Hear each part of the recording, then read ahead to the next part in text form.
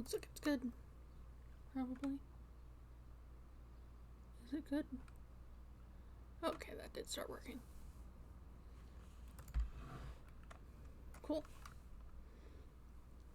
I am back. Let's play more Ace Attorney. That's not what I need. Let's see. Last time we finished the first bit of the trial in episode 2 of the third game, Trials and Tribulations. And we were able to prove that what's his name was not the thief, but then he was accused of murder because we were able to prove that he was in the place where a murder took place, which we were unaware of. So that's interesting. That sounds like not our job, but we'll probably end up defending him from that also. Ah, hello.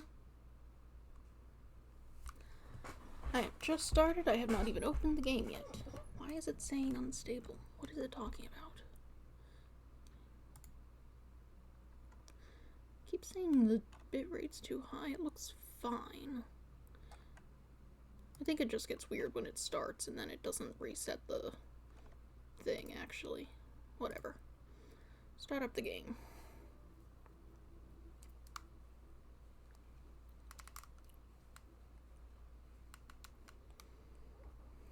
Let's see.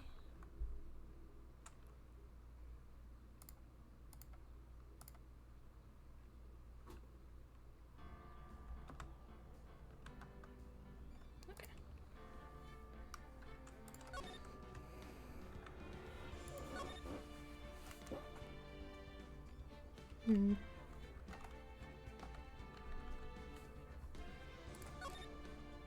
Now it's time to investigate the murder, I suppose. October 13th, 3:02 p.m., Wright & Co. law offices. You know, I'm glad we found the urn and all, but poor Mr. Delight got arrested again. Well, supposedly Mr. Delight was in the CEO's office when the murder occurred. No way, Jose, I don't buy it. But the one who proved that Mr. Delight was there was Mr. Nick himself. At least from what I can understand. Looks like you did too good a job this time, Nick. Well, how about we get started looking into the KB security murder? I think I'm going to head back to Crime Village for a little while, if that's alright. Sure, but why? I'm going to bring the sacred urn back and have some people take a look at it. Oh, that's a good idea. I think I'll go with... No, Mystic Maya, you should stay here. I want you two to spend some special quality time together, full of love and happiness. Rose is so caught up in her fantasy, she forgot there's a murder to solve.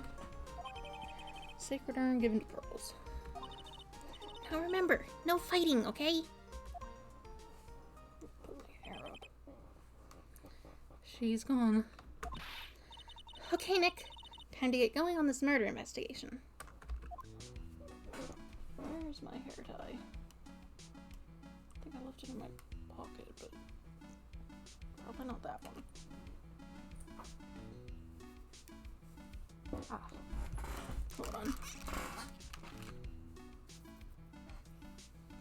Why is the ceiling fan off? I'll turn that off.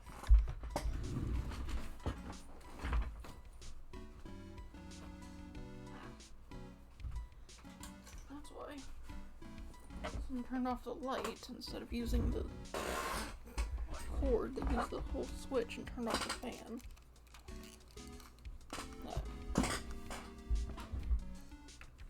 Okay. Oh, we can talk about the urn. Sure. You must be relieved we got the sacred urn back, huh? You bet. There's something a little different about it. Don't hit me. It's pretty obvious, isn't it? mean, take a look at this. It clearly says I am on the urn in the poster. But the urn we got back says Ami, like it always used to. Oh, yeah, you're right. Plus, the vase has pink splotches on it now. I'm sure they weren't there before. Maya doesn't know, but 1 year ago when the urn was broken, the repairer accidentally turned Ami's name into I am. And that repairer was one mechanically unskilled little pearls. But still, I don't remember ever seeing pink splotches on it. Is it possible that the urn is a fake? I'm sure Pearls will find out about that once she gets back to Crane Village. Yeah, I suppose. Now that I think about it, Maya hasn't been back to Crane Village in a long time. So I guess people still go to Crane Village to do their training, right? Yep. If you want to become a spirit medium, you need to undergo severe training. So why haven't you been training lately, Maya? Well, lately I've been thinking of heading to a channeling dojo to do just that. A channeling dojo, huh? Sounds pretty serious, whatever that is. If you're going to train, you have to be serious. Otherwise, real tragedies can happen. Is what happened last year still bothering you?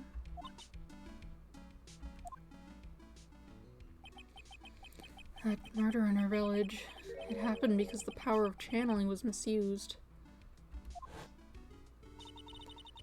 When the medium uses the Kurain technique, she temporarily loses her own will.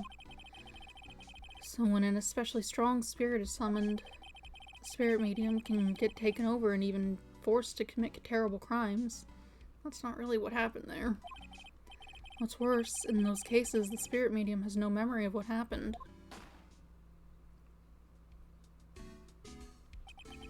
That murder, it wasn't your fault, Maya. You know that, don't you? I suppose not, but I guess I'm still a bit shaken up, that's all. Sounds like being the master of Kurain is going to be a heavy responsibility. I suppose we'll go talk to the guy first. October 13th, Detention Center, Visitors Room. I already told you it's not me. A sad, pitiful line that tapers in silence. Sounds like they're interrogating Mr. Delight right now. Man, we don't have enough time as it is. Yeah, well, I guess the police are going crazy just like we are. Yesterday they thought he was a thief, but now they've got a murder case on their hands. I guess you're right. That guard over there looks a bit on edge, too. Come on, we'll just have to come back later. Okay, let's go check out some other place, Nick. Okay. Guess we can go talk to his wife, maybe?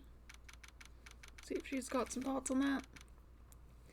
October 13th, Mask to Mask's hideout. Oh, Nicky boy! Maya! Miss Delight. All I wanted to do was help my dear Ronnie. Yeah, but I guess it ended up hurting his case. Don't say that, Nick. She doesn't need your help beating herself up. Hey, Nicky boy. Please, please help Ronnie. He's not a killer, I swear. My Ronnie wouldn't hurt a fly. Alright, I'll poke around and see what I can find out. Really? Are you serious? Oh, I'm so happy. I knew asking for your help was the right thing to do. I don't know what I can do to help anymore. I had no idea Miss Delight had such a vulnerable side. Listen carefully, Nicky boy. My Ronnie would never ever kill anyone. It's just not in him. I don't think he would either, Nick. Yeah, but you have to admit he's got a bit of a temper to him. It's not that hard to imagine him just snapping and screaming, "Please die." He would never say that. Anyway, Miss Delight, he might not be a killer, but he's still going around saying that he's a thief. I already told you that's just a fantasy for him. Miss Delight, I hate to say it, but you're the one living in a fantasy world. What? How dare you say that to me, Nicky boy? I know everything about my Ronnie. We don't have any secrets between us. Ronnie isn't the thieving type. He's so honest that he wouldn't even sneak a nap. He's so honest he wouldn't even steal a glance. The thief. Ha! The very idea. I guess I just don't get it. Get what? I just can't understand how they can be so different and yet be such a happy couple. Yeah, they sure are different. Come on now, Nicky boy. It's not that mysterious, is it? It was love at first sight. For me, anyway. What? For you?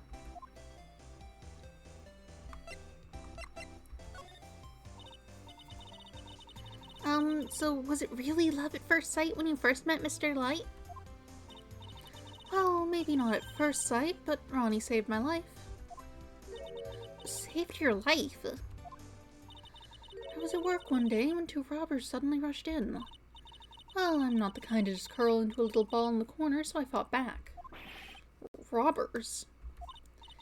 Yes, they took me hostage. I was so frightened.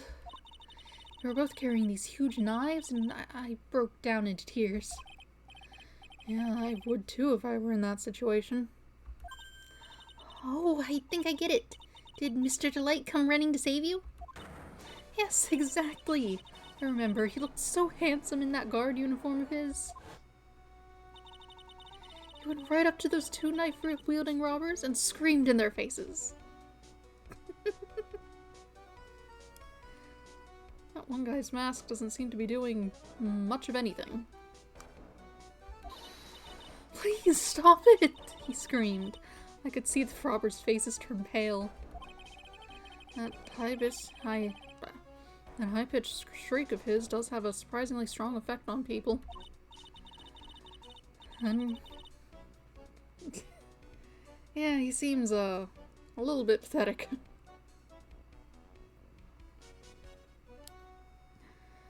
And crying and swinging his arms like crazy, he attacked the 2 robbers. All by himself. He came to save me, a total stranger, all by himself. He was so scared that he was crying and shaking, but he still risked his life for me. Wow, that's a great story. Yes, he may not look it, but in a tough situation, there's no one better. That's why I fell in love with him like I did. That's so romantic. I'd fall in love too, I guess. Nick, I hope you'll do the same for me if I ever get taken hostage. With Maya, that possibility always seems to loom in the not-so-distant future.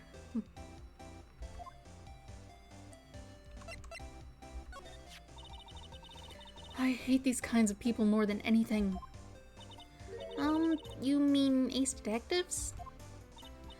No, I'm fine with ace detectives. Oh, so then you must mean thieves. No, they're alright too. I just hate thieves that pretend to be ace detectives. There's nothing I hate more than cowardly men. By the way, why did you go to Detective Atmy's office anyway? Well, as the trial went on, I started to get more and more anxious. I went there to try and find out more about the real criminal. The real criminal? Yes, obviously the real Mask to Mask is not my Ronnie, right? Yeah. And Detective Atmy knew more about Mask to Mask than anyone else. They mentioned him on the Great People Around Town segment on TV. So then you went there to ask him some questions? That's right, I'll do whatever it takes to save my man. His secretary said the ace detective isn't in right now. But I forced my way past her and into his hideout. I wouldn't exactly call that office of his a hideout. That bag was sitting right there on top of the table. Oh, yeah, we saw that bag there yesterday too. There's nothing lower than someone who would try to pin a crime on someone else.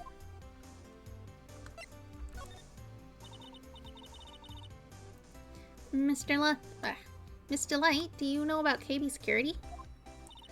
Don't be silly. Of course I do. That's where my Ronnie works. So she thinks he still works there, huh? And yet, according to what we heard today... How was his voice? It's like lower, I think. Come on, don't tell me you didn't know. Ron Delight was once an employee of KB Security. He was a professional security guard. Ron quit. He doesn't work there anymore.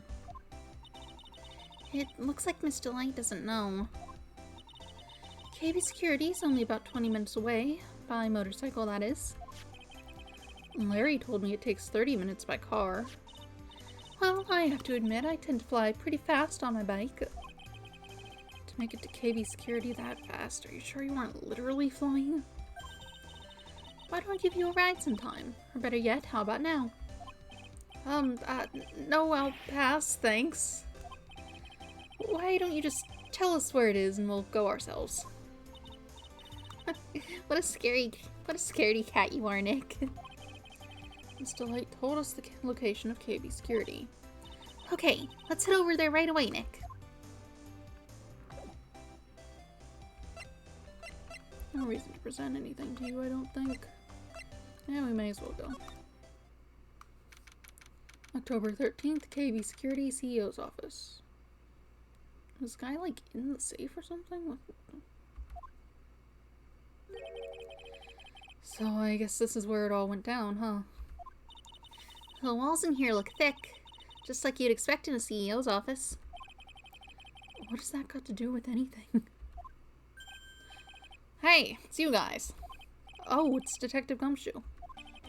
Today was a real train wreck for you guys, huh? Sure was, pal. That prosecutor made real fools of us. Yeah, I feel for you. Well, that's not like you at all. Thought you'd be more like, oh, that was great. You guys got what you deserved, pal. Or something to that effect. Do I really sound like that to you, pal? If the gumshoe fits. Well, anyway. The point is, I can tell when someone puts their heart into their jobs. And I can sympathize when things don't go your way. Sometimes I feel like wrong is the only way things go for us detectives.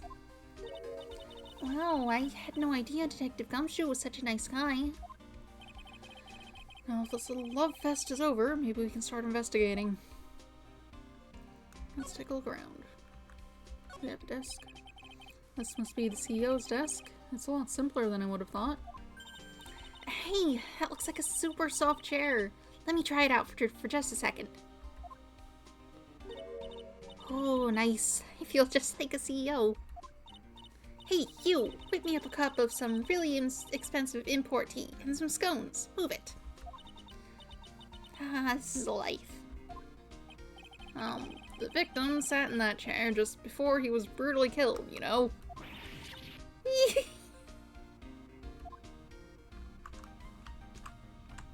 What is this? Oh, there's a button here. Let's see. Just push it. Hey, cut it out! Don't press that! That was pretty funny! I never knew Detective Gumshoe could jump like that. That's not annoying. Okay, that's annoying. What is that button, anyway? It's an emergency buzzer. It says right there on the panel. It's like a car in the alley, I think. Maybe it's a garbage truck. Not as loud as they sometimes are, but still. Oops, you're right. It's written right there. Nick, how many times have I told you to read the instructions first? This alarm's connected to the basement guard room. It's used to summon security up here. Really? Then it's possible on the night of the crime. Oh, so when the CEO was attacked, do you think that maybe he pressed the buzzer? Yeah, I thought about that, so I asked around down there. But they said that the buzzer never went off that night. What's that noise? Is that being picked up? Well, now it's being picked up for sure. What are they doing?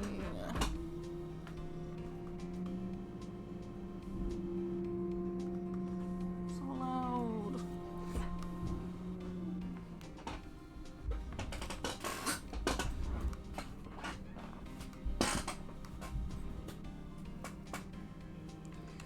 Oh well.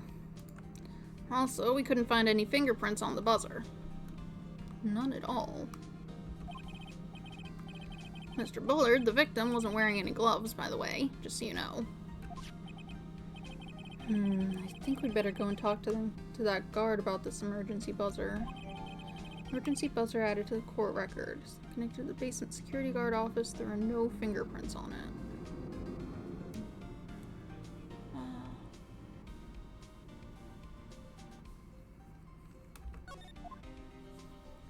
There ought to at least be some, just like, in general. Even if you don't use it often, I imagine someone would have touched it, and I can't imagine it would need wiped off much. These look like some kind of bookshelf rolling cabinet hybrid. I can't get in between these two shelves. Don't strain yourself trying. It looks like the shelves are controlled by a special panel. So I guess it's one shelf at a time, huh? Looks like they're filled with bunches of files. Yeah, files filled with data about security jobs they were hired to handle. It'd be a good night's reading if you've got insomnia. I was hoping for something a little bit more exciting, like UFOs or something. Okay. Big book on the table. Check out this big thick binder here. Leave the heavy lifting to me, Nick. Reading a file isn't exactly backbreaking work, just a little hard on the eyes. Oh. What did you find out, Nick?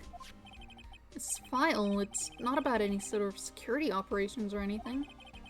This huge file is all about Mask to Mask. It's filled with info on him.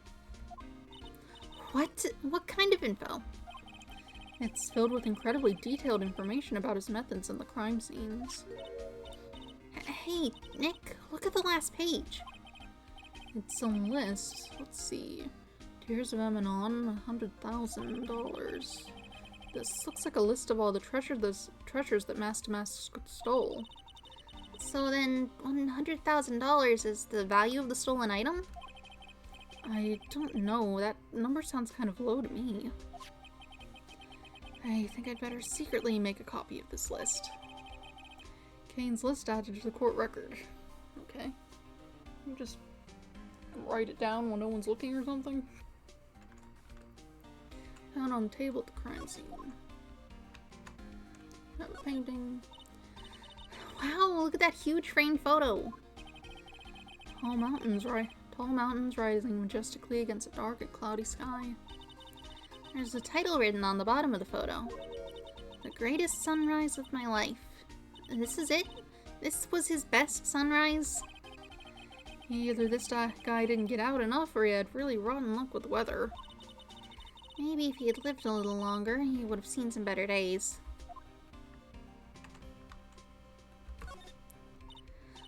Wow, this safe is unbelievable. I bet 4 pearls would fit in there. It's got a bunch of doohickeys attached to it. It's pretty amazing, alright. Motion sensors, heat sensors, weight sensors. Hey, Nick, come on. Let's open it and take a look. If I broke into one of these, wouldn't that set me down the path to Hoodlumville? This rope. You think it fell out of the safe when it was opened? I don't think so. So you mean... Yeah, I think the string shows where and how the corpse was lying. You mean... The victim, he was killed by being crushed by the safe door? She can't be serious, can she? Weird that he would have been in there. Who shut it? He would have had to have been shut after the body was discovered, since it's not here anymore. Is it locked? It might have an auto lock. after the police showed up, so I guess whatever. I guess I looked at everything. Oh yeah, we have to talk to you still. Detective Gumshoe, tell us what you know about the murder. Okay, but the thing is, I'm really not supposed to. Hey, come on! How about we put our hearts into our work? Things are really working against us right now, and we need help. Okay, I'll tell you. Just don't start crying on me, okay, pal? Okay, I won't cry on you, pal. The victim's name is Kane Bullard. Okay. Normal looking, I guess.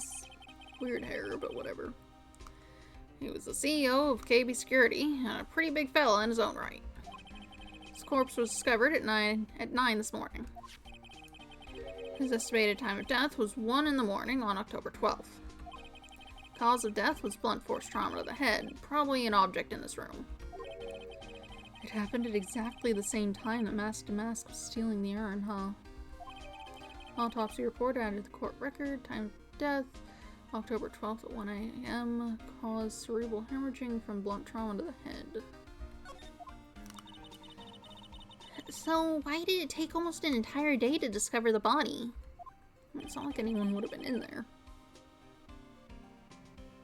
There's a good explanation for that one. Bullard's body was stashed away inside that safe. Safe? Well, it is pretty big.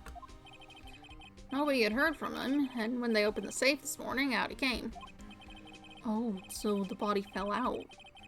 That white string must be the shape from when he fell out. I think we still need some more information about Mr. Bullard. Maybe you could start by getting the man's name right.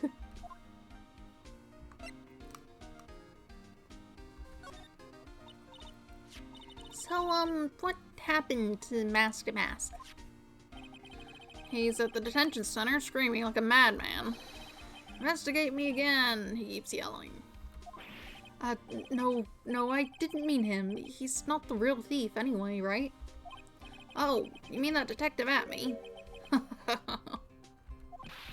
Oh, that was great. That guy got what he deserved. Now that's the detective I know and love. Think about it. Atme was always around when a calling card showed up. But he always mysteriously disappeared when the heist took place. I was hiding at the crime scene. Yeah, right. That's the lamest thing I've ever heard. That's how you just knew he was the thief. That would explain how he was able to retrieve the stolen item he keeps bragging about. Yeah, he just did that to make himself look like a great detective, that's all. But there's this one thing I can't figure out about his first heist. His first heist? Yeah, the Tir Evanon case. There was a witness on that one. A witness? Here, I saved the newspaper clipping. Since the thief's already under arrest, you guys can keep it. Okay, what we got? The gem and the thief. Hey, this guard here. Haven't I seen him somewhere before? Kind of hard to tell, but with the color, it could be the light. It's pretty small, so it's kind of hard to see, but now that she mentions it. Drop my thing. Newspaper clipping added to the court record. An article on Mask to Mask's first heist. Cool. Oh, that prosecutor. I really don't like that guy. The way he used our own evidence to do that to Mr. Delight. Yeah, I think he did it that way just because he knew it hurt more. That's what my gut tells me anyway. So, who is that Java-addicted masked maniac anyway? Prosecutor Godot? He's quite the enigma, huh? The thing is, pal, I never even heard of that guy before. He just showed up one day at the prosecutor's office. Came out of nowhere. Weird. That's right, he said this was his first case as a prosecutor. And it's true, according to the records anyway. But no way he's an amateur. He's got an Iceman cord, Maverick, that gives me goosebumps. Oh, what? Goosebumps? You? Yeah, I knew something was off about him, so I asked around. Nobody would talk to me. They all just turned the other way. Poor Detective Gumshoe. I had no idea you were so unpopular. No, that's not what I meant. That Godot guy acts like he knows me and has a grudge against me. I get the feeling he's hiding some kind of dark secret.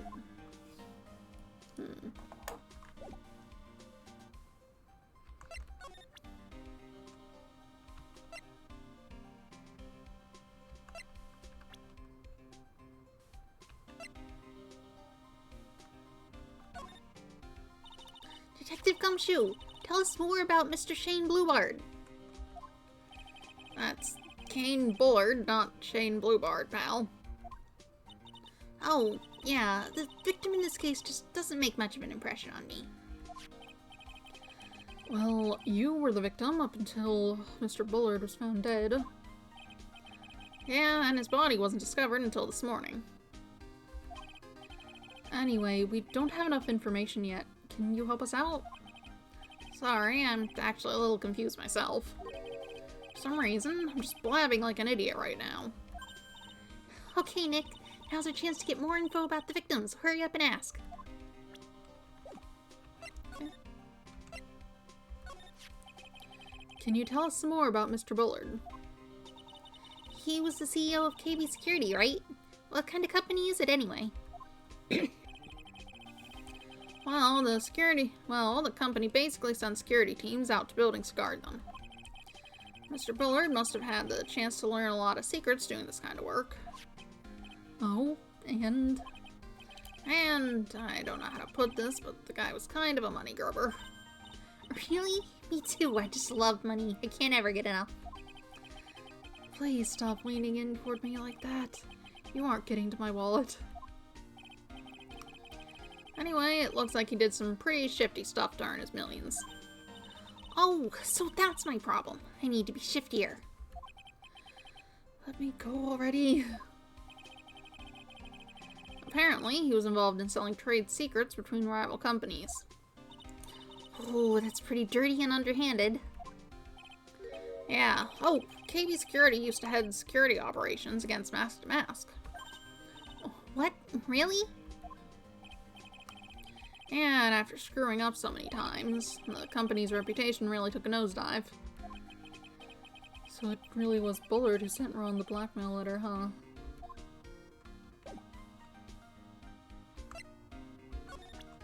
You want to talk about anyone else? We already asked about this guy. I don't even know how old he is, apparently. The guy's a real puzzle, if you ask me. And maybe I should be asking you. Do you know something about him? Why would I know something? Well, it sure sounded like you two know each other from the way you acted today. It's Mr. Godot that acts like he knows Nick, not the other way around. Exactly. You'd think I'd remember someone like him. I still say this whole thing's a bit suspect.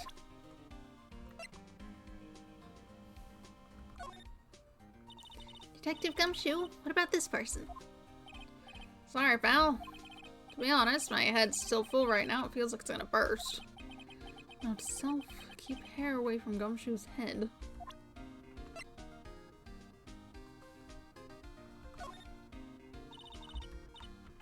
Okay. That's about... no. We can talk more about this guy. I always knew there was something suspicious about this guy. I was right. Turned out that the mask was actually that ace detective and was really that ace detective in disguise. You really thought that? Huh? Of course. It's a stone cold truth. Sooner or later, a guy like that always shows his true colors. Yeah, well, I think we saw a little too much of his colors today. Yeah, I gotta agree with you on that one. Knew there's... okay, you're just that's the same. Fair enough. You. I know I look a little rough around the edges, but the truth is I'm a lot more detective-like than I used to be. Really? Like what part? Like the color of my coat. Ah, you're right. Yeah, but what about what's inside the coat? I kind of feel sorry for him. He's kind of a sad young guy. Yeah, and he seems to have a habit of always getting arrested prematurely. Well, it's just my personal opinion, but I think the police should have investigated the whole thing more carefully. But weren't you the one that arrested him with a giant goofy smile on your face? Oh, come on, we don't have time to start with that. Let's just leave it alone.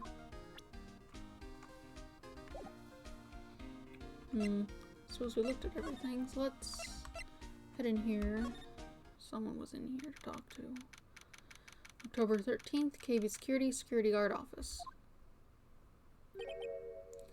Wow, this is really something else. For a security guard office, it sure doesn't feel very secure. KV Security Guard. Uh-oh, I just remembered where he might be. Hey, Nick, what's up? I never sorted a voice for him because he... So he is here. Yo, how was it hanging, dude? And you got my sweet little Maya with you too. Hi, Larry. Here, I was just working my fingers to the bone. And in walks an angel. I got no problems with the daytime date, it's all good. No, but that's not what we're here for. We're investigating the Bullard murder case. Uh-huh. Oh, yeah, that's right. You're a lawyer, aren't you? He's so hopelessly clueless. Well, if it's about the murder case, boy, have I got some good info for you. Really? What is it? Well, I don't mind sharing it with my sweet little Maya. But Nick here's a different story. But Larry, I thought you two were old school buddies. That was then and this is now. Whatever, I'm gonna look at the room. Wow, take a look at these things here. Hey, Larry, what are they? Did you say, Hey, man, it's not like I have to know what they are to do my job. I always thought they were some kind of decoration or something. Oh, boy. How did this guy ever get a job here anyway? Your coat is on the wall. It's on a lever. Hey, Larry, that's your jacket, isn't it? That's right. Did you know you hung it right on top of some kind of lever? Yeah, sure. I was told to never ever touch that lever. She scowled and huffed at me. Something terrible will happen if you do. Got a greenhorn? So why hang your jacket on such an important lever? Because it got me curious. If the jacket's weight pulls the lever down, that's what they call an accident. Doesn't the suspense just kill you? Did you want to know what'll happen, huh? It's true. It's killing me too. What about you, Nick? Yeah, but for a different reason.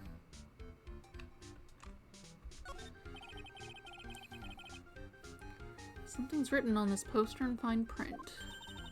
The guard's 5 commandments. Wow, this sounds serious. Let's see what it says. Number 1, obey thy superior. Number 2, respect thy superior. Number 3, smile at thy superior. 4, salute thy superior. 5, buy donuts for thy superior upon command. It's signed Wendy Oldbag, head supervisor.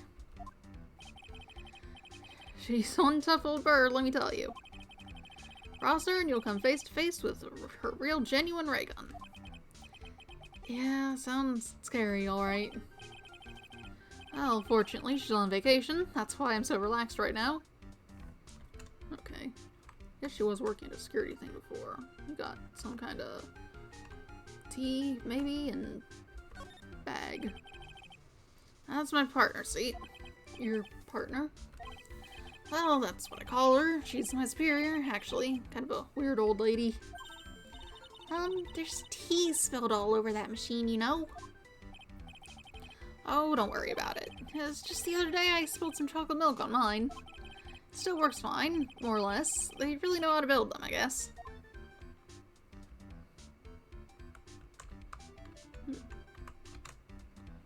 Pull it up. Those screens there show what's going on those screens there show what's going on all over the building, everywhere.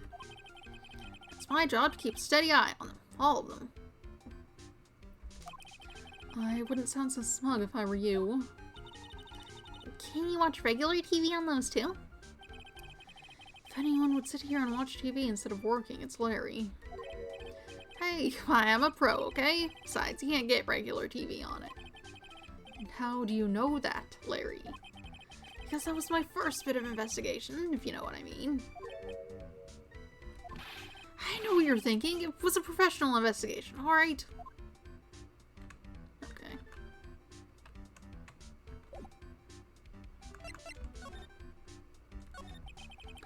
So, what's this good info you were talking about, Larry? Hey, I'm a guard, a pro. I can't just give away information for free. He wants a bribe. The professionals were more, I don't know, honest. Can you talk to him, Maya? Larry, tell us already. What's the good info? Hey, I like that. This kitten has some claws. Okay, if you really want to know. Okay, you really want to know? Yes, so tell me. Okay, so the thing is, Rhonda Light was an employee here. Naturally, since I'm a pro, I looked into his background. Follow me? Yes, you're a pro. I follow you. Go on. Well, 1 year ago, Rhonda Light was fired. And there was no warning at all. It just happened all of a sudden. I know this is a small company, but I think that was pretty awful. I guess he must have done something bad to have gotten fired like that. Like maybe skipping out of work to go pick up hot chicks or something. No, that's just you.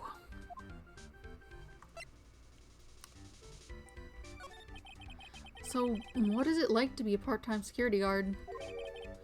Let me tell you, it's tough. Well, you know me, I get by alright, I guess.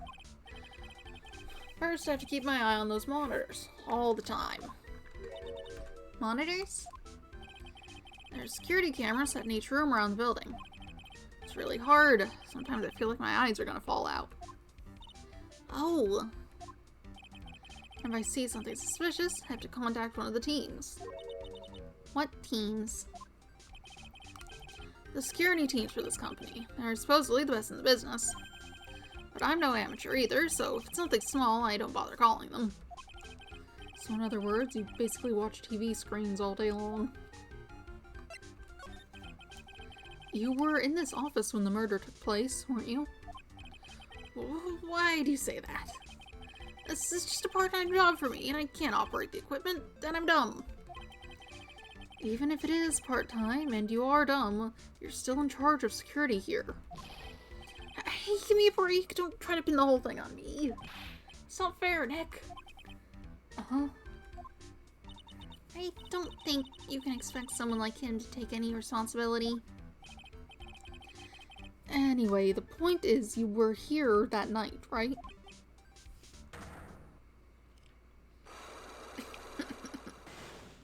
Did you leave?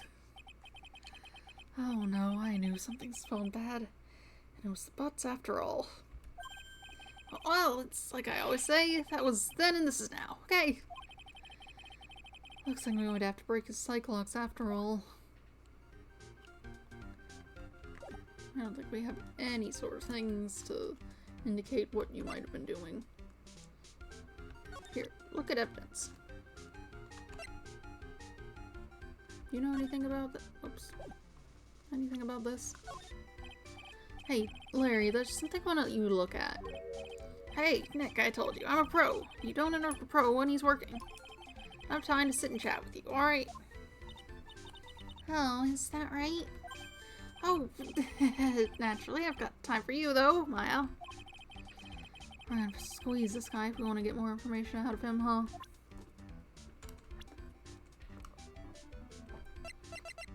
Can you talk about this guy? Look at him. Hey, Larry, there's something okay, this is exactly the same. Okay. We just can't deal with you right now.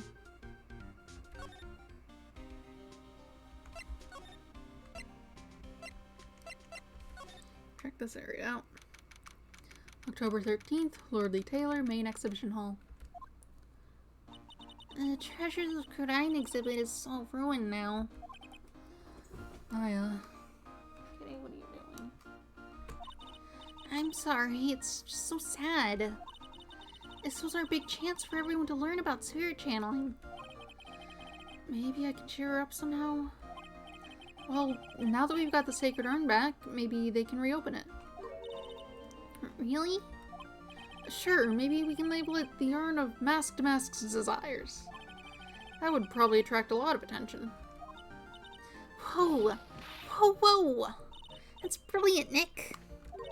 We could clean up and be filthy rich. Woohoo! Oh, that was surprisingly easy. It doesn't look like there's anything new to look at. So I guess we'll head down here. October 13th, Lordly Taylor, Basement Warehouse.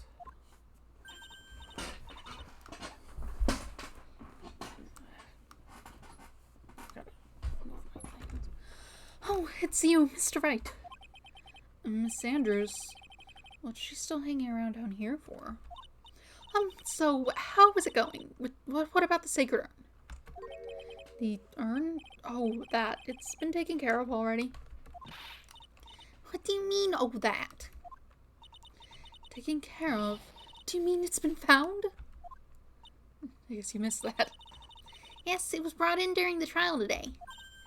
Wow, really? You really are the greatest, Mr. Wright. Mr. Wright had nothing to do with it. It was Mask to Mask's wife that found it. Well, anyway, I'm so relieved. Yeah, we don't have it here. It went back to the village. So that's away, but you know. I just heard all about it on the news. So that detective was actually the thief all along. It looks that way right now. It's my fault. I'm the one who ended up hiring the mask to guard the treasures. Don't blame yourself. You were just doing your job. Hey, Nick. If she wants to apologize, you should let her. So, when was it that you hired Detective Atme again? About 20 days ago. And when was it that Mask to Mask's calling card arrived? That was about 10 days ago. So he sent a calling card to the very place he was hired to guard. I guess that's it then. Detective Atme must have really wanted the Sacred Urn after all. I guess so. What? Some Mask to Mask murdered someone as well? Well, that's how things look right now. Yes, but I thought that he was here stealing the urn at the time. Well, we're talking about a criminal mastermind, so anything is possible. I think you're getting things mixed up a little. That was definitely two different people doing these things. Nick, let's get down to business already. On the night of the theft, did you notice anything suspicious about Detective Atme? No, I couldn't have. After all, he was hidden the entire time. I never even caught a glimpse of him. He claims that's the way he always operates. That's just what he says so he can have an alibi when he commits the theft himself. Yeah, he was caught in the crime scene. He was caught in the crime scene photo dressed up as Mask to Mask pretty well. I'm so glad that you got your Sacred Urn back. Yes, but there's still something that bothers me about it. What is it? I'm not exactly sure, but somehow the urn that came back seems different. Really? You wouldn't know anything about that, would you, Miss Andrews? No, I don't know anything. Why would I?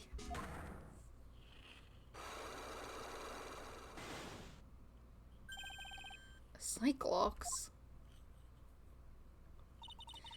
What do you think this means, Nick? It means the person that holds the secret to the mystery of the sacred urn is our very own Miss Andrews. That we might have the pieces for, just because, you know, the box is here, it's got paint on it. This is here, paint all over the place. I think it was like sitting there, paint spilled on it. It got in there, maybe broke apart the glue, and then she put it back together. But in the way it was actually meant to go, because she's better at that than the child. Straightforward. We could probably do that now.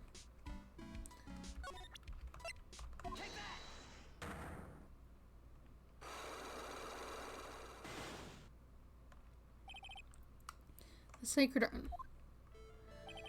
Miss Andrews, do you know anything about the Sacred Urn? Do I know anything? I'm in charge of the entire treasure exhibit. The urn that was submitted before the court today, it's obviously not the same urn as before. Well, that's true. Maybe it isn't the same. It could be a fake. Oh, fake. You're the one who said it wasn't the same, so that's the most obvious explanation. Do you have any evidence the urn was submitted at the trial was genuine? Oh, okay.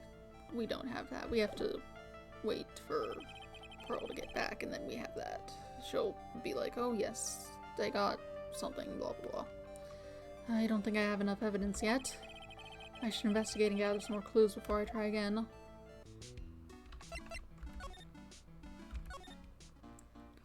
Guess in that case, we can head back here, see what's up. October 13th, at me Detective Agency. Whoa, this place is literally crawling with cops. What did you expect? Now that they know he was actually masked to mask, this must be incredibly embarrassing for them, don't you think? Yeah, I guess they're trying to make up for it by tearing the place apart. Yeah. Hey, I just noticed. Gumshoe's nowhere to be seen. Well, he's a homicide detective. He's probably working on the murder case. But wasn't he in charge of the mask-to-mask investigation all the way up till yesterday? Well, a murder case is a lot more exciting, isn't it? You'd say something like, there's nothing like a good murder case, pal. Points for the quality of the impression, but I'm not so sure Gumshoe has bloodlust, Maya. Doesn't look like there's anything new to look at, so... We'll head back here. No.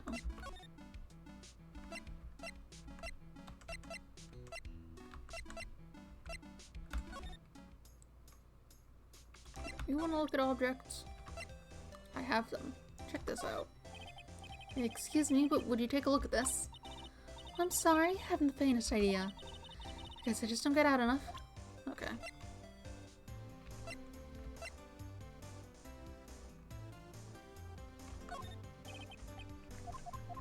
Oops. How about... I know he doesn't look it, but he can really get things done when he puts his mind to it. Really? So when exactly does he put his mind to it? Oh, not very often, I admit. But I'll never forget the first time we met as long as I live. It must be nice to have such a fond memory like that. Okay. Anything about the victim? Oh, I know him. This is Ronnie's boss, the CEO guy. Well, now he's an ex-boss. Someone killed him last night. Naturally, I know that. He was a pretty sly man, let me tell you. Oh, really? You bet he was. He made Ronnie chief of one of the security teams. But that was just so he could work him like a slave. Did Mr. Delight ever have a problem with Mr. Bullard himself? Even if he did, you think she'd ever tell you about it? Well, Ronnie isn't the type to complain about that kind of thing. I tried to get him to talk to me about work, but he never would.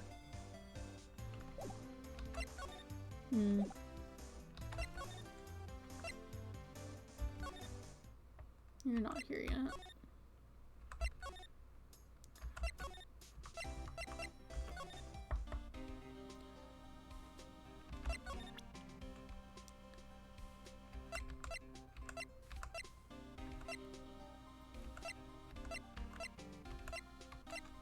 Thoughts on this?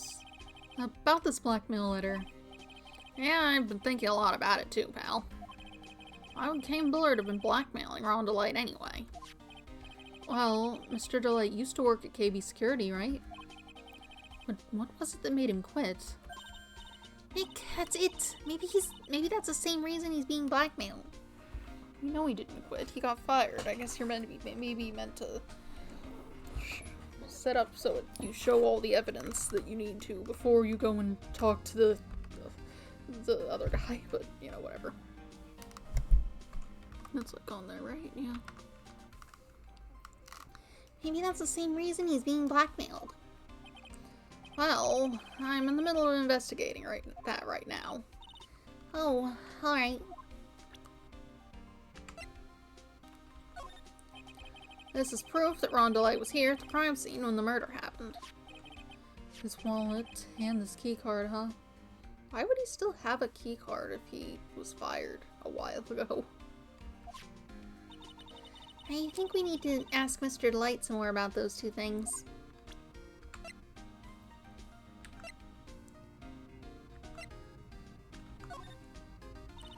Detective Gumshoe, about this right here.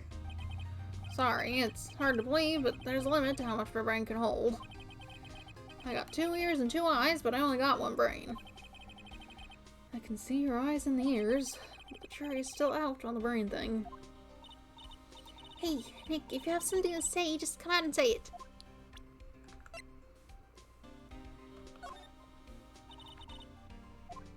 Okay. It's in the room. Oops. Did you read the book? So about this.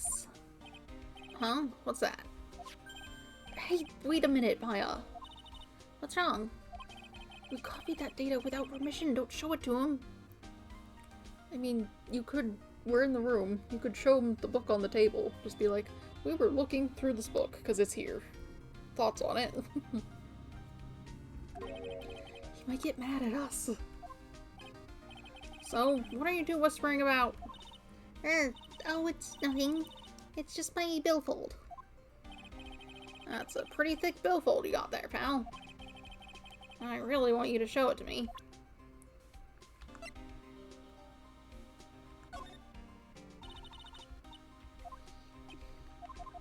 I think your brain should be able to hold the autopsy report, but whatever. This was his first heist, and I guess I underestimated him. I was sure I was going to get him, so I was careless and lost the info on the witness. By witness, do you mean the guard in this photo? Yeah, he and the detective worked together to try catching Mask to Mask. But he got away anyway, huh? That guard. I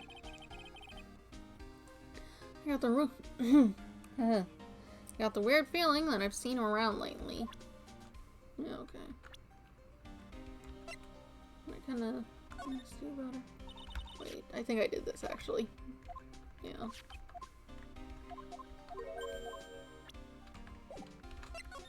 Something I need to talk to you about. Maybe I gotta show you more stuff. I guess you do have that locked thing, but I don't think I have any information about what you might have been doing at any point in time. Do you know about this? There's some... Oh, and that, and everything I showed you just kind of got the same thing, that's right. Whatever. Let's see. What is your deal? Can we do something about this? The night of the crime. On the night of the crime, were you working hard like you were supposed to? What? Oh, of course I was. Why wouldn't I have been? But didn't you sneak out of work just yesterday to go see Miss Delight? But that was that was that, and this is this. Is there any chance that you snuck out of work last night too? Never. I didn't sneak out. I'll tell you what. I'll even bet you $1. $1? Wow, now that's confidence. What's with that drenched in the rain puppy look on your face? Do you have any evidence that I left my position, or are you just pulling my chain? The evidence that Larry was not manning his station when the murder happened is...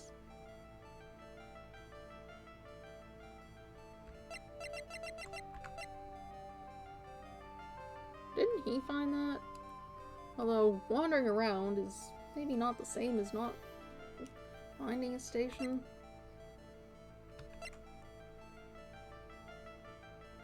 You found this thing, didn't you? This wallet. You know about this, right? I've never seen it before. Liar. You hand-delivered this wallet to Miss Delight just yesterday. Give me a break. You can't expect me to remember every little thing that happens. Well, I do expect you to remember something that happened just yesterday. What time was it when you found this wallet? I guess it was around 1 in the morning on the first floor of our company building. 1 o'clock in the morning. That's right. In other words, Larry, at the time of the murder, you were away from the security guard office. Yeah, but there's something you didn't think about. What's that?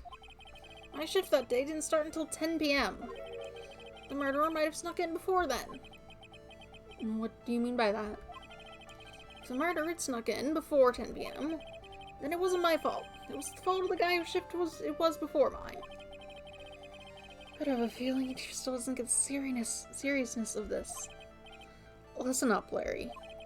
We know beyond a shadow of a doubt that the killer snuck into the CEO's office after 10 p.m. during your shift. Was it something about this?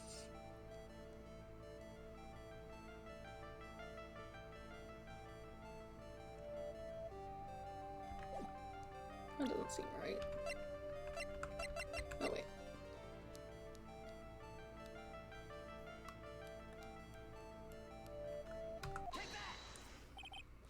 Larry, when you use this key card, does it leave a record? Yeah, it does, but I can't show that record to just anyone, you know?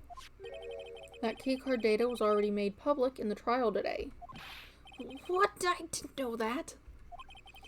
Any kind of request for info like that is supposed to go through me. Boy, does that sound a bit arrogant coming from a part-time guard. Anyway, according to the data, the door to the CEO's office was opened with this card. Furthermore, it was most definitely used at 1 a.m., the time of the murder. No way! Yes, someone used this to get into the CEO's office. That happened at 1 a.m. on the night of the crime, right in the middle of your shift. Oof. Larry, you can't duck your responsibility this time. No! Okay, I guess we did have the pieces for him. Oh well. No, what did you tell us? Oh, I knew it! This is all my fault! It's my fault that the boss was killed! My fault! Larry. There was nothing I could do. I have important issues to deal with too, man. What happened that night anyway? My Donna happened. Huh? Your Donna? I got a bad feeling about this.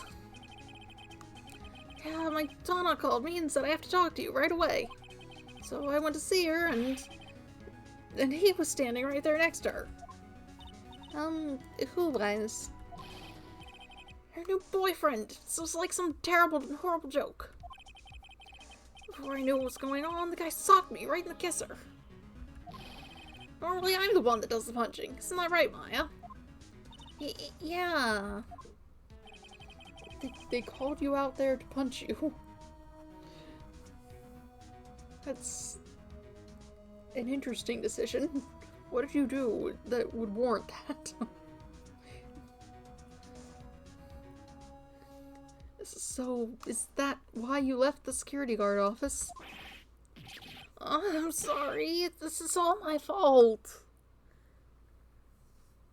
How did you find the wallet in the card? The card in the wallet at 1 a.m. when it was used at 1 a.m. to do the murder.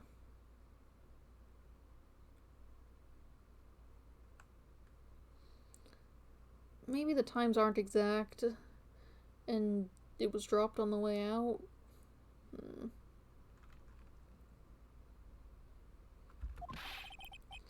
How can I ever make up for it, Nick? What can I do? What? He's curled up on the floor, crying like a baby. Oh boy. Nick! Is there anything I can do? Anything! Just name it. I'll do whatever I have to do to make up for it. I swear I will. Larry... Hey, Nick, as long as he's offering, why don't you show him the evidence we've got? She's right. Maybe we'll get at least one bit of useful information from him. Nick... Okay. Do you know who this guy is? I think you know how much I want to help you guys, but I really don't know what to say about that. What is it, Nick? It's just that he seems so, I don't know, pleasant. Okay, you don't know. I'm just gonna show you all things. How about this list? You don't know. Do you know what this button is for? The buzzer in the CEO's office is directly connected to this room, right? That's right. Just like my heart is connected to yours, Maya. Huh? Go ahead, Maya. Press the buzzer in your heart. Promise I'll come running to your rescue, like the professional guard I am. Wow, that's pretty good. Thanks, I try. Do you think you could tell us about the buzzer now? Yes, please. Please tell us. Okay, I guess so. Prepare to be wowed. Okay, I have to actually... I accidentally pressed the buzzer earlier. Yeah, I heard it. So it was you, huh? You're a security guard, aren't you? Why didn't you come to the CEO's office? Well, this is the 3rd floor of the basement. The CEO's office is on the 1st floor. I thought it would be a good idea to adopt a wait-and-see approach. Plus, there's a police detective here, right? I just didn't think it was necessary. It's as if he's trying to win a reward for the laziest person on the planet. Let's get back to talking about the night of the murder, okay? Is it true that the buzzer didn't go off that night? There must be a record, right? You must have had a look at it, right? Of course I did, and I couldn't possibly have made a mistake either. Do you think you could take just one more look for me? Pretty please. Oh, okay. I just can't say no to you, Maya. What do you think, Nick? He's probably right. I don't even... Ah!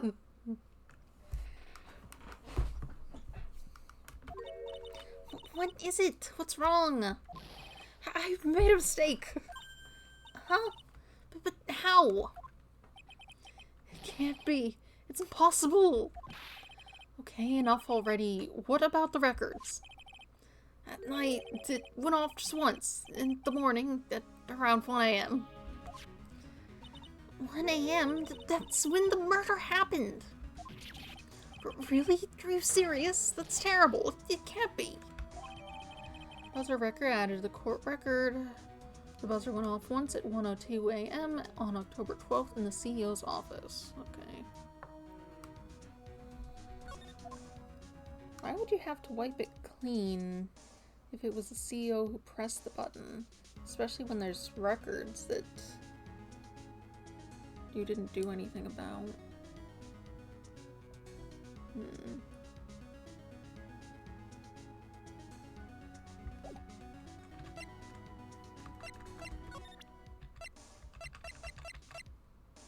You wouldn't know anything about that, I don't think. Would you? You don't.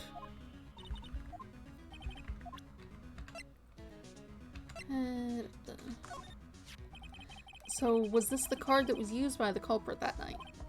Well, going off the serial number, then yeah. This card was used to open the CEO's office door at 1 in the morning. Your client had this card, right? And it's a no-brainer. He's the killer, man. I don't know about that. I don't know why he would have that card if he'd been fired a while ago. Even if they didn't retrieve the card when he was fired, they could have deactivated it.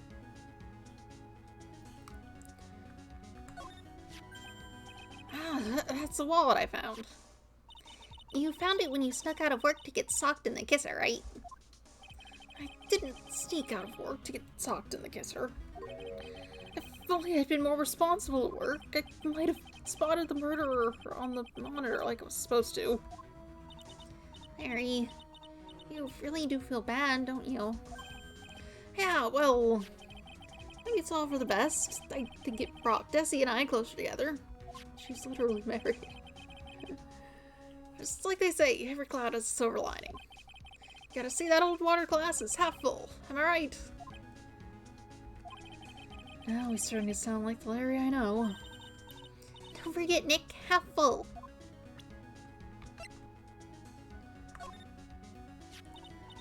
So what about this? Huh? You shouldn't have. A love letter for me. No, sorry, this is a blackmail letter. What? How do you know about that, Maya? Huh? How much is Alexis demanding this time? Who is this Alexis? Didn't we show him this letter yesterday, too? I'm pretty sure we did.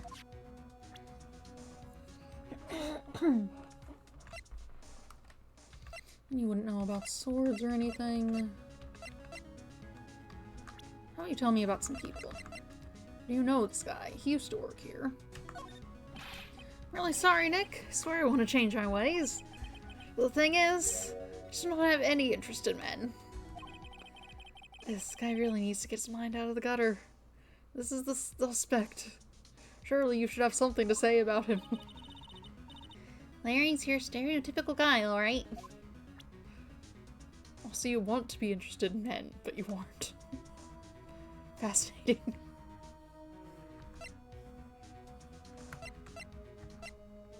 You know about her. Desi is one awesome lady, alright. It's been a long time since I felt this way. I think I'm really in love this time. A long time, huh? Yeah. Oh, I got phlegm in my throat or something.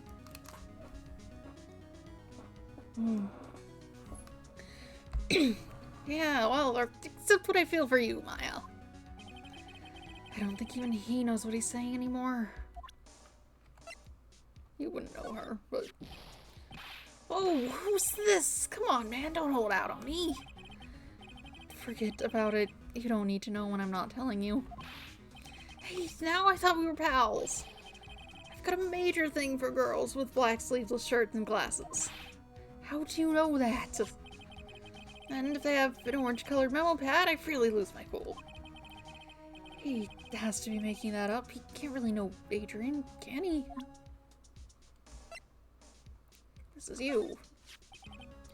I'm 25 now. It's about time I started giving some serious thought into my life. Good. That's the way to be. What exactly are you thinking about, though? Well, you know, my future, my dreams. Larry, when exactly does this future of yours start? Man's life begins at 30. That's my theory, anyway. Figure I got another 5 years of guilt-free screw-ups before I have to buckle down. Larry, I think... Forget it. We're just gonna have to have a nice long talk next time. You don't know this guy, do you? You don't. How about the CEO? The CEO of our company. He was a pretty good guy. Uh-huh? Really? Yeah, you bet. You know I'm not very good about working hard, right? Yeah, I kind of noticed. Well, guess what the boss said to me about that. I don't expect much work from you, Larry. In return, just don't expect much pay. I see. I guess he had to follow some kind of dumb law about having security here in the building. So in order to pay the lowest wage possible, he went to the bottom of the barrel. To be honest, I really looked up to the boss. If I ever grow up to be a CEO, I want to be just like him. And don't worry, Nick. I promise I'll hire you for security. I don't think he needs that. He's got a decent job that's probably better than that. You didn't hear about this, did you? You didn't. You know nothing. You were able to tell us about, like, the buzzer, and that's it. I guess I could show you the record. See if you have more to say about it. You guys have really made me reflect on the way I've been living. But the only problem is, with all this reflecting, where's the time for love? Frankly, I think reflecting is a bit overrated, you know? What are you going on about, Larry? Plus, do you honestly have any new info on the buzzer record? Oh, the record, no, nothing at all. This guy reflects about as much of a piece of black carpeting.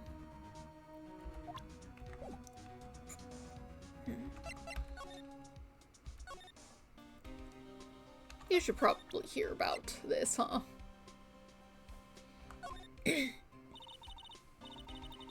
Detective Gumshoe, about this right here. Sorry, it's hard to believe. Okay. I guess you don't get to know about it. Suffer then. Your problem.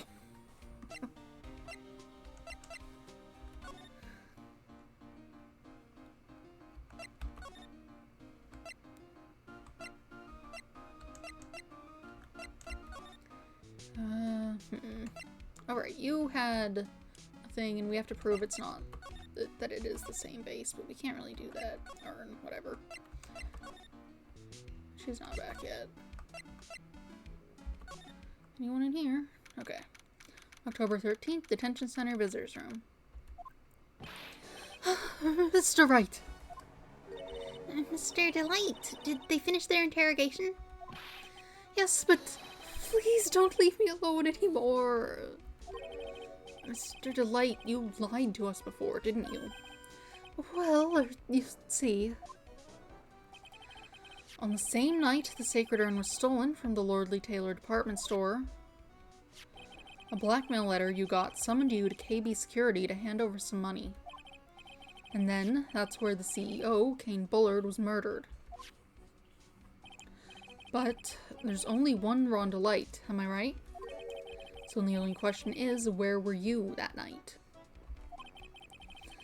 This time I want to hear the whole truth. Your life depends on it. Okay. Mr. Delight, do you still insist that you are Mask to Mask? Isn't that what I've been saying since yesterday? That was a quick response. Tell me about it. To be honest, it's starting to get irritating. But listen, Mr. Delight. At the trial today, we learned the true identity of the thief, didn't we?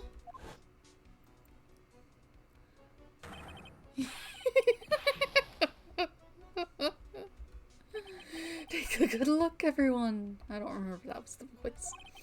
Unable to find a rival worthy of my genius, I was forced to create one by myself. Here I am, the tragic clown. I guess it's true. I wasn't the one who stole that urn. Of course not. After all, you were at KB Security at the time. So then the person dressed up as Mask to Mask in this photo. It's gotta be Detective Atme.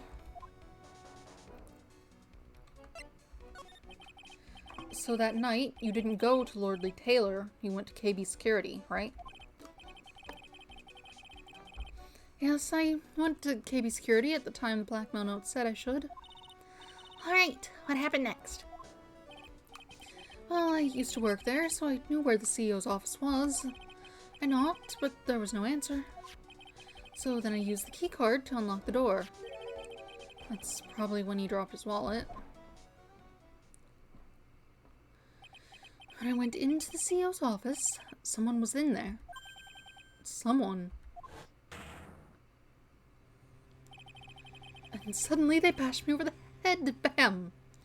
That silhouette looked like at me, but he was occupied at the time, unless there's neither of them are the thief, and there's a third problem going on. Which would be something. Was it Kane Bullard that hit you? I don't know. The person ran away while I was still stunned. When I came to my senses, the sight I saw left me speechless. The dead body of the CEO was right there in front of me. I thought I'd die myself. Anyway, I thought I should do something with the body. So that's why you put it in the safe. Yes, that's right. I used to be the chief of one of the security teams, so I knew how to open it. Okay, and what did you do after that? Well, I got out of there, for starters. I was the one who set up the security cameras in that building. So I knew how to avoid being spotted by them. Nick, all of a sudden, Mr. Delight sounds kind of like the murderer to me. Please don't say that. Why didn't you call the police? Like, yes, you would have looked suspicious, but you look so much more suspicious now. Also, was there not a security camera in the CEO's office? Just, like, in general? Look over the whole place?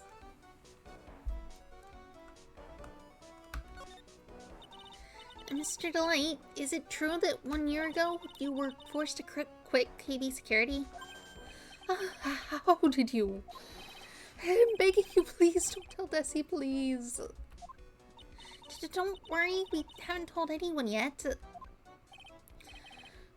Thank goodness, or no, but I suppose I'll have to tell her sometime. She'll find out eventually. Why have you been hiding it from her anyway? Desi would despise me if she ever found out I was living a life of crime. A criminal, a thief, she'd never forgive me. My marriage would be over. Knowing that, why did you become a thief in the first place? Because Desi spends money like it's water. There's no job in the world that could bring in enough money. Except being a thief, at least that's what I thought anyway. So he became mask to mask for Desiree, huh?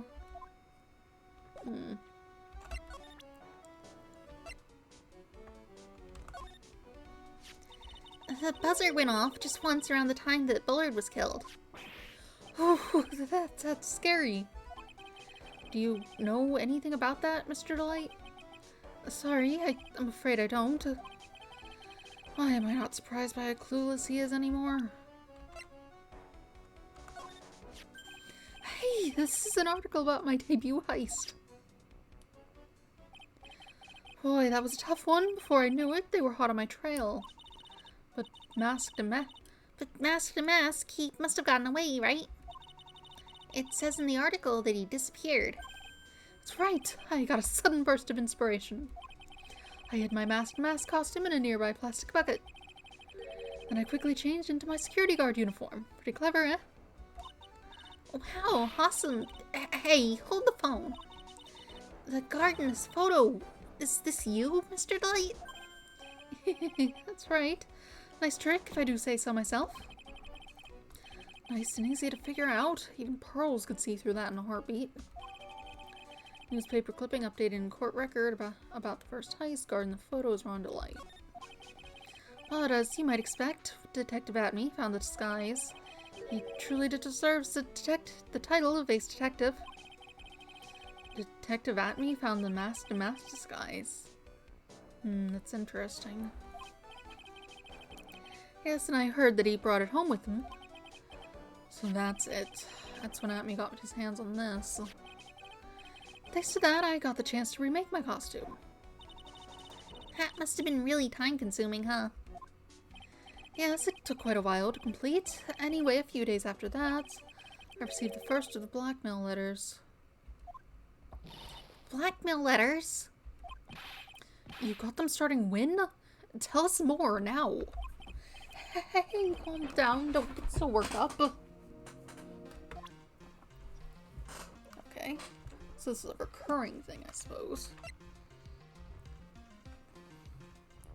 I suppose you were caught. This blackmail letter, is this the first one you got? No, of course not. But this is the first one that's ever called me out to a specific location. So, did you start receiving blackmail letters after this incident? Yes, just a few days after the Tear of Emanon heist. That first letter, it said, I know you did it.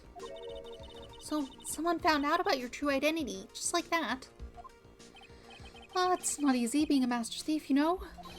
I've got proof that it was you, so give up, it went on to say. So in the end, I had to give up the treasure I went through all that trouble to steal. Is that right? Hey, hang on a second. What do you mean you had to give it up? Oh, don't worry. After I put the jewel in the safe deposit box the letter specified, someone sent me $10,000. No one said anything about me being worried, you know. After that, I started getting the plans in the mail. Plans?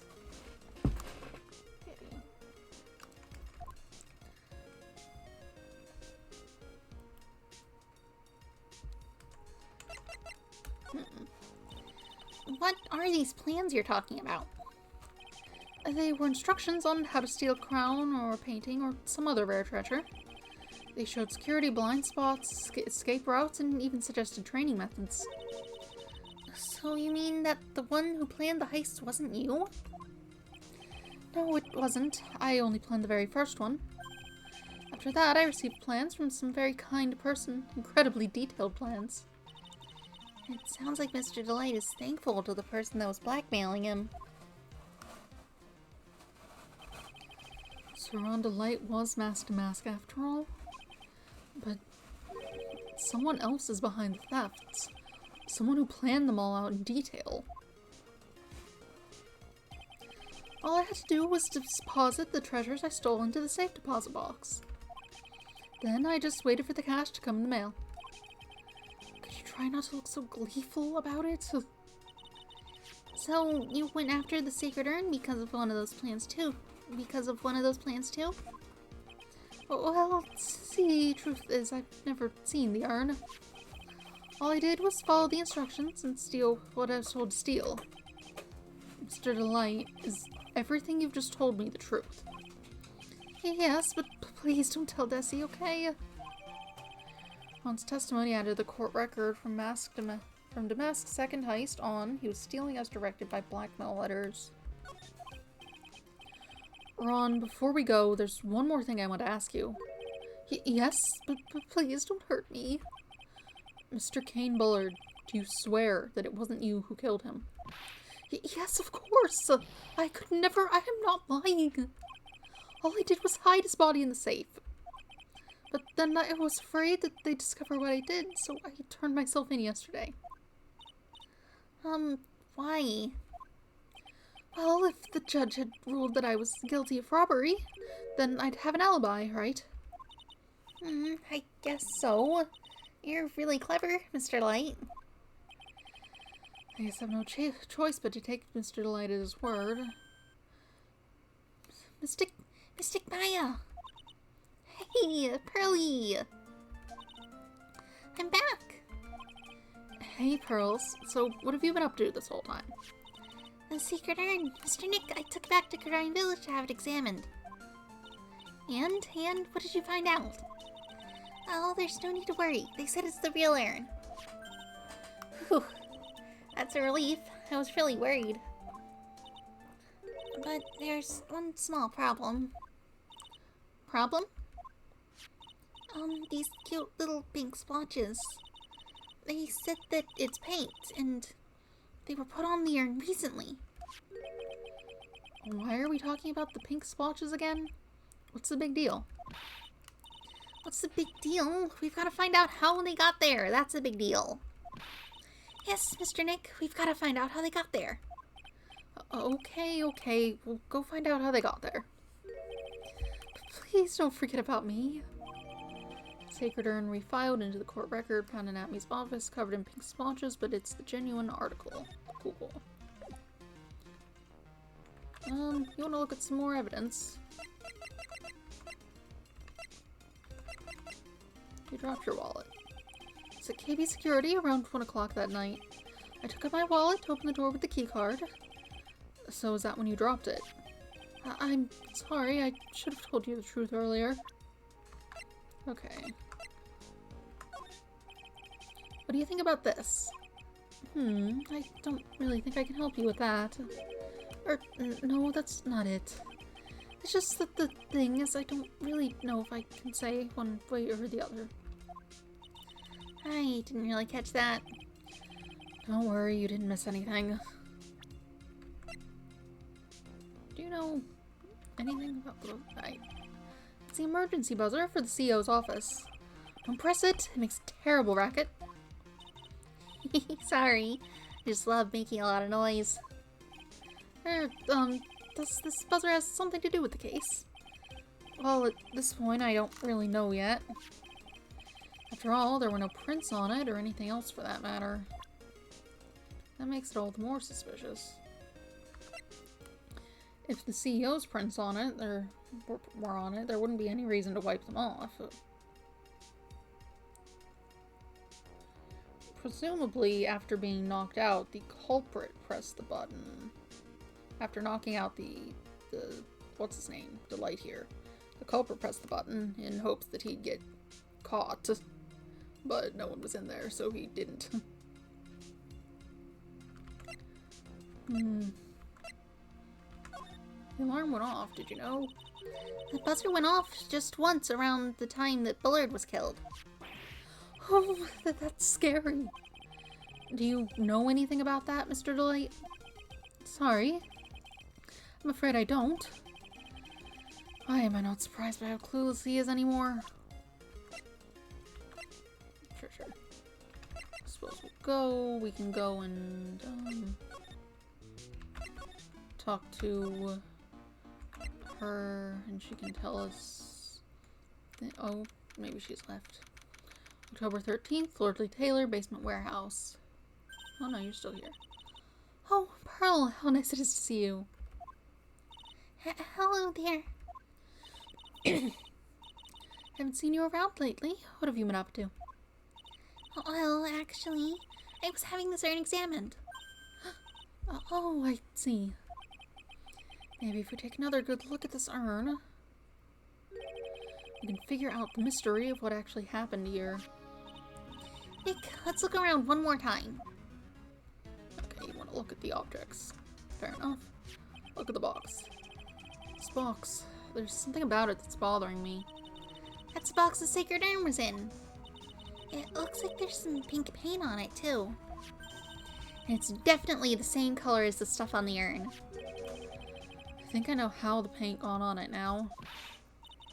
Alright, let's investigate again, Nick. Urn box added to the court record. Wooden box that has the sacred urn in it. Had the sacred urn in it. Has pink paint stains on it. We already covered that.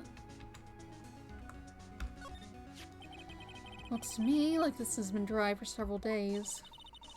There's something suspicious about this paint mark. The bottom left part is shaped oddly and it's shocking pink. Mr. Nick, could it be that this odd shape is... Yeah, I'm pretty sure this is it. Ah, that's the box the sacred urn was in. If you look here, there's a little bit of paint on the box as well. Wow, you're right. Look, it matches.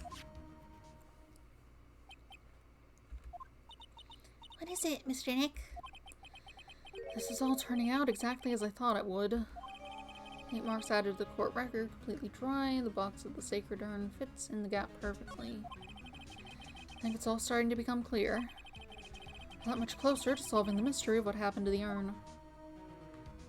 This is moved, but I think it was just shoved when the theft was going on. The statue wasn't where it is right now when we first came here, right? Yeah, it was right next to the door, wasn't it? Well, if someone moved it, it was probably Mask. Maybe he didn't like being watched by Mystic Ami while he stole the urn. Hey, cut it out. You're giving me the creeps with that kind of talk.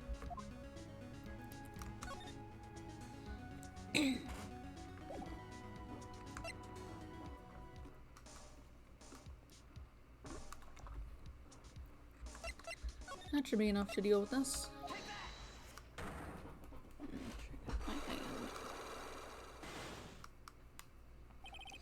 The Sacred Urn. Miss Andrews, do you know anything about the Sacred Urn? Do I know anything? I'm in charge of the entire treasure exhibit. The urn that was submitted before the court today. It's obviously not the same urn as before. Well, that's true. Maybe it isn't the same. It could be a fake. A fake. You're the one who said it wasn't the same, so that's the most obvious explanation. Okay. Do you have any evidence that the urn that was submitted at the trial was genuine?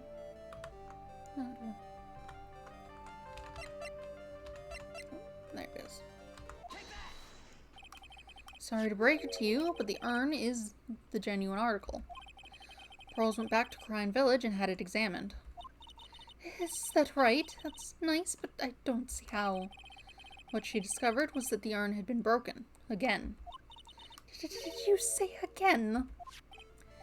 Yes, it was broken once a year ago. Now it looks like the same thing has happened. And quite recently, too. Recently? Are you saying that this urn was broken recently? Yes, that's exactly what I'm saying. Why do you think it was broken recently? How do you know?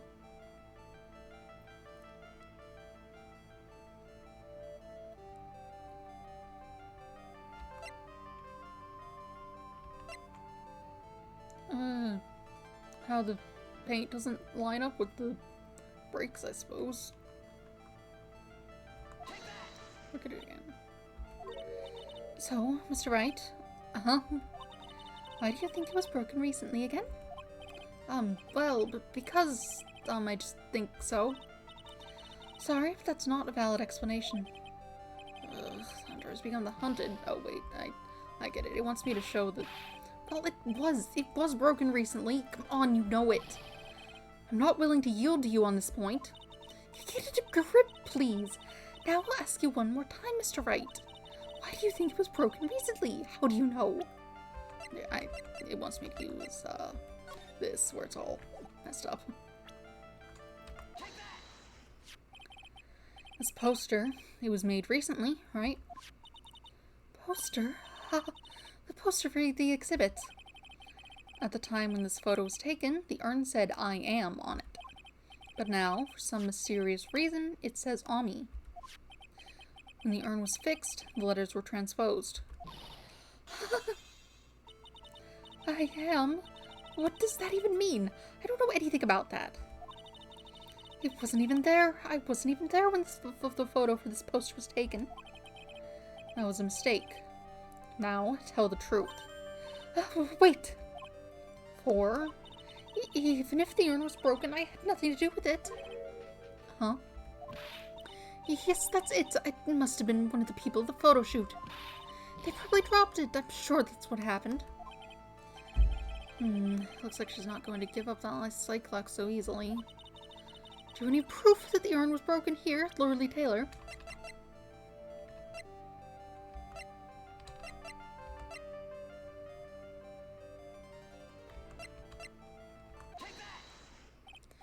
Well, Miss Andrews?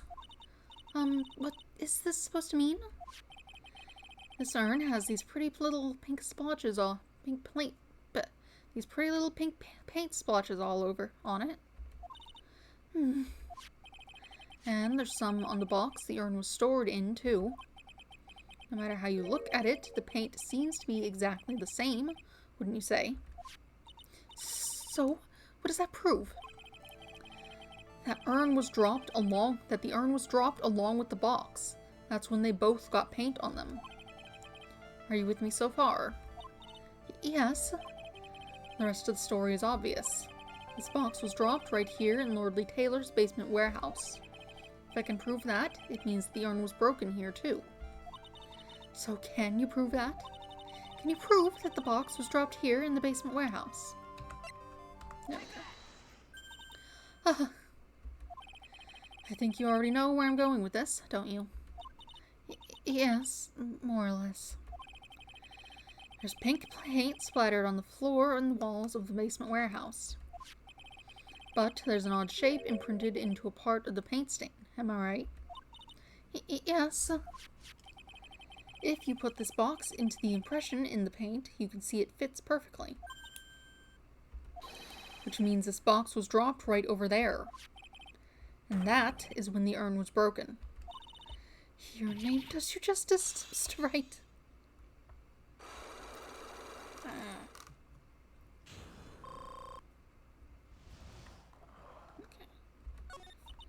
I'm so sorry. I was the one who broke the urn.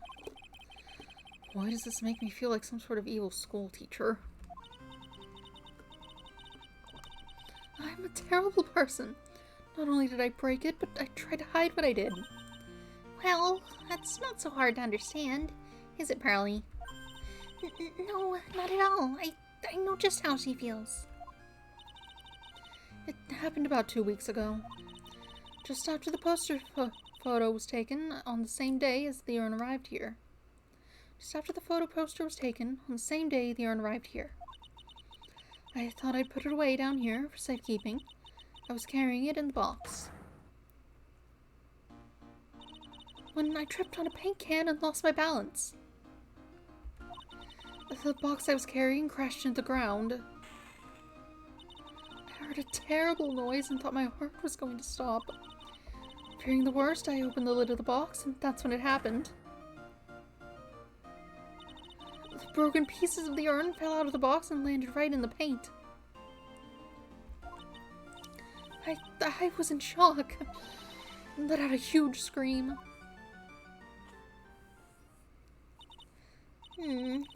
I can totally see how that could have happened. Yeah, as clumsy as she is, I'm sure Maya understands. Well, I know it was the most important treasure in all of Kodine Village, so I tried as hard as I could to fix it. Fortunately, the shards were pretty big. And that's when the I am got changed to Ami. I didn't know how it was originally written, but any sane person fixing it would have assumed it said Ami. Any sane person? Really? Oh, Pearls. She said she wasn't very good at spelling. Anyway, I put the urn into the storeroom, and then no one had seen it since then. Sacred urn updated in the court record, broken and repaired by Adrian 2 weeks ago, then replaced in its box, kept out of sight. But there's something I don't get. When we first came here, I didn't see any paint stains. Oh, that's because it was so ugly and embarrassing. I used the golden statue to cover it. The Yami Fae statue. Huh.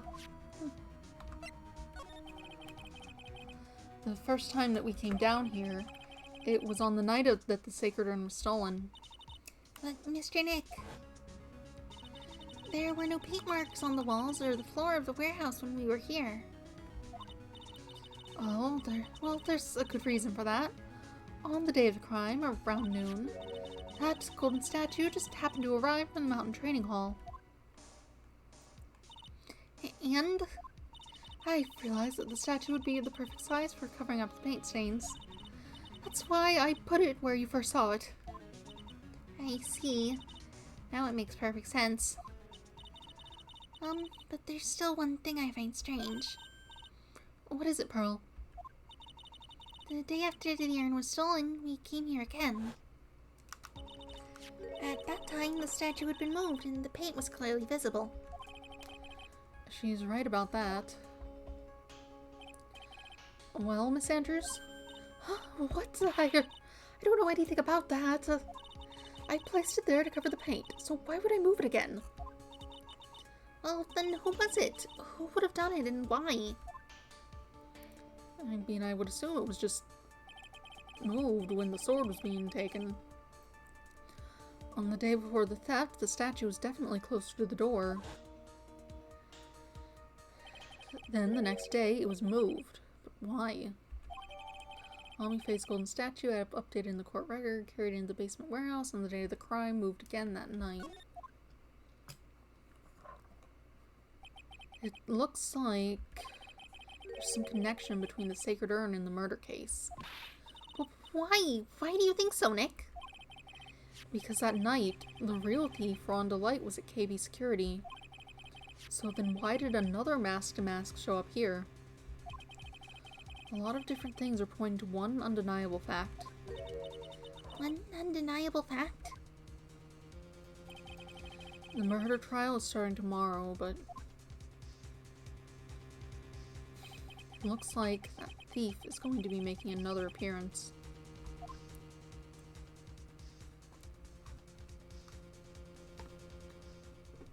To be continued.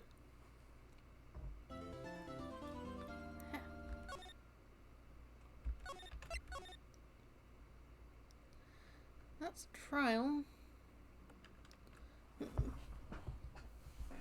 Not quite time to feed the animals. So I guess we'll just carry on. October 14th, 9:41 a.m., District Court, Defendant Lobby number 4. Some chapstick on.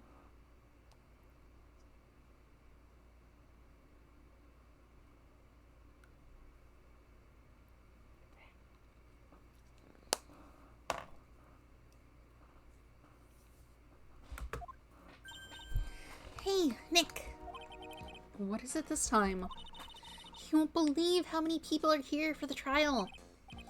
Well, it is a murder case. What are you talking about? They're here for the trial next door. Next door? Why don't you know this, Nick?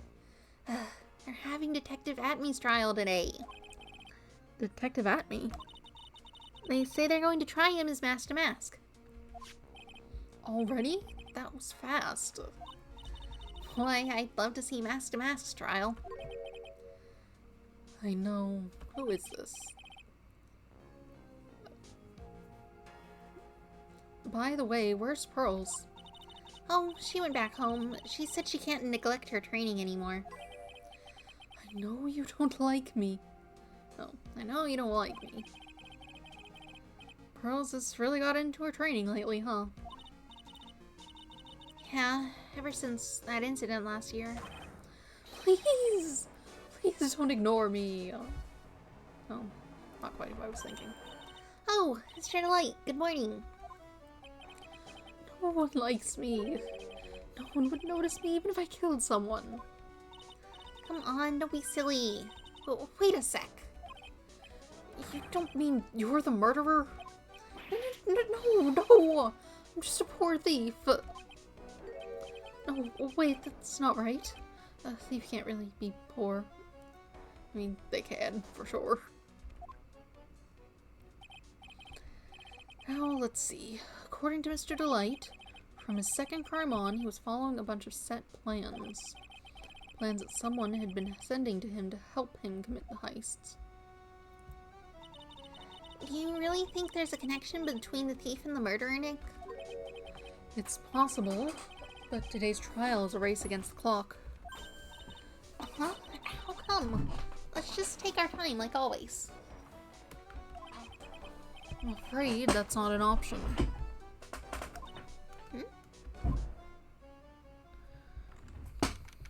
Presumably because Atmy is definitely connected to the whole thing in some way, and if he's shipped off to jail, that'd be inconvenient.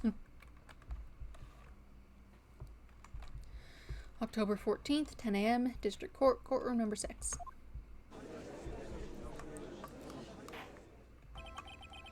Court is now in session for the trial of Mr. Ron Delight.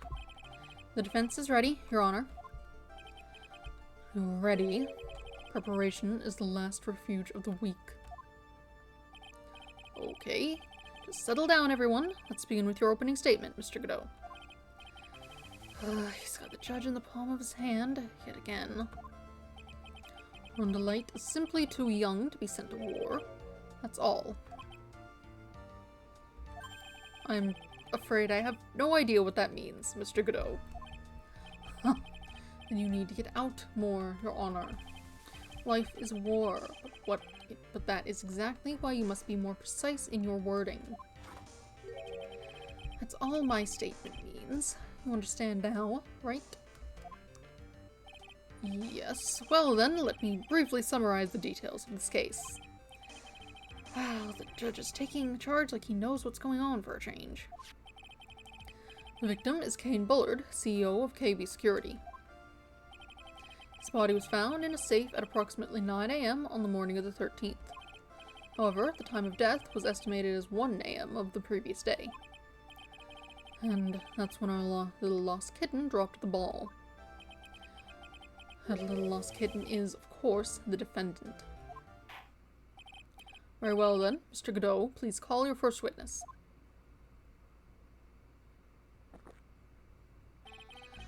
I never drank more than 17 cups of coffee during any given trial. That's too many cups of coffee. But the first one is always the best. Mr. Godot, your witness.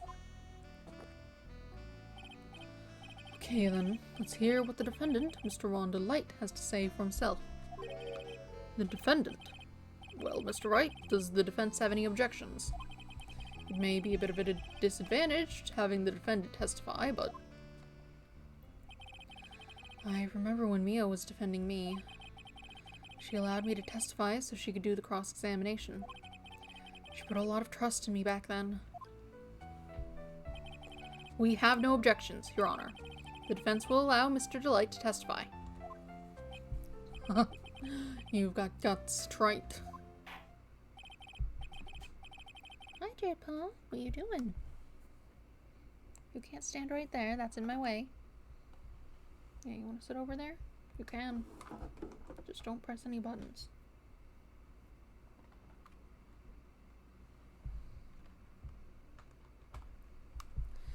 Alright then, Mr. Rhonda Light, please take the stand.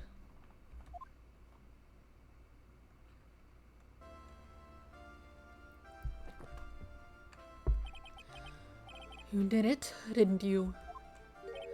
Yes. No, that's not true. For a moment there, I thought we'd set the record for the shortest trial ever. Well, Mr. Delight already looks plenty guilty with that face he's making. And once he opens his big mouth, he'll probably put the last nail in his own coffin. Very well.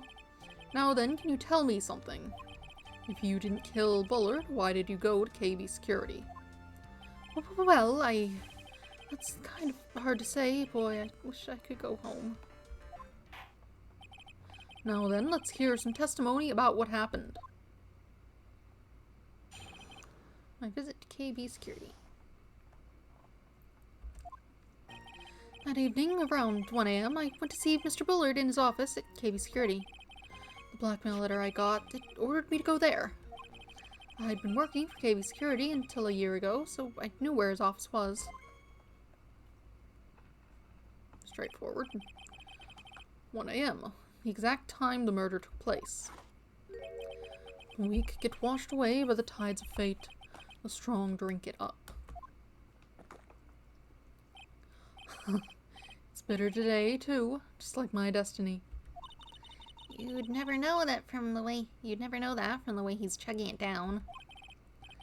Mr. Wright, your cross-examination, if you please. Visit to KB Security. That evening, around 1 a.m., went to see the uses. 1 a.m., huh? You're absolutely sure about that? Yes, that's when my watch said it was. That's what my watch said when I was entering the CEO's office, or no. Actually, I'm not really sure. My watch was slow, and my internal clock was also a bit. 1 a.m.? That's the exact time the victim, Mr. Bullard, was murdered, correct? It's too late for a coffee date, that's for sure. The blackmail letter I got, it ordered me to go there. It ordered you there. It was the first time I'd gotten a blackmail letter that ordered me to go somewhere. Does that mean you've gotten other blackmail letters then? Oh, of course. They'd say things like, steal this or take that. Why don't you save those for later, Mr. Delight? Please don't say any more. Now, what should I do? Pretty much always press harder. So what did the blackmail letter in question say? It said to bring $50,000. Money, eh? Perfect motive for committing murder. Oh, but wait. Wait! I had never intended to pay that money anyway. Oh, is that right? After all, he had nothing to hold over my head. I had nothing to be afraid of. An important point indeed. Witness, let's have that added to your testimony. Yes, sir. Huh. Muddy mud skipper in outer space has a better chance of surviving than I do. Blackmail, that didn't scare me. It wasn't going to cause me trouble or anything. Just what were you being blackmailed about anyway? The blackmail letter said if you don't want your identity revealed, correct? I'm sure it was referring to the whole mask-to-mask thing. But I wasn't worried. Mr. Bullard didn't have anything on me. He didn't. Anyway, I don't care what anyone says about me. Just as long as Tessie believes in me. So that's why Miss Delight didn't believe he was mask-to-mask. That's why I knew they were just hollow threats. I'd been working for KB Security until a year ago, so I knew where his office was. You used to be a security chief for KB Security, right? Yes, that's right. Security chief, you. And yet, a year ago, you were fired without notice. Revenge for an old grudge. A perfect motive for murder, wouldn't you say? This isn't good. Maybe I should change the subject. Why were you fired? I want to know this, just generally. Mr. Delight, please tell us why you were fired from your job. Well... The world is filled with those who have said, I wish I had never asked that. Okay, then I take it back. Defendant, please answer the question. I needed money. You needed money? Well, see, Tessie loves to spend it. It's kind of her hobby. Not exactly the best hobby in the world, huh, Nick? My salary wasn't nearly enough, so I stole data from the company. Come again. KB Security has a lot of security info on all sorts of companies, and since I was a security team chief, you stole some data and sold it. Mr. Bullard found out, and I was fired immediately. What? I wish I had never asked that. I was somehow able to keep it secret and made it seem like I'd quit on my own. What is it, Nick? You don't look so good. Someone who brings harm to their company is fired as punishment. You'd do well to remember that. He sure told you. To admit that you stole data from your company, is that correct? Yes, I'm sorry. This is a very important fact. Please add it to your testimony. Oh man, this whole thing just took a big turn for the worst. Crashed and blew up. It's gonna take the jaws of life to rip this case from the clutches of disaster. He fired me for selling company secrets, but Tessie doesn't know about that.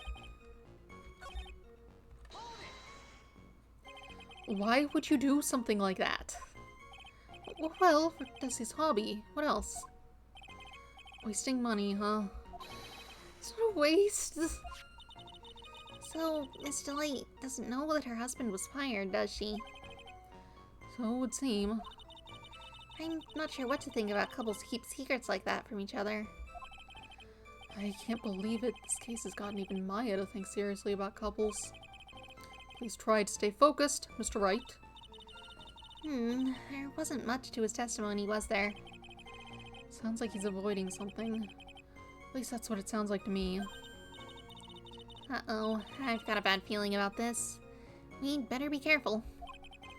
But if we don't find a way to make him spill the beans, we'll never get closer to the truth. Yeah. Okay. Didn't scare me. Wasn't going to cause trouble. Can we ask that other thing? Used to be a security guard. Yes, that's right. You security, run for murder. Okay. I can't ask the other one, that's fine. Hired me for selling company secrets. Desi doesn't know about that.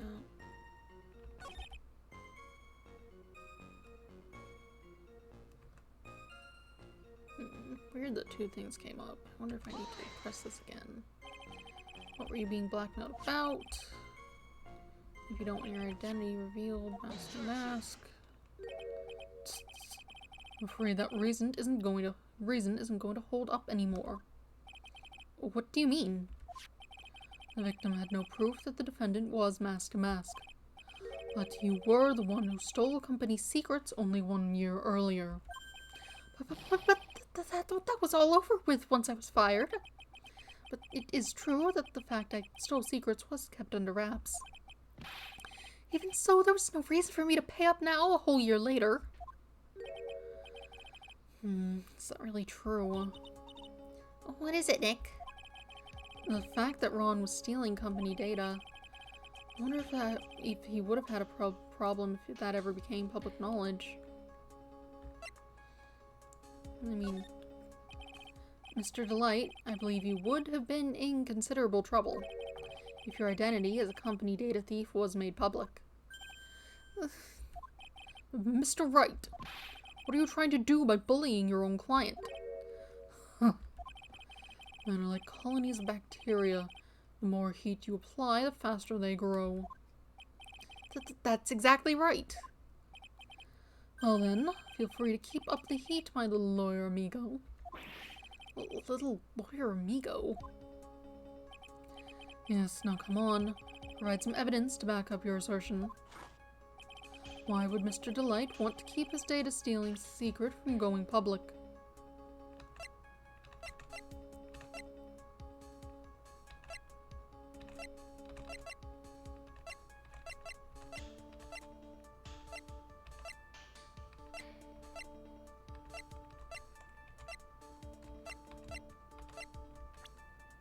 I mean, my thoughts were just, her, but...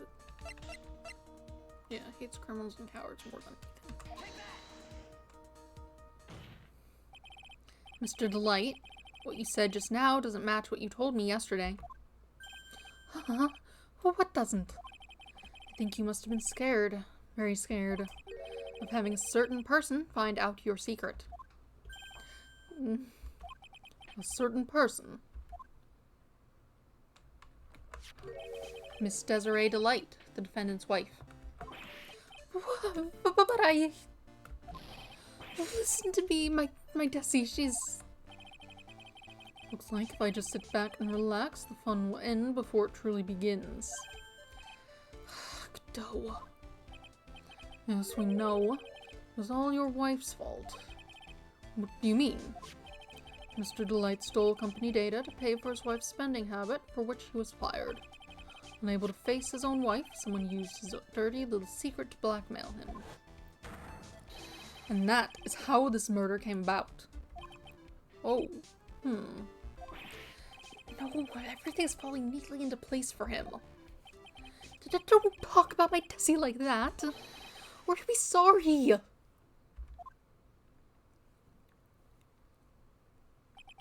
Well, it seems that we've learned a great deal of things here so far. What do you think, Nick? I didn't think it was possible to get so thoroughly whipped in just 20 minutes.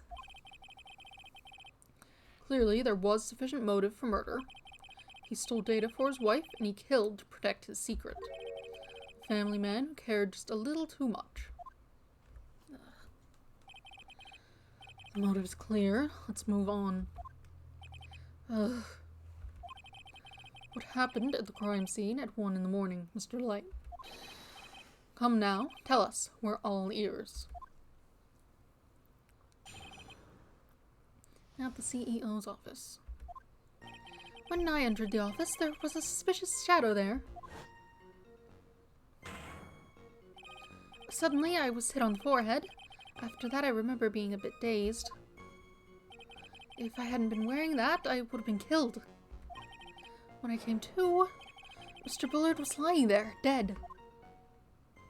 What were you wearing? I see. Suddenly hit on the forehead, huh? I believe the detective from yesterday provided similar testimony. He said that Masked Mask struck him on the head from behind. Of course, since Atme turned out to be the culprit himself, that was all a lie. Huh. No one's going to believe a pathetic lie like that. What are you saying? I really was attacked. We'll find out if what you say is true or not during the cross-examination. Got that, Mr. Wright? Don't go easy just because he's your client. If I see any sign that you are, I'll treat you to another cup of my special blend. You don't need to worry about that, Mr. Cadeau. I have faith in Ron. I know he didn't do it. At the CEO's office. Entered the office, suspicious shadow. Who was this suspicious shadow? If there were 1,000 of me and even one noob, I'd tell you, trust me. His dodging all of our questions is not helping us win his case. Okay, then how was the victim, Mr. Bullard, at the time? What do you mean by how was he? Was he already dead? Was he still alive? Maybe he was the one who hit you in the first place. That's a good question. What do you think, Mr. Wright? Forget it. Suddenly I was hit on the forehead, being a bit dazed. Your forehead? Yes, I was hit on the forehead just as soon as I entered the room. It was an amazingly fast and powerful attack. Do you remember anything about who hit you? Well, like I said, it was a fast and powerful hit. So I think I was a little dazed for a while. I don't think Mr. Light even grasped what you were asking. Yeah, I'd like to show him a fast and powerful attack myself. Maybe that would knock some sense back into him. If I hadn't been wearing that, I would have been killed. That, could you please clarify what you were referring to? Oh, my Masked Mask costume, of course. Wait just a moment.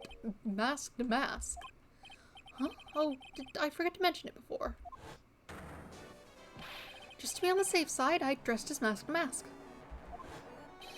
And then I descended upon the office of the CEO of KB Security. What? Nick, did you know about this? He never told me this. I don't recall him ever mentioning it to me either. Even I didn't know that. Seems our little friend really loves to keep secrets. I'm sorry, I just never had a chance to mention it up till now. Oh, wait. That's not right. You know how sometimes things just slip your mind. Huh. My 6th cup of coffee is staring up at me coldly. At any rate, we can't ignore this new piece of information. Witness, please correct your testimony. I'd have been killed if I hadn't been wearing my Masked Mask costume. Why were you dressed up as Masked Mask? Why, because I am Masked Mask, of course. What are you talking about? Masked Mask's trial is being held next door. Yes, I guess so. Anyway, at that time, I thought I was being blackmailed over the Masked Mask issue. So I thought I should go as him, just to be safe. Oh boy. Let me tell you, it's a real pain to move around with that cape. That's why it took a lot longer than I'd expected. Took a lot longer? What is he talking about? What do you mean by took a lot longer? Oh, opening the safe, of course. My cape got caught on the safe door, you see. This all happened when I was hiding Mr. Bullard's body. What was that? Back up a second. Yes. You were the one that hid the body in the safe. Well, yeah. Inconceivable. Why did you do that? Why? Just why? What reason could you have? What were you thinking? Question. When does someone toss their dirty shorts in the washing machine? What? The answer's simple. When did they take them off? As usual, I have no idea what you're saying. Do you mean that Mr. Delight hid the body because he's the murderer? Haha. So you're not as stupid as you look. His metaphor this time was really obscure. Mr. Wright, you don't mean that you knew about this whole safe business, do you? Well, yes. Why am I the only one not in the loop here? We just got to it. We need time to get there. We haven't been here that long. Witness, make sure you add this to your to the testimony. Yes, sir. Uh-oh. Looks like a storm front is moving in over the fair weather judge.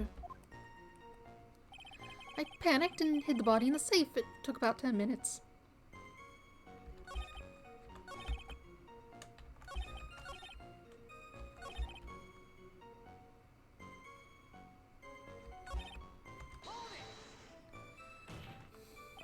Why did you hide the body in the safe anyway?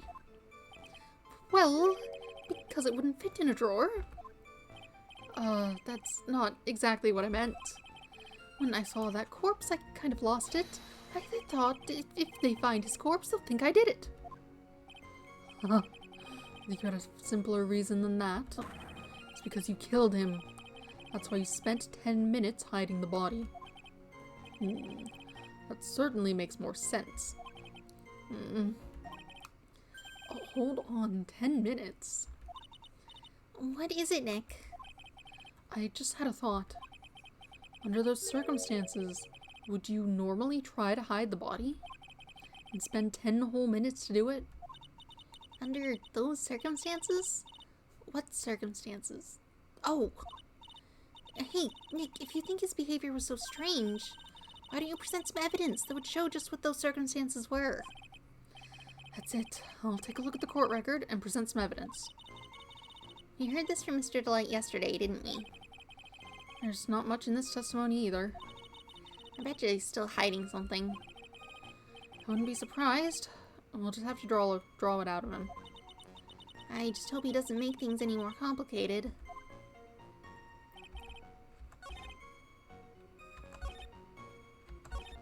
Didn't get a chance to press this, so let's do that. When you came to... Yes, I was passed out in the corner of the room. Do you know when your assailant made their escape and where? I'm afraid I don't really remember. Uh-huh. Once they hit me, I lost all track of what was going on. I think that's when they made their escape. Huh. That's certainly a convenient story for you, isn't it? It certainly is, isn't it, Mr. Wright?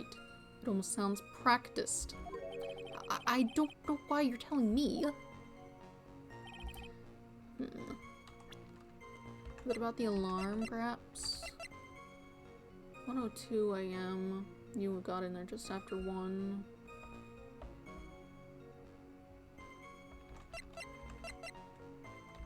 Unclear how long you were passed out, but if no one was around to turn it off, then it probably would have kept going.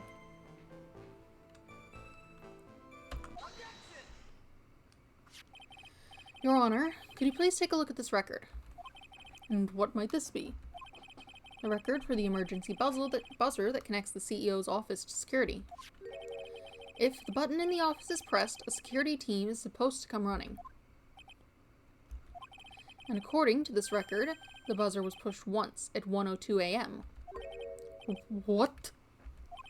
If Mr. Rondelite truly was the murderer, he would have ran as soon as that buzzer sounded. After all, a security guard would have been heading his way. Huh. Let's remember who we're dealing with here.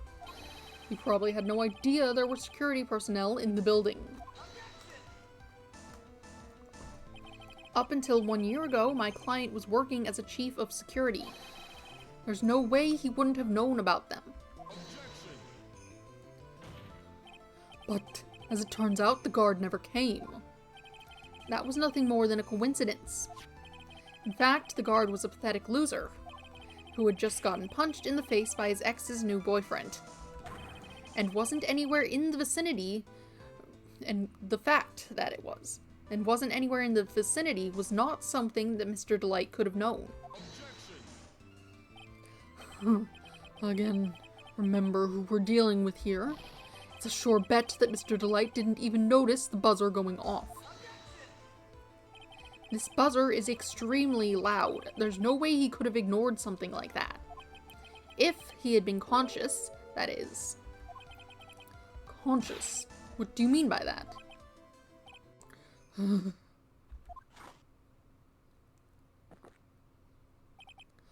Fine. Let's hear your theory. Recall the defendant's testimony. The moment he entered the victim's office, someone attacked him. Mr. Delight said he felt dazed. I'm willing to wager that he was knocked unconscious for at least a few minutes. Unconscious? So he fainted. That's why Mr. Delight didn't know that the buzzer had sounded. And that's why he thought he had time to hide the body. So what are you trying to say? Mr. Delight was knocked out and the buzzer went off soon afterwards. Now, unless my client was able to hit the buzzer while he was unconscious, it can only mean that there was another person in that room. That's right, whoever it was, they knocked out Ron Delight and then pressed the buzzer. Order in the court. Mr. Wright, this is preposterous. It was this kid. Ron Delight is the one who killed Kane Bullard. Kid. You don't look all that much older. You got white hair, but you don't have any wrinkles or anything. Mystery.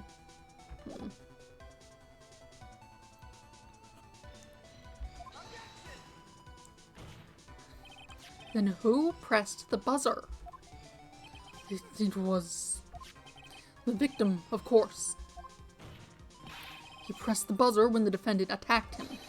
He didn't die right away. He must have held on long enough to push that button. So Kane Bullard sounded the buzzer himself. What is your opinion on this, Mr. Wright? I need to prove that the real criminal was there at the scene, but how? Can I prove it wasn't Kane Bullard who sounded the buzzer?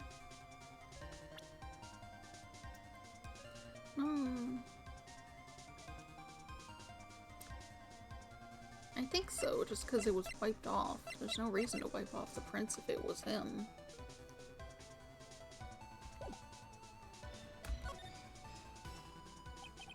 The defense's opinion is this, Your Honor. This piece of evidence proves that it wasn't the victim who sounded the buzzer.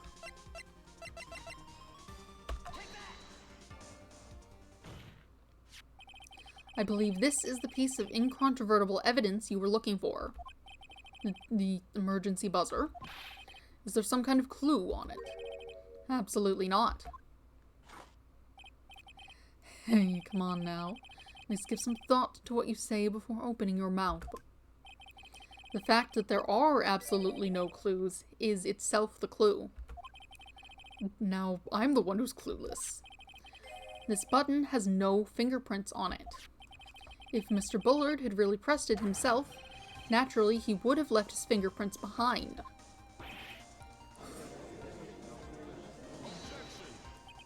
Ron Delight obviously wiped them off. Why would he? A guard could have come in at any moment. He touched that button. I know he did. The defendant, Mr. Delight, was dressed as Masked Mask. And Masked Mask always wears gloves. What reason could he have possibly had to wipe the button free of fingerprints? Order, order, order! It would seem I've been forced to eat crow. I wonder what blend number crow flavored coffee is. However, if the real killer was at the scene, why would that person press the emergency buzzer? Shouldn't they have run away without putting themselves in extra danger? For framing purposes. What's with this awkward silence all of a sudden? Huh. It looks like you're fresh out of parlor tricks. They're on to you, Nick. Just give me a minute to collect my thoughts. The real culprit killed Mr. Bullard at around 1 a.m. And Mr. Delight just happened to waltz in when the murder was taking place. And Mr. Light just happened to waltz in when the murder was taking place, right? The killer clobbered Mr. Delight and then sounded the buzzer. That thing's loud. Even though security was supposed to respond right away if the buzzer was pressed. Security was supposed to respond. Time's up, Mr. Wright. Let's hear what you have to say. Very well, then. Oh, you've got some guts. I like that in an opponent. Why did the real killer sound the emergency buzzer?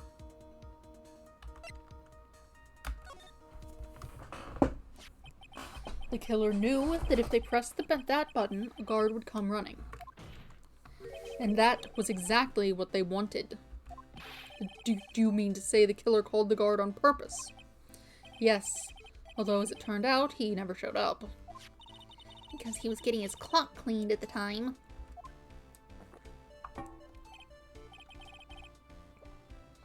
Huh, what a touching story. You were saying the killer had a change of heart and then called the guard to turn himself in. No, I'm not. When that buzzer sounded, there were 3 people in that office. The victim, Kane Bullard, who was already dead. The defendant, Ron Delight, who was out cold. And the third person, the real killer. Hypothetically, yes. Now then, in this situation, if the real killer made an escape, what would happen? The only ones left in the room would be the victim and Ron Delight. And if any security guards came running in at that time, they would think that I was the murderer. Yes, that was precisely the real killer's objective. To frame Ron Delight for the murder.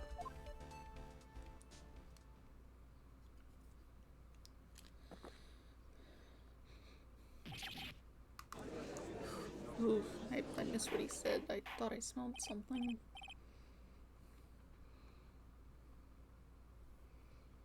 There shouldn't be anything, but... Now I'm anxious. Order, order, order.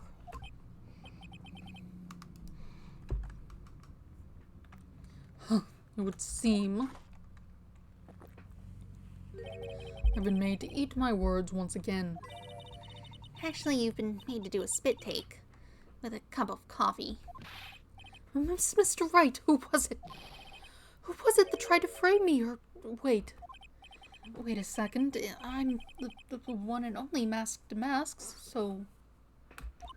Nick, you mean the real killer is... We're going to drag that person in here right now. But who is it?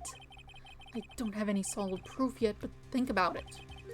The killer knew Mr. Delight's identity, and they also knew that he had been called to KB security that night. So the killer used him to execute a well-crafted plan to murder Kane Bullard.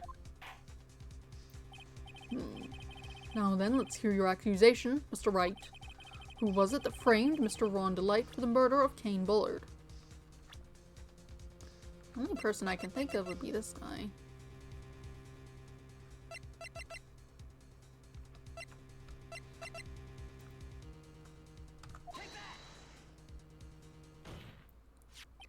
Detective Luke Atme. He's the only one who could have done it. He's Detective Luke Atme. You mean Mask to Mask did it? Your Honor, the person being tried in the court next to us is not Mask to Mask at all. He is, in actuality, the true murderer of Kane Bullard. Order, order! Mr. Wright, explain yourself. Theft and murder. Which is the more serious crime? They're not even close. Murder is the more serious crime, of course. It is a capital crime subject to a capital punishment. Please remember the trial from yesterday, if you would. When Luke Atme confessed, there was a huge commotion in the courtroom. Of course, the famous detective was unmasked as well as Mask to Mask. Instead of being convicted of murder, he was found guilty of grand larceny. That was his true objective all along.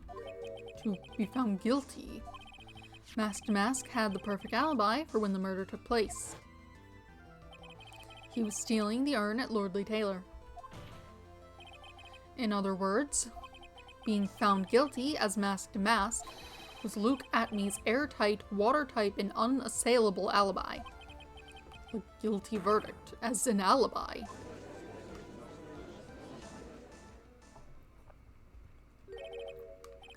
You know, it's almost time. For what? For Luke Atme's verdict. It was a pretty simple trial, after all. If we're going to stop this trial and stall that one, we need to do it now.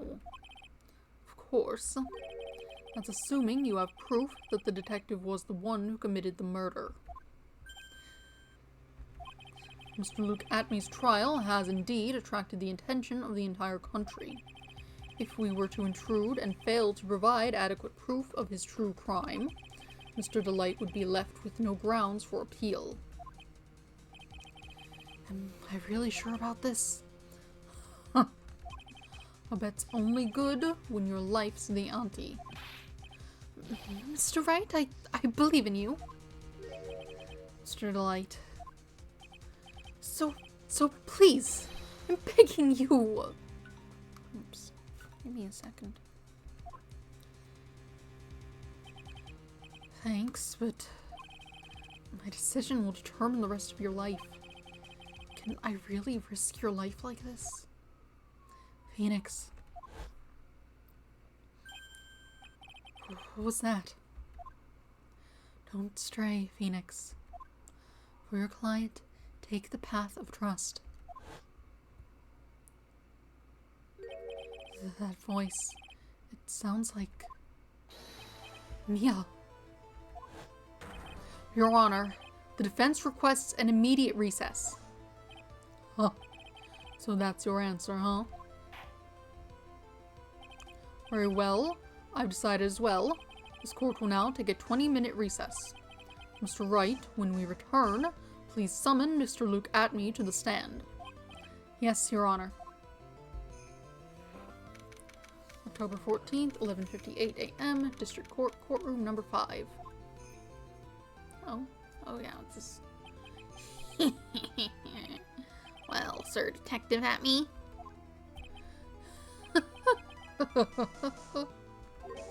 I have to say, Mr. Payne, you performed splendidly.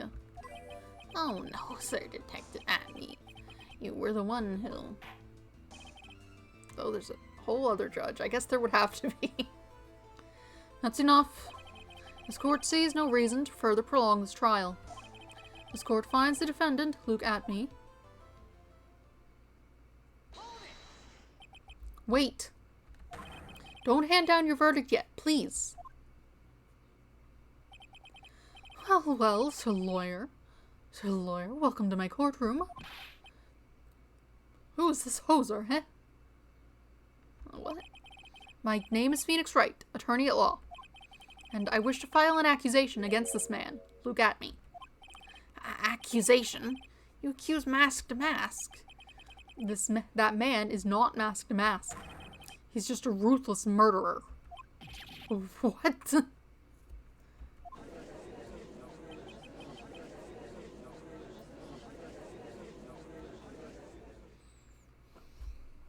continued. We're gonna have to pull up some actual evidence. Not quite sure what to use in that case. We'll see. Save progress, yes. However, I must go feed the dog. I will be back in just a minute. Also get some more water.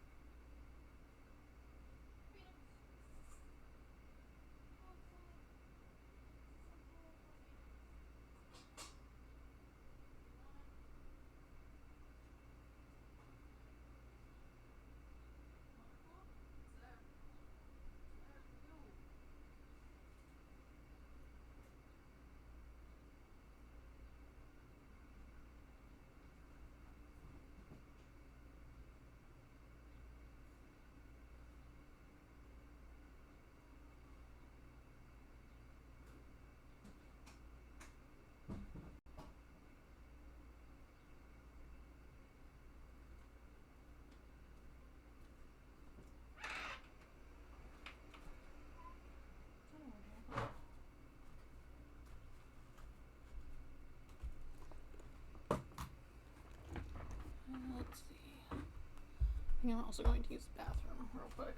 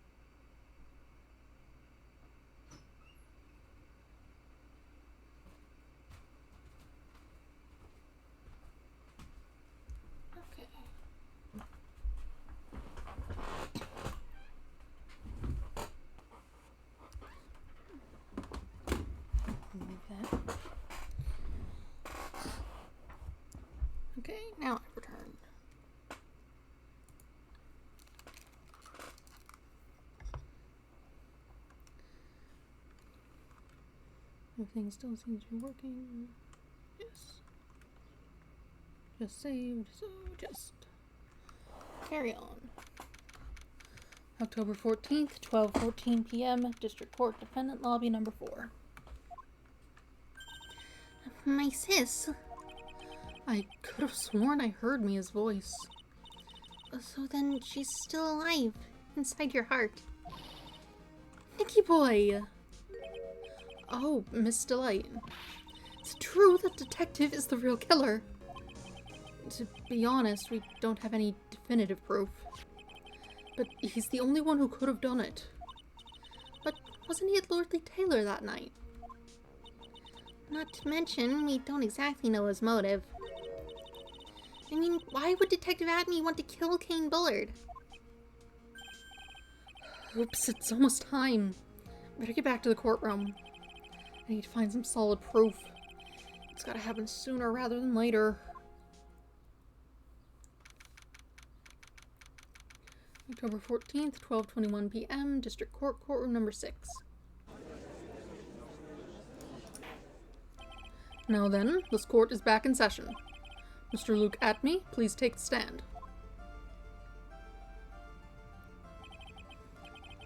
Well, how do you do, Sir Lawyer?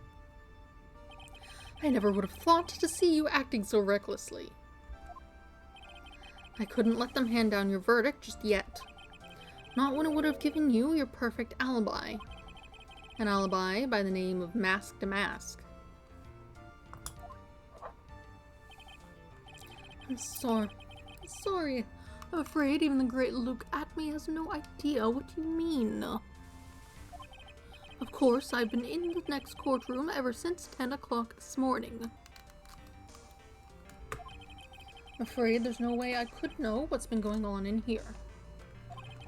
You've been in the defendant's seat all day long, correct? Being tried as Mask to Mask. Indeed, it's truly child's play to fool the ignorant masses. Not only did the poor fools ask me to protect their valuables, they even gave me a generous reward upon returning their own property to them. Take this red diamond ring that sparkles upon my divine finger, for example. So you continue to insist that you are in fact Mask to Mask. Of course. Very well then, Luke Atme, let us begin with the simple question. On October 12th, at 1 a.m., Kane Bullard was murdered. Where were you at the time? One without knowledge lacks even the knowledge that he should be ashamed of himself. But don't worry, I will not hold it against you, Sir Judge. Thanks.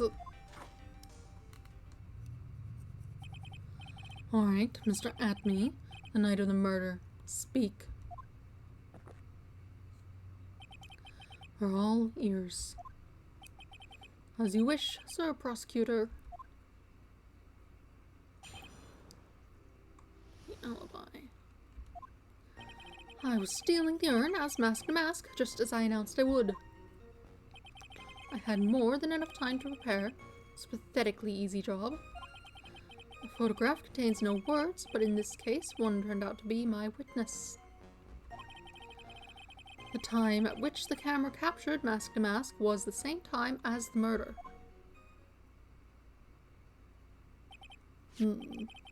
Seems the main point of discussion will be this photo of the crime scene. Everything else up until now was all part of his plan. There has to be a secret to this picture as well. Even the great Mask to Mask cannot be in two places at once. Now then, if you'll excuse me, I have a verdict to receive. Unfortunately, Mr. Atme, we still have to do your cross-examination. A fool is too foolish to know that he is a fool. I think he's trying to say that you're full of it, Nick.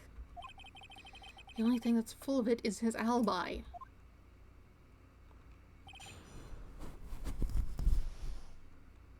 Yeah. Let's see.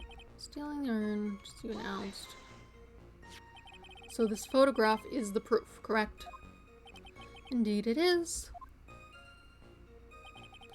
And the man in the photo is certainly wearing a mask. That is why I am called Mask to Mask.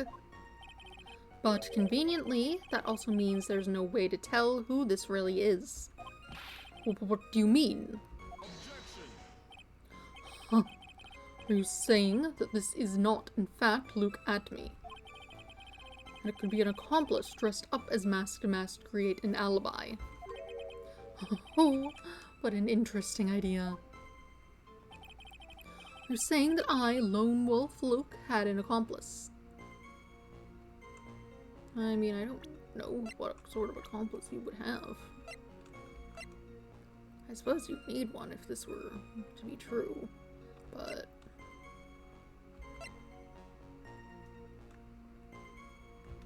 can't think of one. Figure that out later. If Luke Atme was at KB Security during the murder, then the Mask to Mask in this picture has to be a fake. And there really was an accomplice. But right now I have no idea who it was. I don't have any idea right now either. Baseless objections are just what that guy wants. There's got to be another way. I'm going to find it. More than enough time to prepare. I believe Adrian Andrews hired you at one point. That's right. It was over 20 days ago, if I'm not mistaken. You sent the calling card to Lordly Taylor 10 days before the heist. That would mean you sent out the card after you began your security watch, right? Indeed, there was no reason why I couldn't do both jobs at once.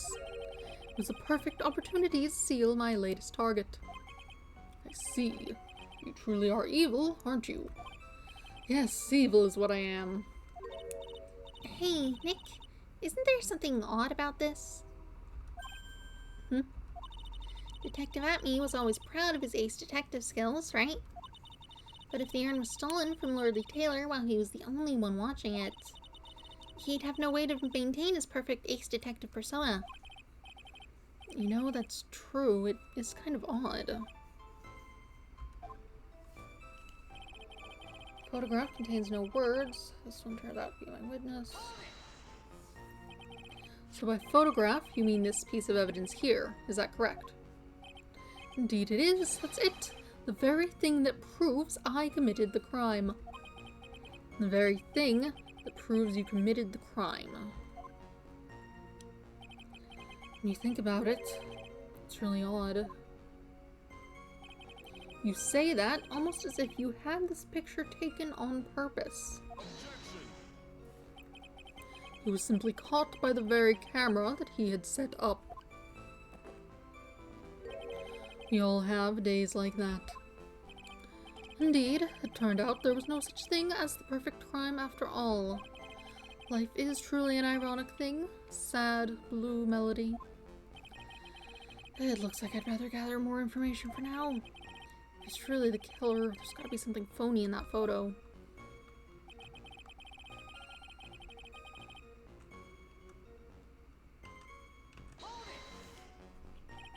About the camera that took this photograph. Oh, come now. It's all too clear what you're thinking. Huh? You think I altered the timestamp on the photograph, don't you? I'm afraid that's impossible. The camera was set up by Lordly Taylor, and on top of that, it was Lordly Taylor's staff that printed that picture's data. Unfortunately, for the defense, there's no way that picture could have been altered. I see. Looks like I'd better find something else that could be suspicious. So, this alibi is false? It has to be, or he couldn't have killed Mr. Bullard at KB Security. But I'm not really spotting anything unusual. There are two possibilities. Either the masked mask in the photo is a fake, or the photo itself is. Stealing the urn is masked to mask, just... Okay, let's take a closer look at this picture. That's the wrong picture. They all look the same on this thing.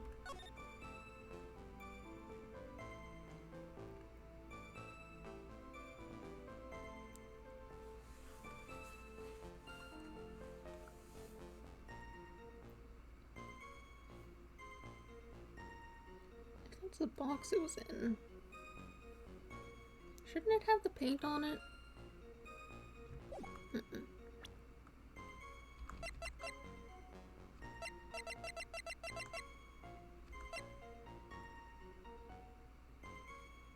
Yeah, it looks like it's kind of all over all of it. Can't see the other sides, but...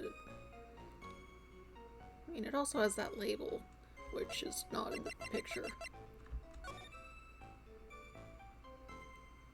Honestly, that box doesn't even remotely resemble this one. People need better cameras with, like, color. That would help a lot of things, I think.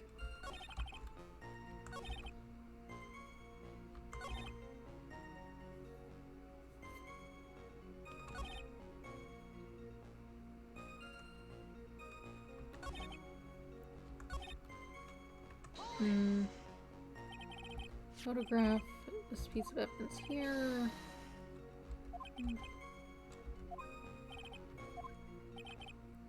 By the camera, no way I could have tampered with it. It means I could not have killed Kane Bullard unless I had an accomplice. Think long and hard about that night. The basement warehouse and this picture that supposedly captures it. It's got to be here. Isn't there something funny about this picture? You're implying that this picture is a fake. You bet I am. There's definitely something strange about this picture. We took a look around the basement warehouse that night before the theft took place. And there's something in that photo that doesn't match my memory of it that night. Alright, well, let's hear what you have to say. What about this photograph do you find funny? This box should have pink. Perhaps this is the area in question? This area. Could you be any more vague? Okay, not what they wanted me to point at. Huh. Today's drama has a little extra kick to it. Seems that the funny part lies in the area of the defense. Ouch. I'd better think this through or I'm gonna fall victim to another drubbing. Very well then, witness, let's return to your testimony. You can just straight up not even do that. Interesting.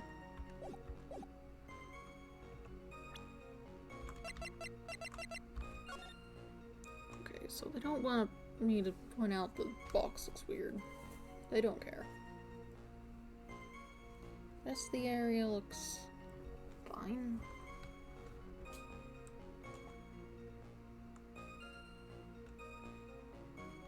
Paint seems right.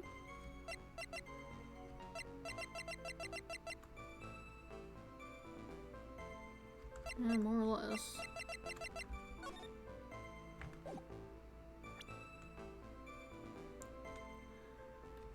Let's see. You had an alibi. If you had an accomplice, who would it be out of people we know? You're dead. If you're not it, it wouldn't be you. Also, you were busy. If we were to look into whoever punched you, I'm sure they'd say the head. Let's see, you wouldn't be it, I don't think. No reason.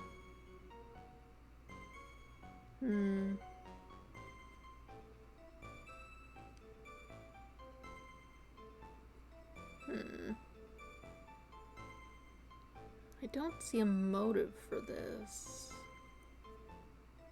But maybe...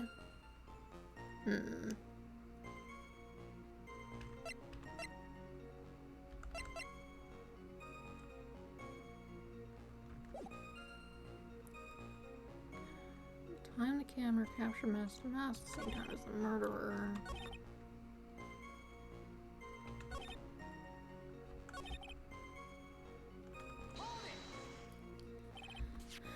Adrian Andrews hired you. Send a letter. Signed the card after you began your security watch, right? No reason not to do both, though.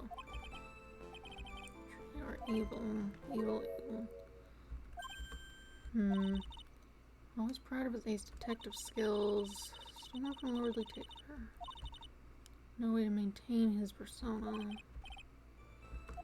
Well, that just points to wanting to get away with murder rather than...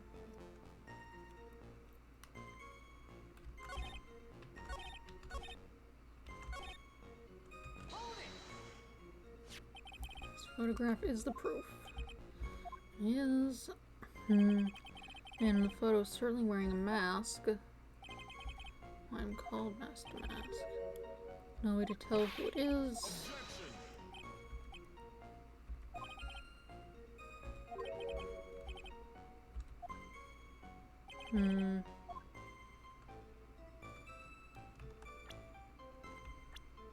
That's my best guess. Is it'd be her, maybe?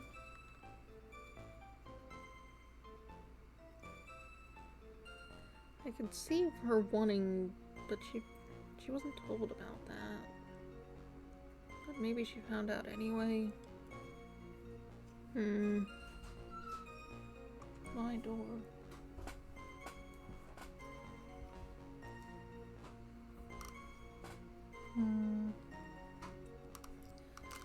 Not sure.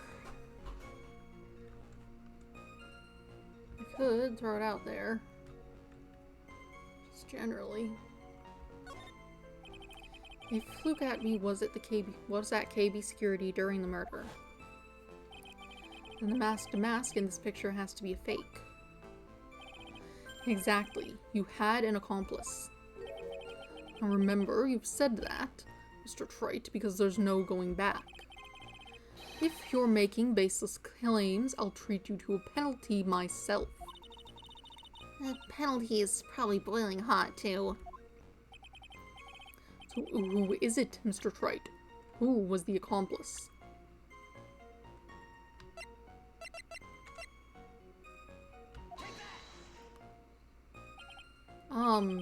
It was this person.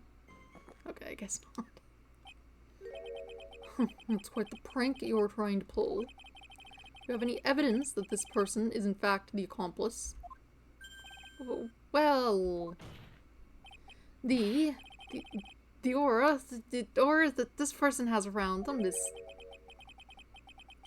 If we're going to judge someone by their aura, be right up there as #1 suspect, Mr. Wright. I jumped the gun on that one. Okay.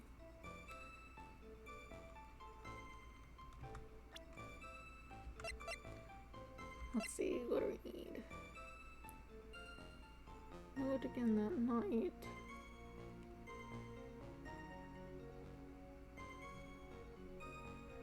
Is that why it wants me to point out that it was moved? We already know it moved. It would make sense to have been moved when this thing was bent.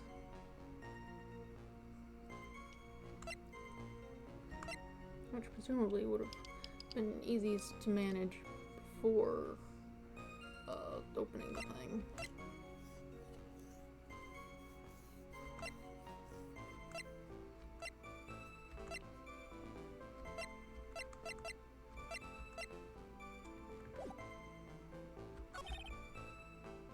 Guess we can try that. Photograph? You mean this photograph? Oh, it's weird. It's suspicious. Think long and hard. Basement warehouse. The picture that supposedly captures it.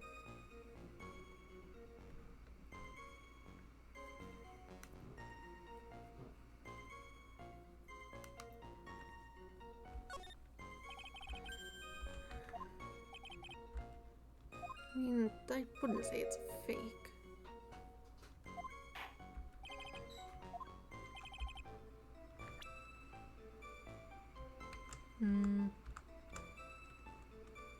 Look at all this. The funny part is right here. This is a blood stain. Ah, blood. Now this case is getting interesting.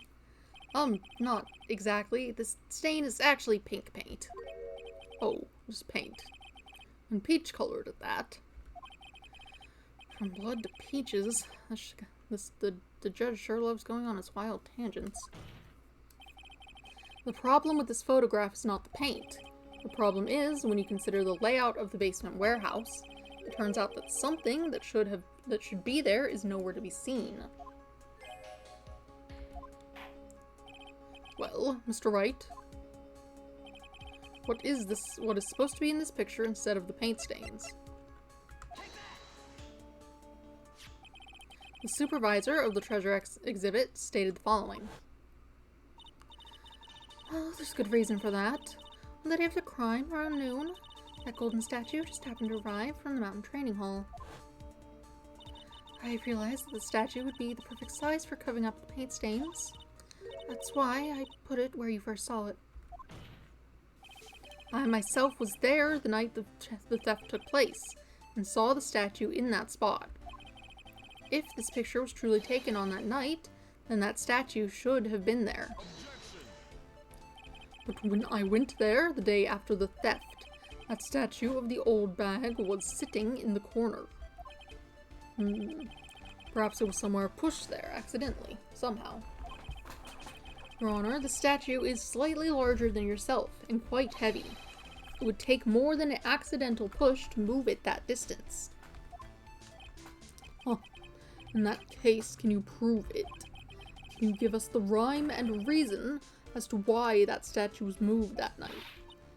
Can you do it, Nick? Never mind who moved it. The real question is, why did they move it? Well, Mr. Wright, I hope you are prepared with your answer. Now then, who was the one who moved the golden statue on the night of the crime? Who? You just said the question was why. The question was, for bending this thing. You need to bend it.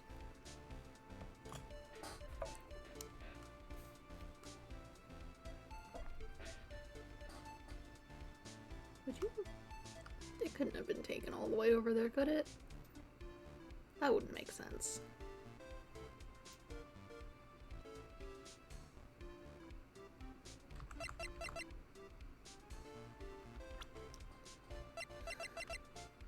I don't know.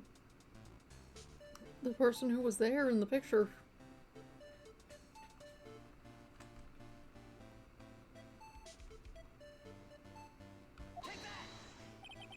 Do you think, Mr. Godot? That's not what they wanted. Man should be able to answer his own questions. That's what I think. Right now I'm busy trying to come up with 2 answers of my own. Why is coffee black? And why is it bitter? Mr. Wright, to put it simply, you've messed up. What are you doing, Nick? You need to think about why the statue was moved. The good thing about when everyone chews me out is that it gives me time to think. Well, Mr. Wright, I hope you are prepared with your answer.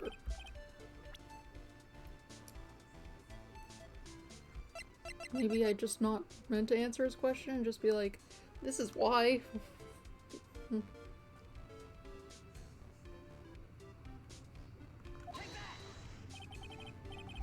Okay, that's not what they wanted.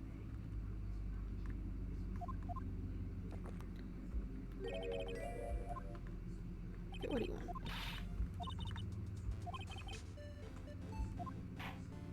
Why would it be moved? To hide that the sword wasn't in it? How did the sword get back there? Because if he was supposed to be there after the fact, he could have just come back. I mean, I guess. Yeah. Right, so current theory. He took the sword. He took it all the way to KB security. He beat the guy over the head with it. Because we still don't have the weapon for that. He also hit this guy with it, because he was there. Then he came back, put it on the floor, pretend to wake up from having been knocked out himself. Carrying on. The one who moved the statue is none other than Luke Atney. Come now, Sir Lawyer. There you go again on one of your strange delusions. Mr. Wright, what basis do you have for your strange delusions? It's very simple. The witness was the only one in the basement warehouse that night. That is indeed very simple, however. Why would I want to move a heavy golden statue? Hold on. Someone's got it. Has woken up and has the TV going in the other room. I hope that's not audible. That doesn't look like it is. The reason for moving the golden statue. Here's where our battle really begins. Well, Mr. Wright, what reason did the witness have to move that statue? The reason can be found here in this photograph. Look at me, you pretended to be Mask to Mask, to create an alibi by showing you were at Lordly Taylor that night. But this photograph contains a single fatal flaw. If the statue had been there, your lie would be exposed like a cheap film at a drugstore. Like a cheap film. That is why you had to move the statue. Single fatal flaw. Interesting theory. Please enlighten us. Where in this picture does this lie exist?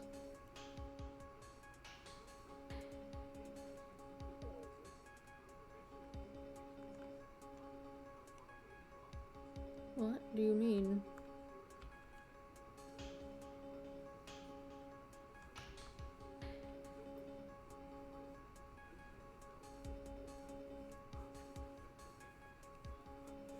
The statue's off over there. The sword isn't in its hand because it's been taken. You seem to be talking about something else.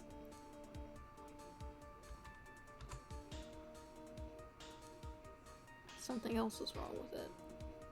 You didn't care about the box. At least not earlier. You shouldn't care about the box now. Unless you want me to point out the box now because the paint hadn't been brought attention to either yet.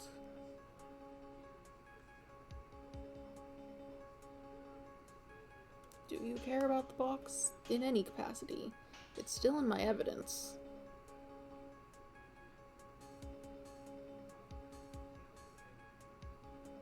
Does it matter if this is the object you're looking for?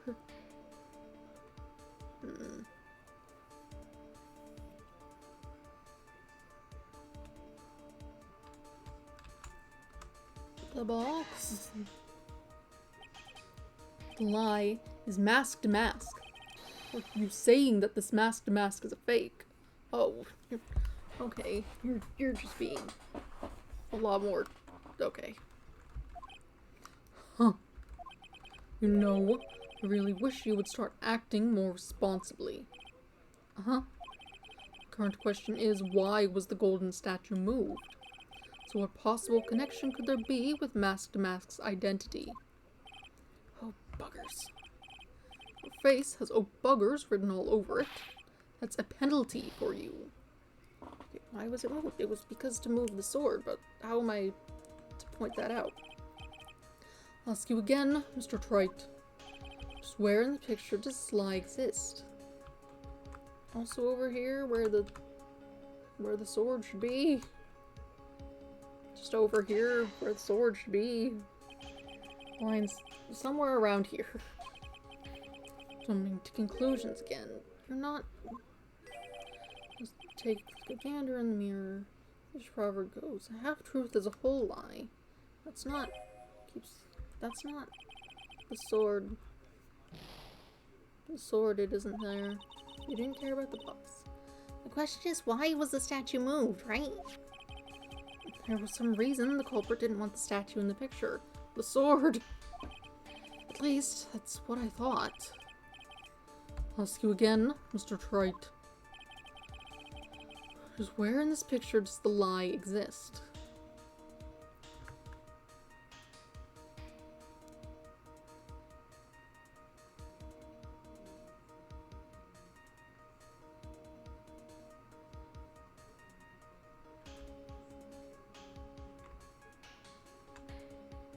Not for me.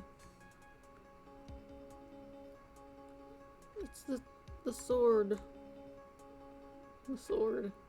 In the corner. Not in the picture. Not anywhere around here at the time, I think.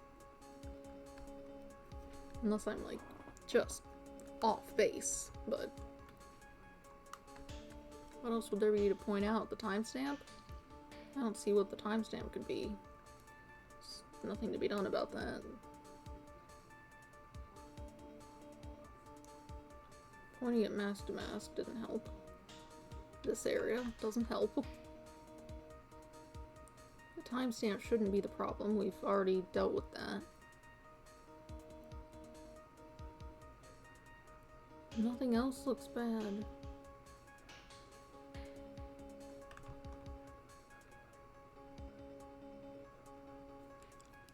Okay, focus. In theory, if the sword were here, where was it supposed to be? The floor. The floor all the way off this way somewhere, it doesn't matter.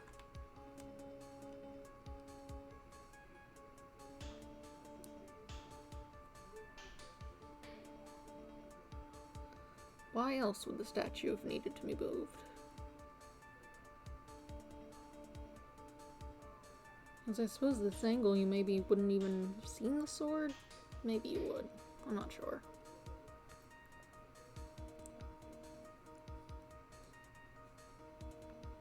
What else is the problem here? Okay, focus. So you don't care about the box. I tried pointing at it, you just pointed at the guy, and then you didn't care. We moved on. It was not what you wanted. You didn't care about the paint again. The timestamp has no reason to be the problem. There's no way to get it set up like that. There's no way to do that unless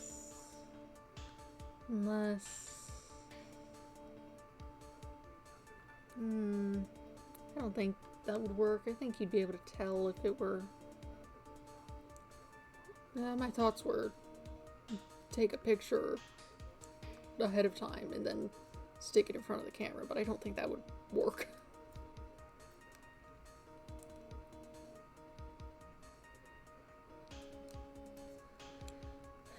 What else? The floor looks fine and normal. This area, the paint, it's fine. The object should be off over there, but it's not what you wanted. It's supposed to lie in this image.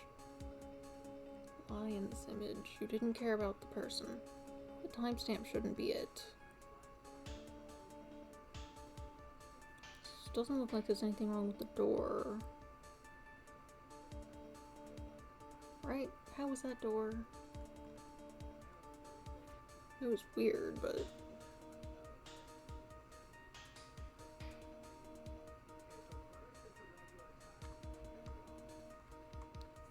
What do you need? What do you need from me? So I only have the one health. I kinda don't want to reload. So focus. Person, not correct. Paint, not correct. Wall pillar, unrelated. There's like 3 things in this image now that I'm looking at it.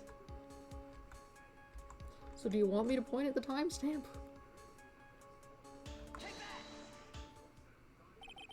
Naturally, the lie in this photo is the timestamp. What do you mean? I'll tell you exactly what I mean. On the night in question, Luke Atney went to KB Security and murdered Kane Bullard. Therefore, it's obvious. It would have to be impossible for him to have been at Lordly Taylor at this time.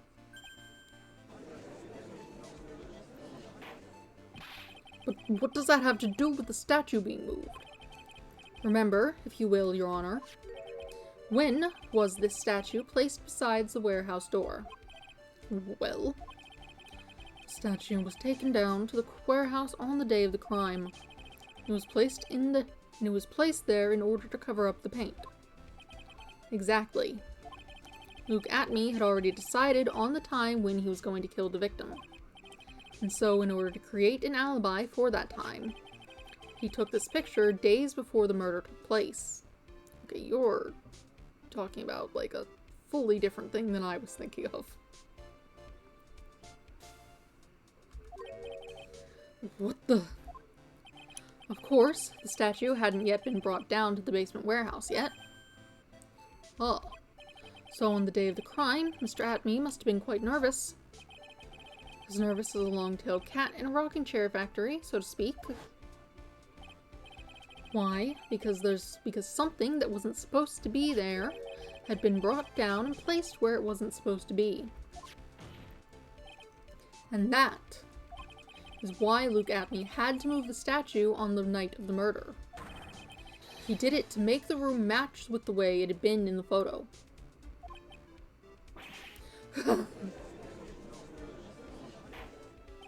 Order! Order! Mr. Atme, is this true? One moment, Your Honor. Have you forgotten this? What's that? The data for the basement warehouse computer. According to this, the camera did indeed go off on the night of the crime. It's true that the camera had been set up by the Lordly Taylor staff. However, the program used to manage that data was yours. That alone would have allowed you to tamper with the data.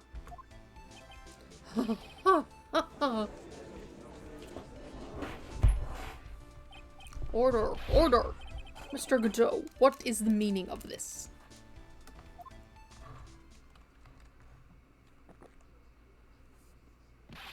Godot, I warned you about making me wait. Now put that coffee down.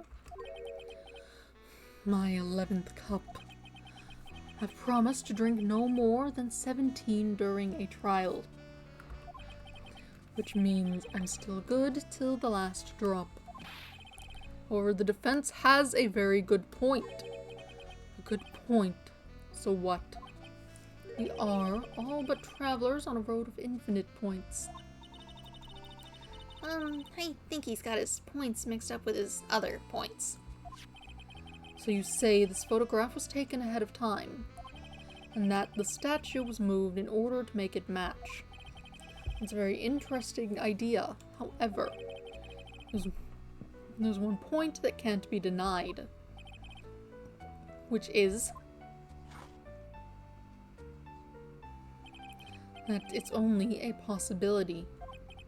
Men that are trapped by the chains of maybe can never reach their dreams. That's very true. No way, don't fall for that, Your Honor. Hey, Mr. Damask. Yes. There's no funny business in your actions as Mask Damask. There should be no problem with you telling us your strategy. So let's hear it. Yes, please provide this court with your testimony about your plan to steal the sacred urn.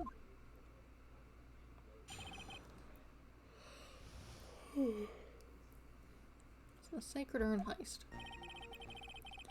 I first received the request from Lordly Taylor about 20 days ago. The urn was placed in a box and safari, and it was then sent to the warehouse. However, I was actually unable to see the urn for myself until the day of the crime. I knew it was an extremely valuable treasure, so I sent my card 10 days beforehand.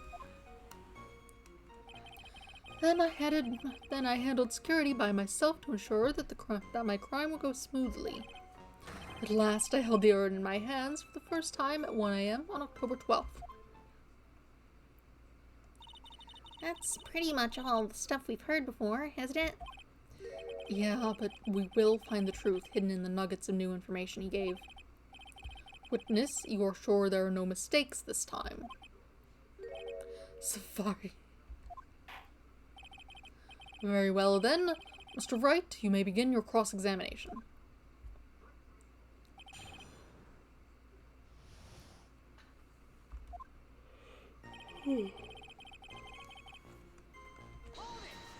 Let's see. You were asked to guard the urn by Miss Adrian Andrews, is that right? Indeed. It seems like they had heard of my sparkling reputation. I see Miss Andrews is still attracting the weirdos. You'd better watch out too, Maya. The urn was placed in a box, and Safari was then sent to the warehouse. You mean this box? Yes, that pathetic box. Lady Andrews was especially taken with that urn. She wouldn't let anyone enter the storeroom, not even me. Interesting new tidbit. And so I was actually unable to see the urn for myself until the day of the crime. So you're sure that you had never seen the urn before? Indeed. You may ask Lady Andrews to confirm for yourself. My security was focused entirely on the entrance to that warehouse. However, look at me, let no information whatsoever slip through my fingers. I knew it was an extremely valuable treasure, so I sent my card 10 days beforehand. You mean this calling card? That's right, that is without a doubt my calling card. I guess Mr. Delight didn't make this after all. Of course, because Atme knew about the emblem. Making this card authentic would have been child's play for him. I then handled security by myself to ensure that my crime would go smoothly. Then no one entered the basement warehouse. Unfortunately, there were many different treasures being taken there. Thus, for a period of approximately 5 days, people were indeed going in and out of the warehouse. At last, I held the urn in my hands for the first time at 1 AM on October 12th. Oops. That ought to go on, is there? The detective's been covering his tracks. There's only one thing we need to prove in this cross-examination. That he took this photo well before the actual night of the crime. Alright then, how do we do that? There's one thing that Atme stated very clearly. That he had never seen the urn before he stole it. We need to prove that he's lying.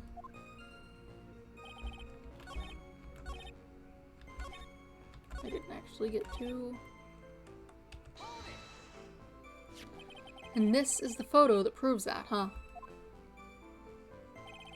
Indeed, to be honest, even if a photo was taken, I didn't think it would matter terribly much.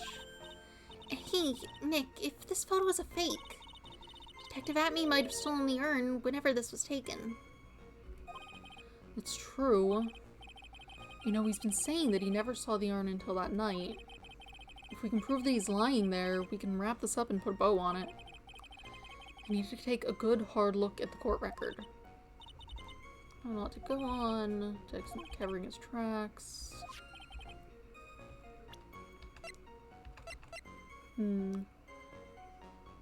Placed in its box, kept out of sight.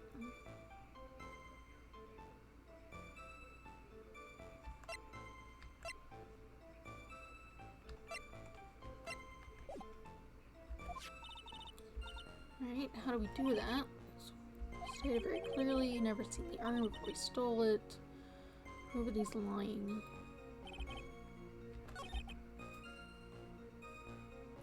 Sent to the warehouse. Unable to see the urn for yourself until the day of the crime.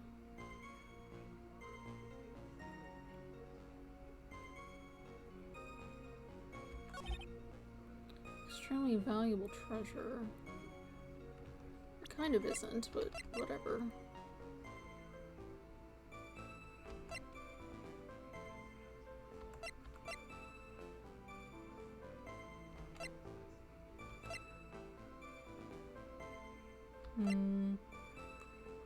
Paint stains on it. Knocked over the paint. Placed in its box, kept out of sight.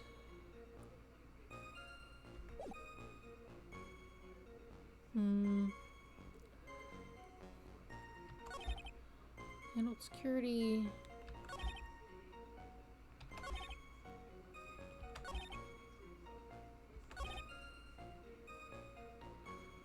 Unable to see the urn. Let's see.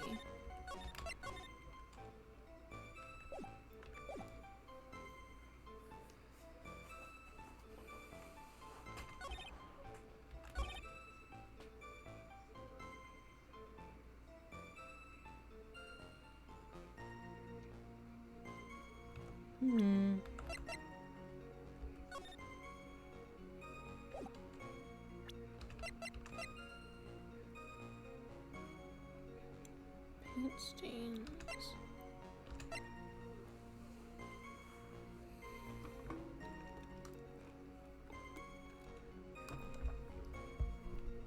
Hmm.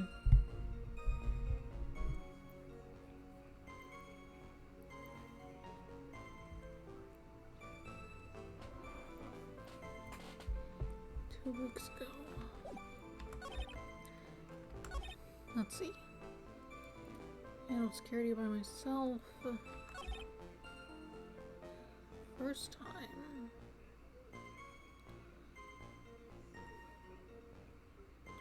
So the idea is prove he had it beforehand.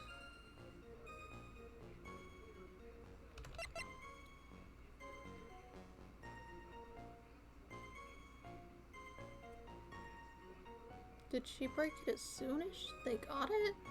I feel like she did. I think that's what happened. She certainly didn't look at it. Nope, that's not.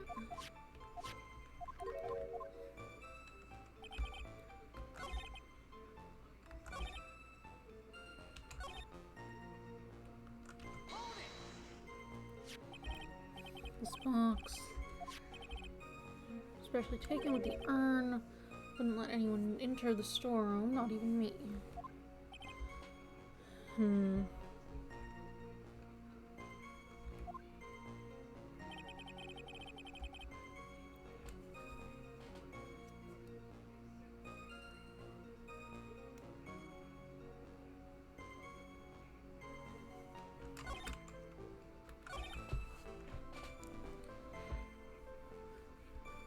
Right.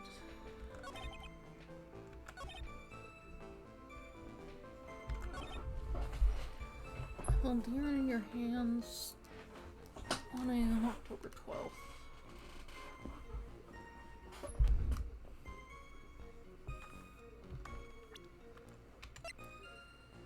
Let's see. Wooden box had the urn in it. Pink paint stains.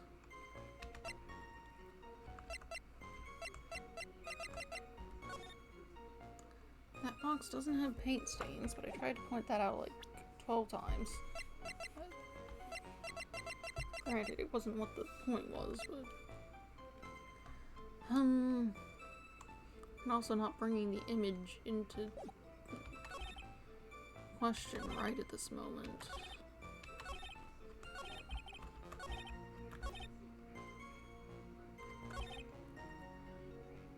Hold the urn in your hands for the first time, 1 AM, October 12th. So it just needs... This is clearly the thing to argue about.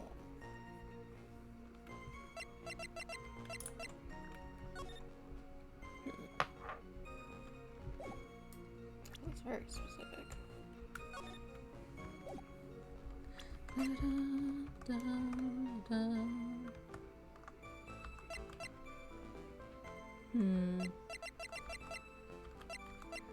Broken and repaired by Adrian 2 weeks ago. Kept in its... Placed in its box, kept out of sight.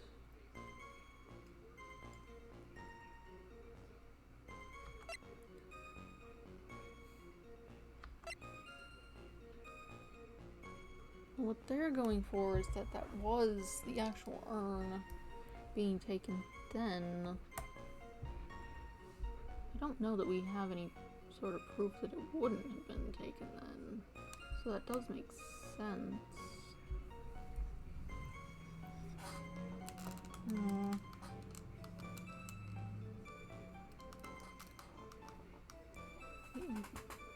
Suppose you couldn't have taken it before this happened. But why? Is that just an oversight that that it's not on there?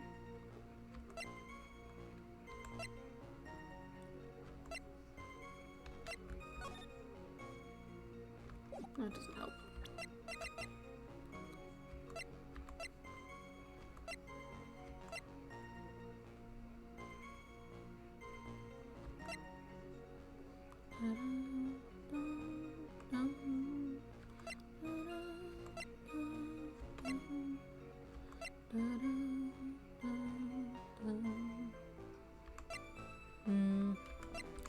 gonna have to start doing something. Look at this box.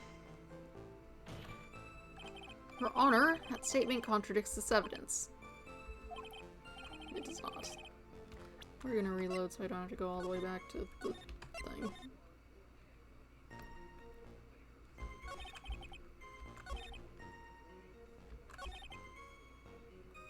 Only earn in your hands for the first time.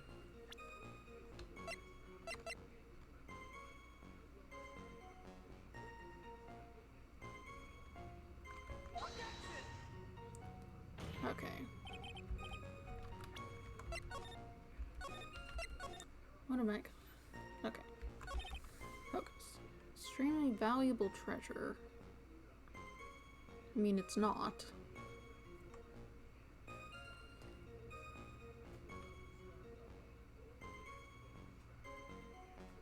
It's really not. Nothing really says that, though, anymore. This used to. It says it was broken, but she kind of tried to keep that under wraps, so...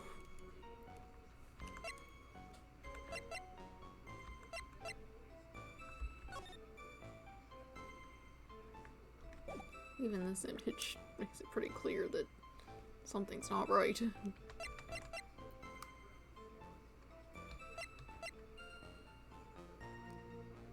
10 days beforehand.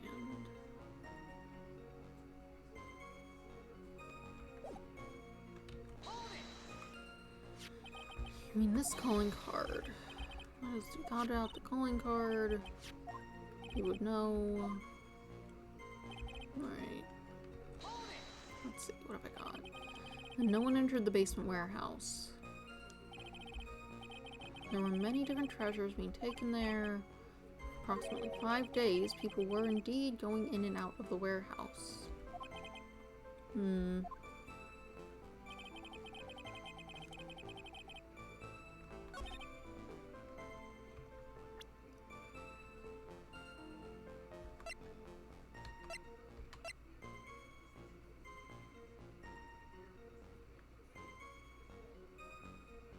Kept out of sight.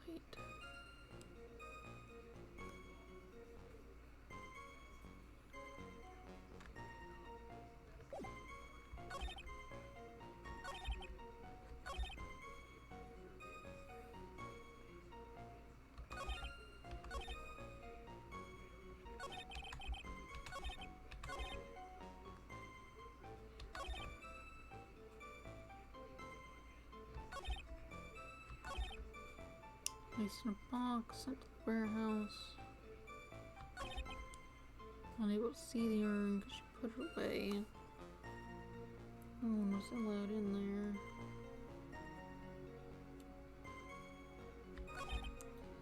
Extremely valuable. I mean, it's not that. It's broken. I don't feel like that's helpful in any way to this argument, though. What am I missing?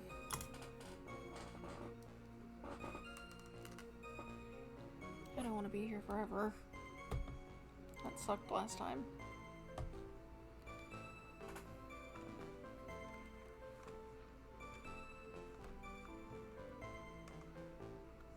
It's broken. Okay.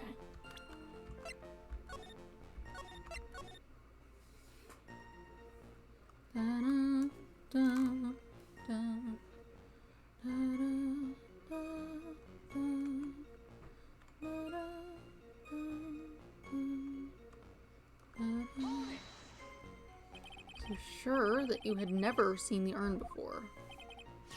Indeed, you may ask Lady Andrews to confirm yourself. Security was focused entirely on the entrance to the warehouse. Look at me, let no information whatsoever slip through my fingers.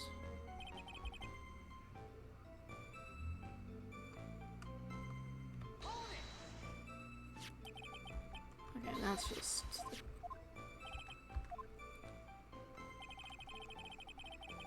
Aside from the supposed value of it, did he say anything else weird about this?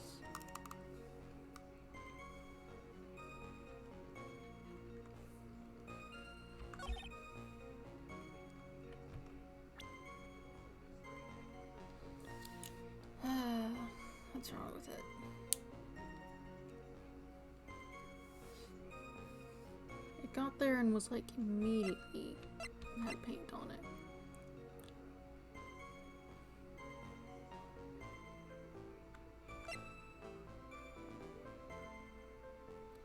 2 weeks ago, knocked over some paint. There's paint on it.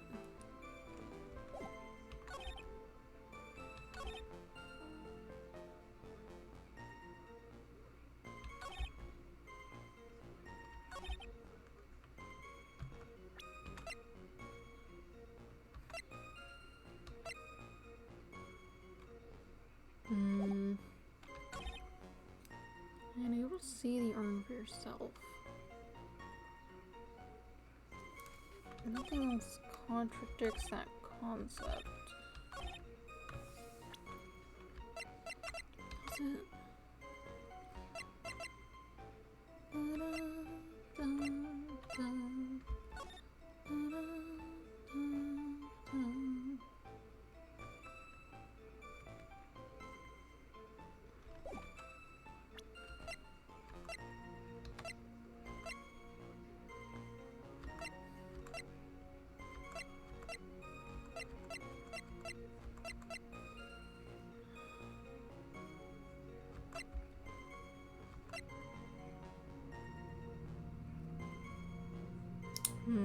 am I looking for?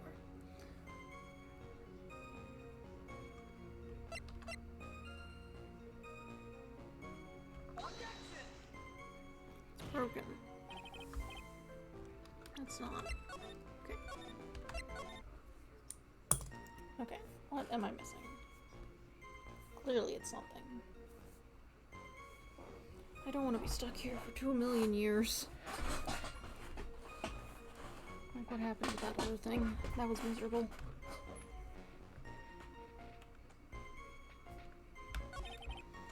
Extremely valuable. Note security.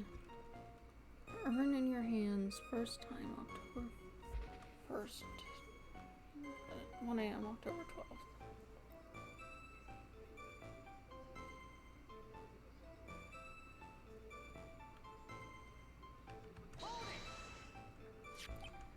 This photo proves it. Even if a photo was taken, didn't think it would matter. This photo's a fake. Detective Batman might have stolen the urn whenever this was taken.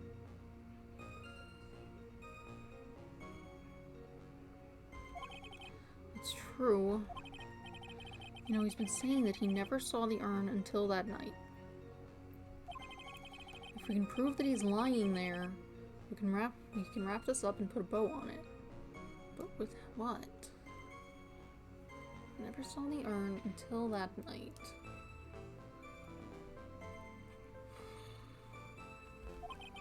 We need to take a good hard look at the court record. Let's look at everything. Here it is. Broken.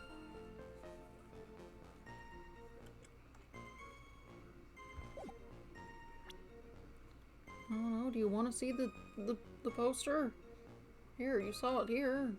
What do you think things look like, just in general?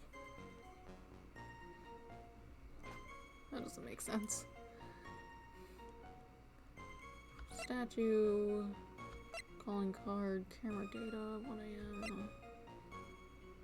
Mask knocked out. Photo in the storm room entrance, fountain pen.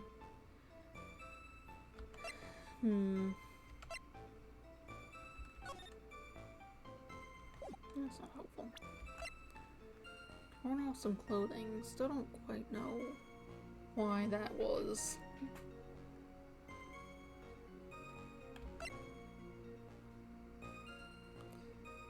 Blunt trauma to the head. That's about the whole other building. Didn't see it.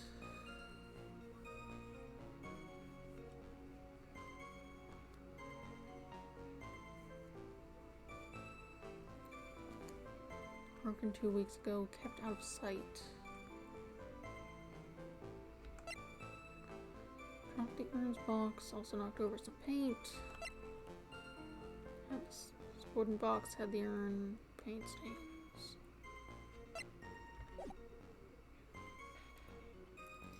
If he took it then, what would be different? What would be different? I'll to go on. There's one thing we need to prove. He took this photo well before the actual night of the crime. How do we do that? It's one thing that Abby stated very clearly. He'd never seen the urn before he stole it.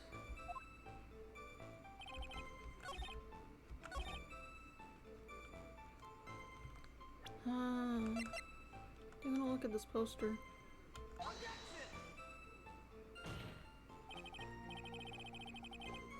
You do not? Okay.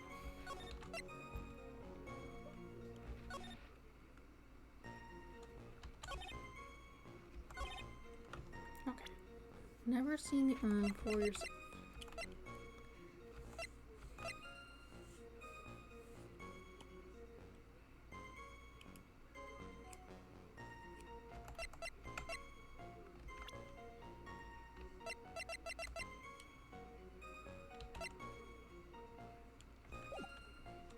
Actually, hold on.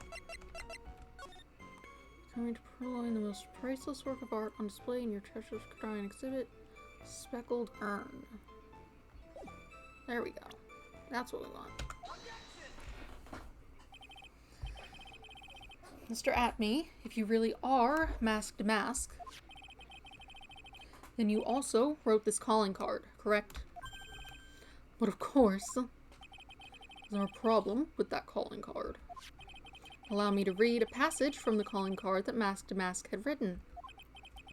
Take good care of the speckled urn.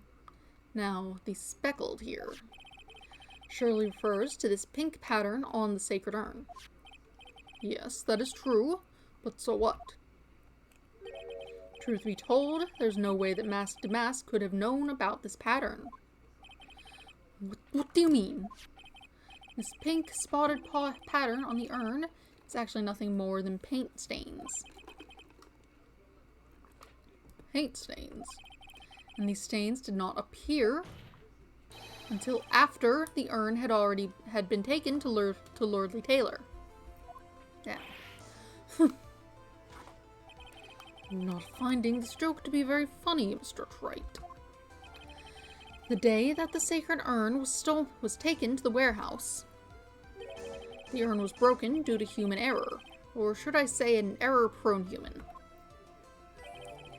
And that's when the pink paint got on the urn. You can't be serious. And yet, this calling card clearly mentions the paint pattern. Which means Detective Atme had seen this urn long before the crime ever took place. In fact, he saw it when this fake photo was taken. And because this photo is a fake, your alibi for the night of the murder no longer holds water.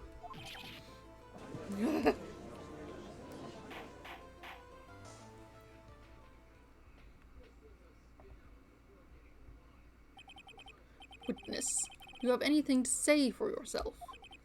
Alright, that did it. He's broken. Nick, I think it's still a little early for a victory pose. Uh-huh.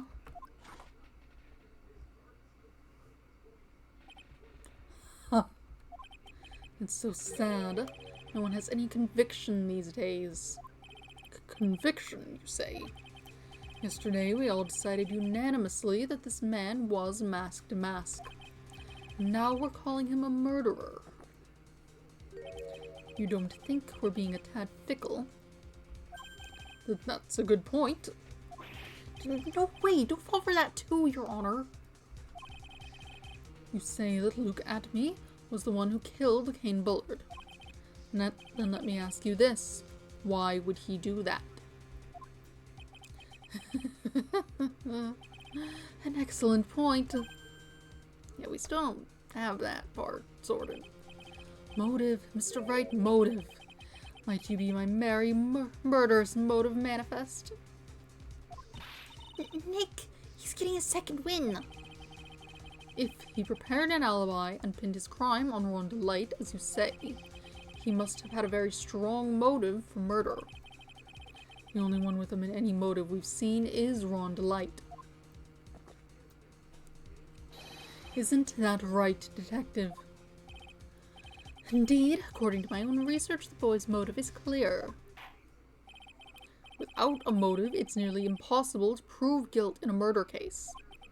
Now then, maybe you can enlighten us as to what the defendant's motives were. I'd be honored to, Sir Old-Timer. Doing everything they can to make Ron look suspicious. Despite our lack of hard information, this may be our only chance. Motive for murder. I, Luke Atmey, had no points of contact with the victim whatsoever. Kane Bullard decided to investigate mask to mask and simply mistook who he was. It was Mr. Bullard who wrote the blackmail letter and sent it to Ron Delight. And it was again Mr. Bullard who harbored a grudge against Mr. Delight for his betrayal. Mr. Bullard's mistake is quite excusable. The defendant truly believes he is mask to mask. That is why Mr. Delight saw it fit to kill Kane Bullard. Truly a tragedy. So the victim, Kane Bullard, blackmailed the defendant. This is the blackmail letter found in the defendant's apartment. A handwriting test confirms that Mr. Bullard was indeed the one who wrote the letter. What? Blackmail letter updated in the court record, found in Ron's lightroom, written by Bullard. Very well, Mr. Wright, begin your cross-examination. I guess we're meant to bring up the other letters prior. No points of contact with the victim whatsoever. And who in the world is going to prove that? I will. After doing a thorough background check of Detective Atmey and Kane Bullard, we were unable to find any links between them. It's all in the report. Perhaps they were connected through their work. They were both involved in security. Nope. That was blunt. In any case, the only one with a motive was Mr. Delight. Kane Bullard decided to investigate mask to mask and simply mistook who he was. Mistook. That's right, mistook. From the Old Norse mistaka, meaning to take in error. That wasn't what I meant. Just who did the victim mistake mask to mask to be? Why, the answer is obvious. Ron Delight, of course. Boy, I'd like to wipe that smug look off this guy's face. Why would the victim mistake the defendant for mask to mask? Don't you already know that? Why, take a look at this newspaper. Oh, that's the famous Tear of Emanon, a magnificent jewel. That photo shows a magnificent detective as well, does it not? Furthermore, it also shows an ugly guard, namely the defendant. The defendant. The victim clearly misread this article and, sorry, he got the wrong impression. JJ, what are you doing? The impression that this ugly security guard was in fact mask to mask. I see. That was an unusually reasonable deduction. Mr. Bullard wrote the blackmail letter. You mean this blackmail letter right here? It says bring $50,000. And the handwriting is without a doubt the victim's. There's no mistake. We have an official report to prove it. But I don't see an addressee on this letter anywhere. An addressee. This letter was discovered in Ron Delight's apartment, and Mr. Delight did show up at the designated place and time. The fact that there is no addressee is irrelevant. I wonder... What's up, Nick? Oh, that was bad. I just drank water that threw everything off. I just had a thought. What if that blackmail letter wasn't meant for Mr. Delight? Whoa, do you have any evidence of that? For some reason, I just can't shake the feeling that there's something not quite right about this blackmail letter. Well, everyone, are you quite satisfied? It was again Mr. Bullard who harbored a grudge against Mr. Delight for his betrayal. What do you mean by that? Oh my, I was certain you were already aware. Sorry. KB Security has a lot of security info on all sorts of companies. And since I was security team chief, I stole data from the company.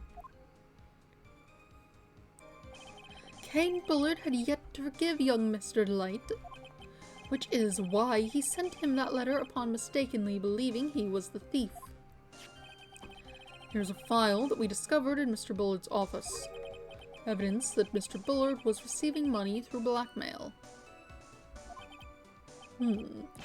However, isn't this a bit odd?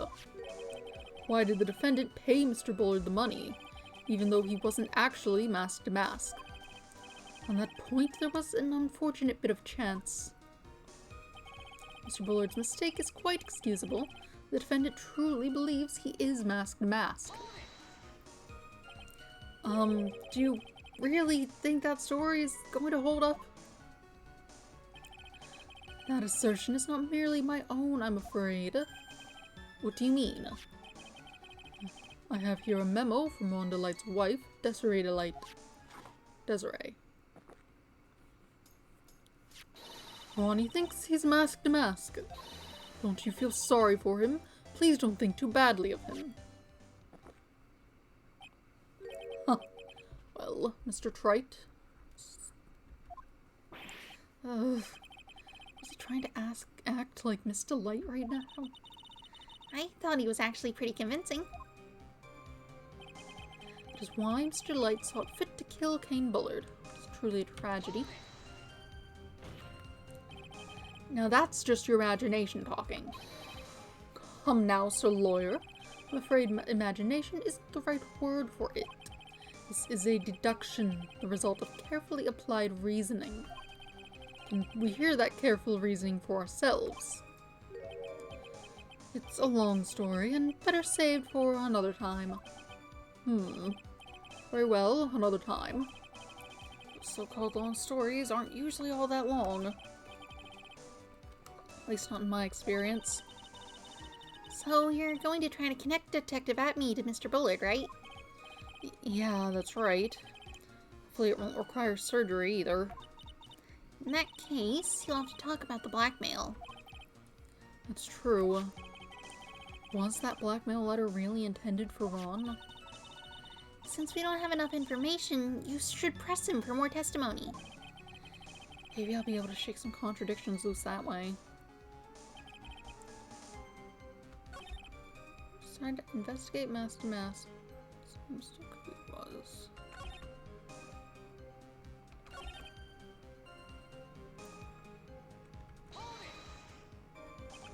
Stuck. Take an error.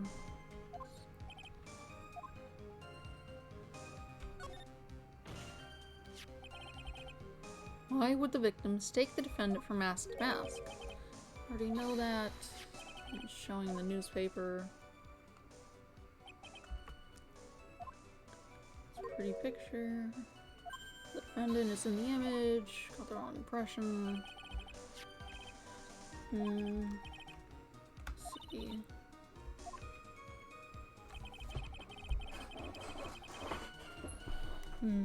At the blackmail. Sent the letter. This blackmail letter. Bringing money. Handwriting. Addressee on the letter. Did show up in the place.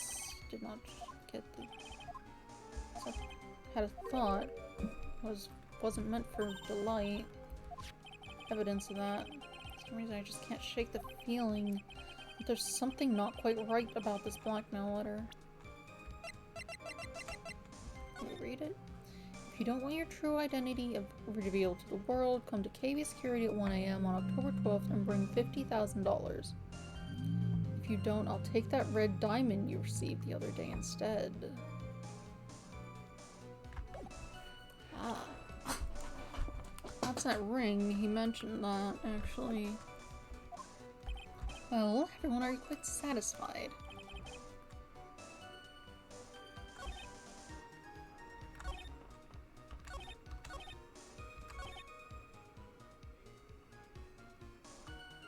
I suppose the thing to do would just be to present the letter and then be like, no, look at the thing about the ring on your hand.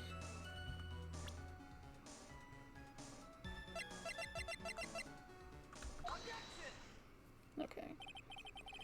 Mind if I ask you a few questions, Detective Atme? Well, if it's just a few, I guess it's alright. When you said this letter was addressed to Rhonda Light, I couldn't help but notice one major contradiction. Contradiction? I don't know where a walking contradiction like you gets off saying things like that. You're one to talk. At times like these, men are made to express themselves with their fists. Why don't you show us what you've got there, Junior? Indeed, time to man up, Mr. Wright.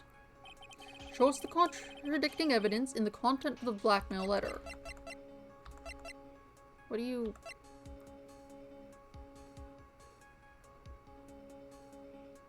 What do you mean? The letter. Read it. The red diamond. What do you... I don't have anything to point that out more specifically. Does it say in his thing? No. Read it with your eyes. Huh. Little 2-1 punch like this, like that wouldn't even faze me. Read it. You think you mean 1-2 punch? Mr. Wright. Try thinking things through a little more before finding fault with others. Read the words. Read the words on it. Make connections. It's enough. This court sees no reason to further prolong this trial, nor is there any need for more time to decide the case against the defendant. Misinterpretation of the facts. Read the words on the letter. Read them. Read them. Okay. Clearly that's not.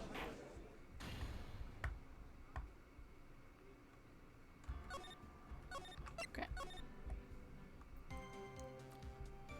I'm gonna run there. Okay. Here. Read these words. Few questions. Contradiction. Want to talk. Show us what you got. I don't want to skip past a bunch of stuff again. Show us the contradiction in the letter. So it's not the letter itself. Okay. Does something bring that up? Maybe a newspaper clipping.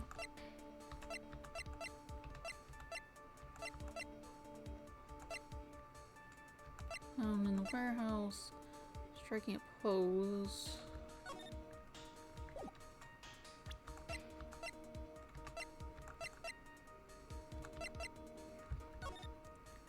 Tirvemnon, Crown of Bongara, Lieutenant Hades, Portrait of Gina.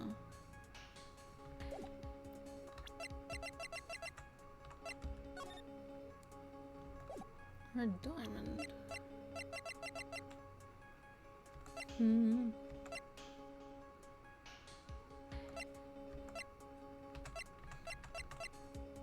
The list of things he did, it was clearly not that. Also, it was taken. Is this what you want? Okay, no, that's not what you want.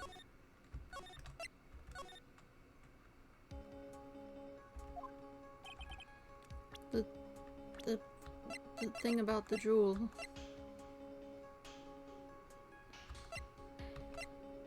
Look at the jewel on his hand. It's on his hand. You see it with your eyes. You're not listening to me.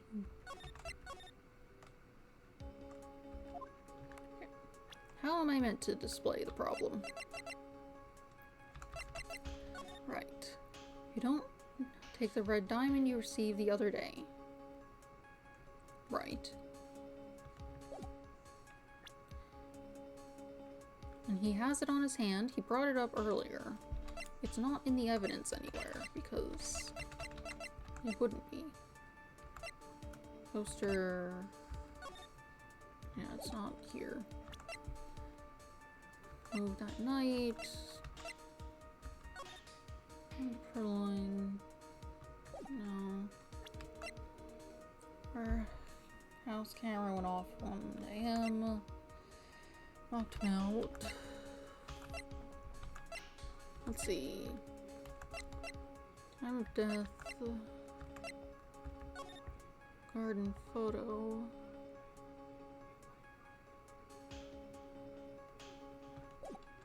That's from like a bit ago.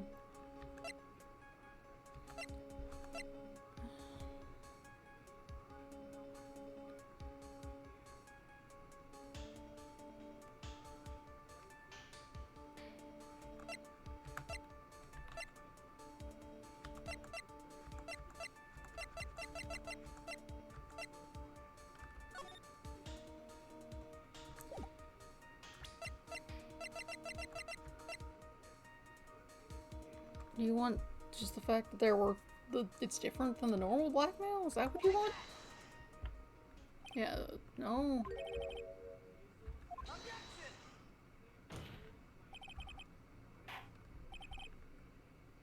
This isn't what you wanted. What do you want? What do you want here? It's the ring. It's the ring. He's wearing a ring. Don't. I'll take the red diamond you received the other day. But I don't have anything that, like, states that that guy got that anywhere. Camera, sword.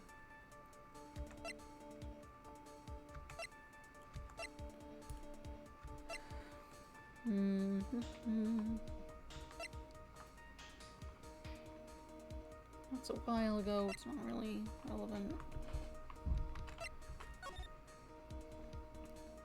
I mean, he's got his hand up showing that he doesn't have it then, but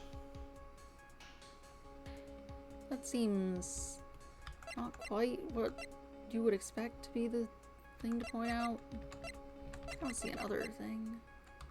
Not this. Why is that the way it is? Wasn't that like a while ago?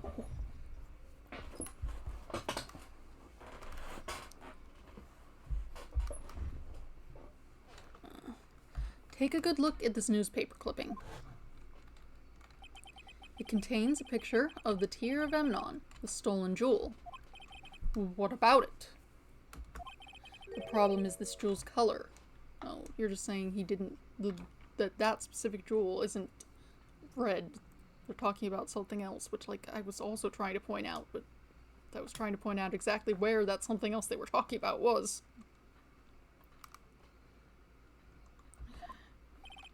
Color. I'm not much for discussing color myself.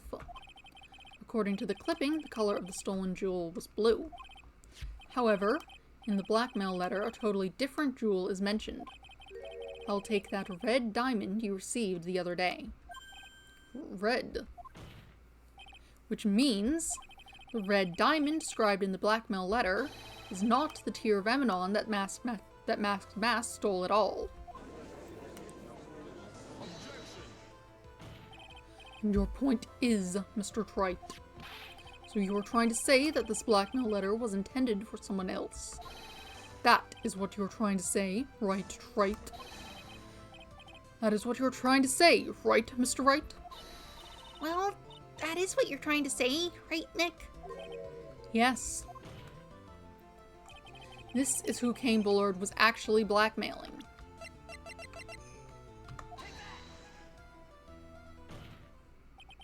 Naturally, it was you, Detective Atme. Do you have some sort of basis for that claim? You have been personally involved in every single mask-to-mask case. And in the last case, you recovered what was stolen and received a jewel as your reward. A jewel. Probably the one wrapped conspicuously around your finger. That red diamond ring. I would not have pegged that as a diamond. I don't think they're usually cut to be like that, round, oval.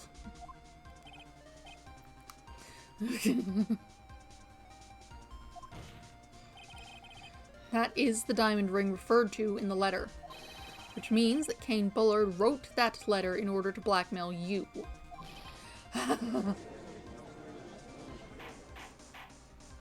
Order! Order in the court!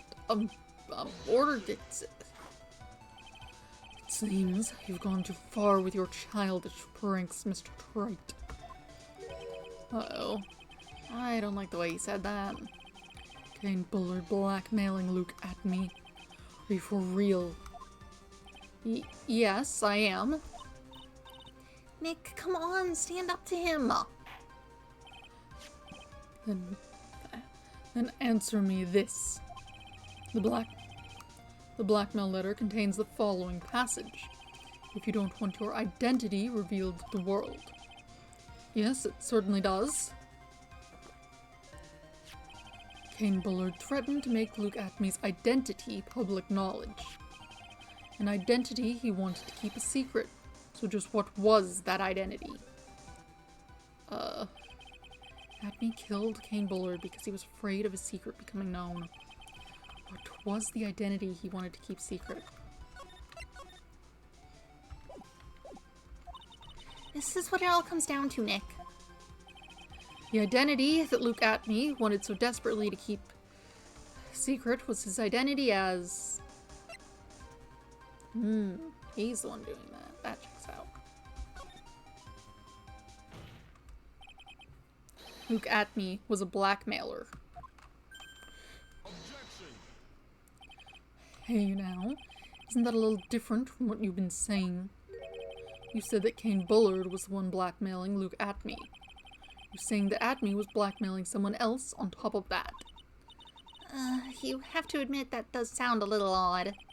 It's not odd. It's the only thing that makes sense. Kane Bullard was blackmailing Luke Atme. But Rhonda Light was also being blackmailed by a certain someone. So, did you start receiving blackmail letters after this incident? Yes, just a few days after the Tear of Emanon heist. After that, I started getting the plans in the mail. I received plans from some very kind person, incredibly detailed plans. Detailed plans? In which case, that would mean that Rhonda Light was actually mask to mask. That is what we are claiming. Someone else came up with the plans and had Mr. Delight steal his targets for him. And that someone was none other than Luke Atme. Shh, silence.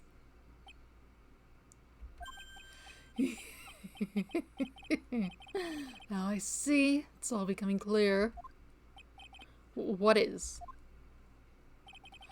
When you were in grade school, you received the same report card every year. Careless with the tendency to jump to conclusions. Am I wrong? How did you... Say that I, Luke Atme, was blackmailing Rhonda Light. In which case, I would naturally know all about his relation to Mask. Well, yes. Rhonda Light started receiving plans from his second crime onward, correct? Which means I learned of his identity when he committed that first crime. Good point. Certainly couldn't have blackmailed him otherwise. In that case, let's see some hot, bitter evidence.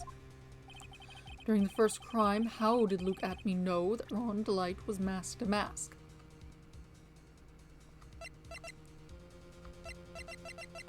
I don't... This again, he found him. We found the thing in the garbage also, which I don't think was brought up anywhere else.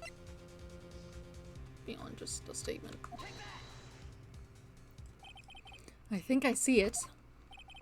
See what?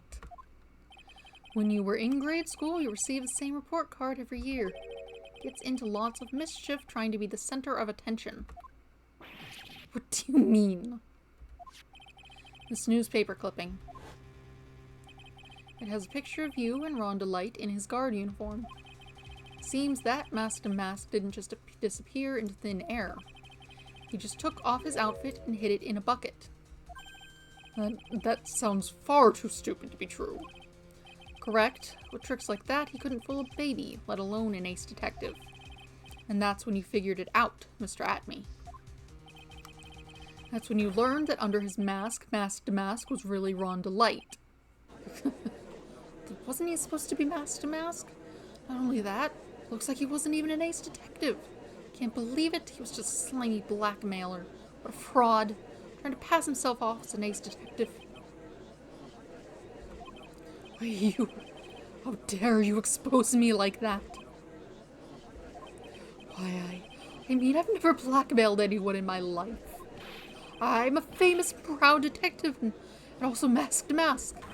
Why can't you understand that? I'm afraid you are neither a proud thief nor an ace detective. You're a blackmailer and a murderer. That is your true identity. Why, you... How dare you even imply it's so smart, could fall to lowly depths, something real fools say none of you can compare to my genius, you're just jealous. Oh, those aren't words. Blackmail murder, there's no way. It's enough to make one laugh.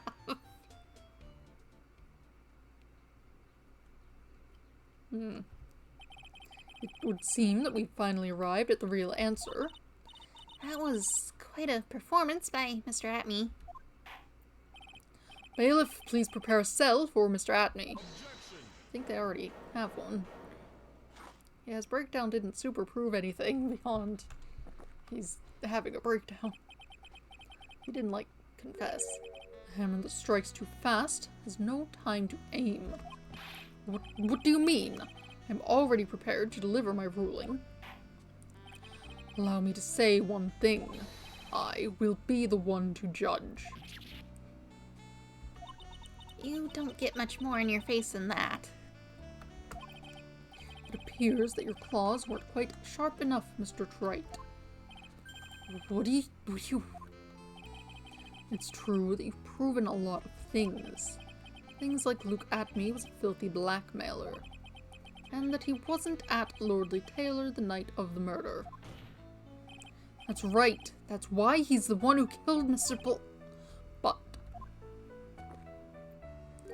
there's still one thing you have yet to prove. What's that? Just because he wasn't at the warehouse doesn't mean he was at the murder scene.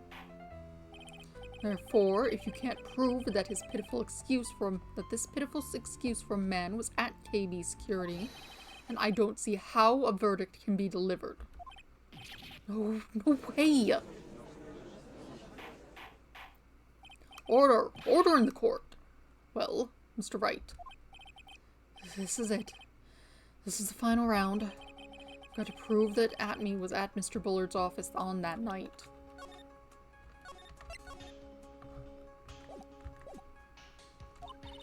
But can you really prove that?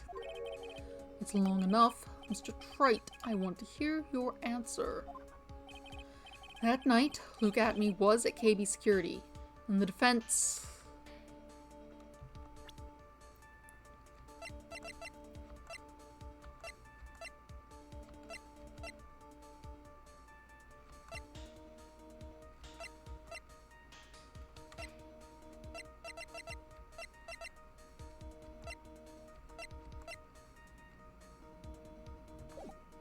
I don't think we have any direct proof for that. I can't prove it. Just as I thought. But if we hear more of Detective Atme's testimony, unfortunately, That's as far as you go, Mr. Wright. What do you mean? I won't allow for any more testimony. That's what I mean. What? Have you forgotten? Luke Atney is here after we interrupted his own trial. And you have failed to prove that he committed the murder. I think it's time for this witness to return to his own trial and face his guilty verdict as mask to mask. No. Well now, Sir Lawyer, seems that love wins out in the end after all. I am the ace detective as well as mask to mask. My verdict will verify that. Just as Rhonda Lights will verify that he is the true murderer. Declare that with the full force of my ace detectiveness. Order! Order in the court. That's enough deliberation over this witness. I can't believe this. At this rate, Ron is... Don't give up now, Nick. We still have tomorrow. We can look for more evidence. By then, it'll be too late. Huh? Why?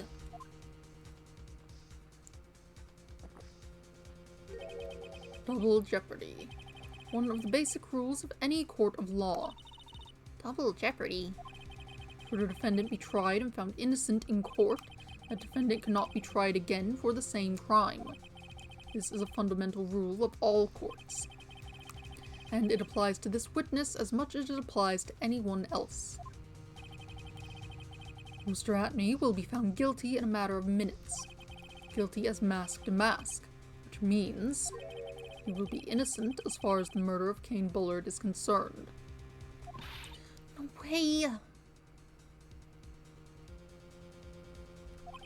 The fact that you were unable to prove Mr. Atney's guilt of that crime here means that he will never again be tried as Kane Bullard's murderer. Ugh.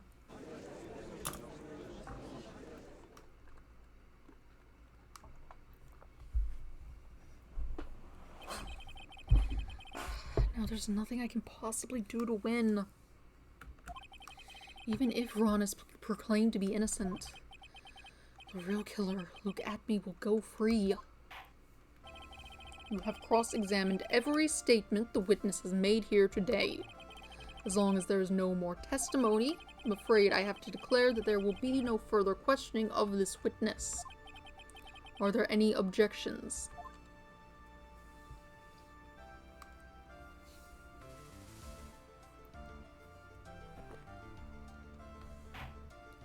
Then I hereby end the cross-examination of Luke Atney. Huh? I think I see it. Your Honor, when you were a child... Oh, wait. I remember. That unreasonably high-pitched objection was actually, what's her name? Mia, wasn't it?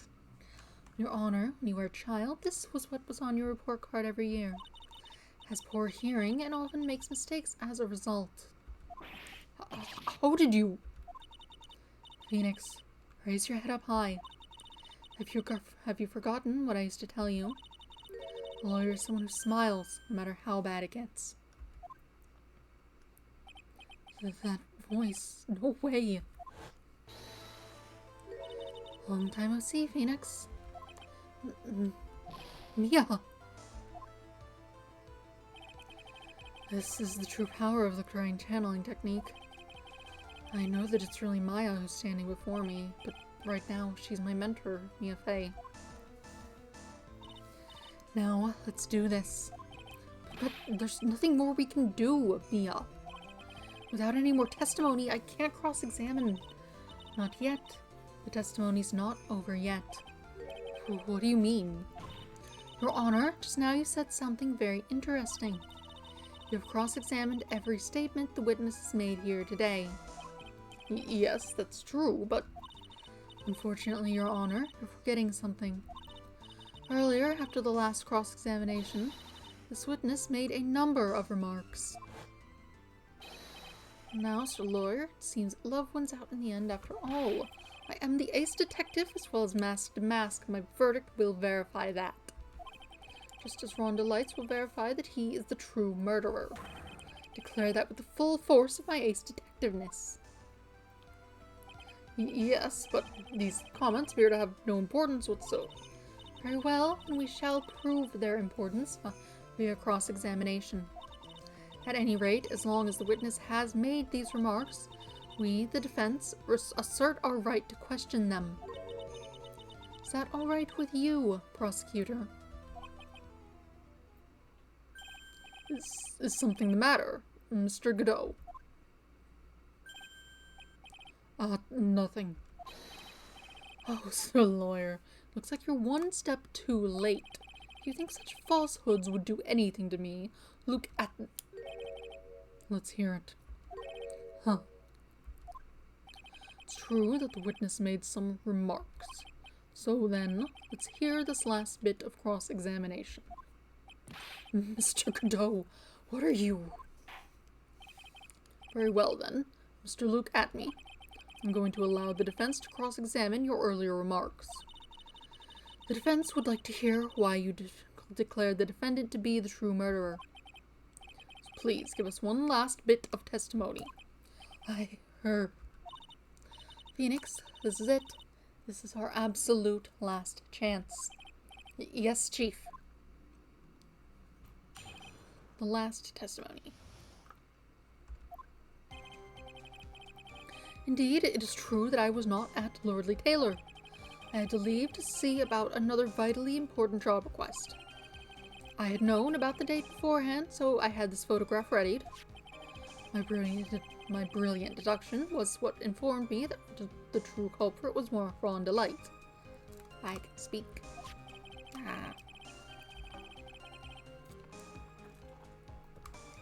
And thanks to the keycard and wallet, it was abundantly clear that he was there. I was also able to make a deduction from the buzzer, which only sounded once. The button did not have any fingerprints on it. Why? The victim would have left prints if he sounded it, which means the killer sounded it. Mr. Light was wearing his mask-to-mask outfit, which is why he left no prints. And the blackmail letter, the victim just mistook the color of the jewel. Sorry. Therefore, all evidence points to that poor boy. You said a lot. This testimony actually seems to hold up pretty well. The witness's early remarks do not appear to have been hastily prepared. All of his points have been explained, and none of them seem to contradict anything. But of course. But how did you know about the emergency buzzer? The police investigation documents went directly through me. And I always look over all the documents. It's elementary, Sir Lawyer. You're going to make even more trouble for us now, Sir Lawyer. I will not allow any of your usual shenanigans, Mr. Wright. Yes, Your Honor. You cannot postpone Luke Atme's trial any longer. This is your last chance. Hang on a sec. Just one chance? Huh. Seems that the party is about to begin. Well, Phoenix, there isn't any evidence that contradicts with that testimony. So it would seem... What do you mean, so it would seem? Listen, Phoenix, pointing out contradictions doesn't always mean you have to present evidence, does it? At any rate, this is our last chance. If you can't point out a case-breaking contradiction, you lose. That's all there is to it.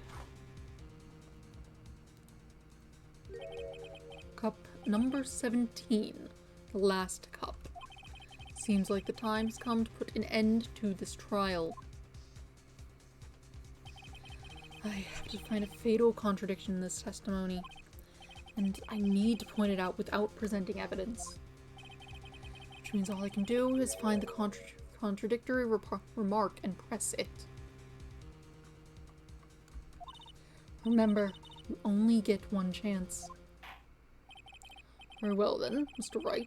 Please begin your final cross-examination. Okay.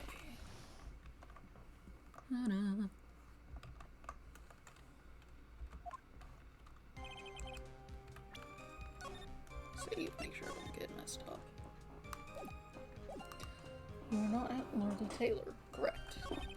Just leave to see another vitally important job request. Not contradictory, unspecific.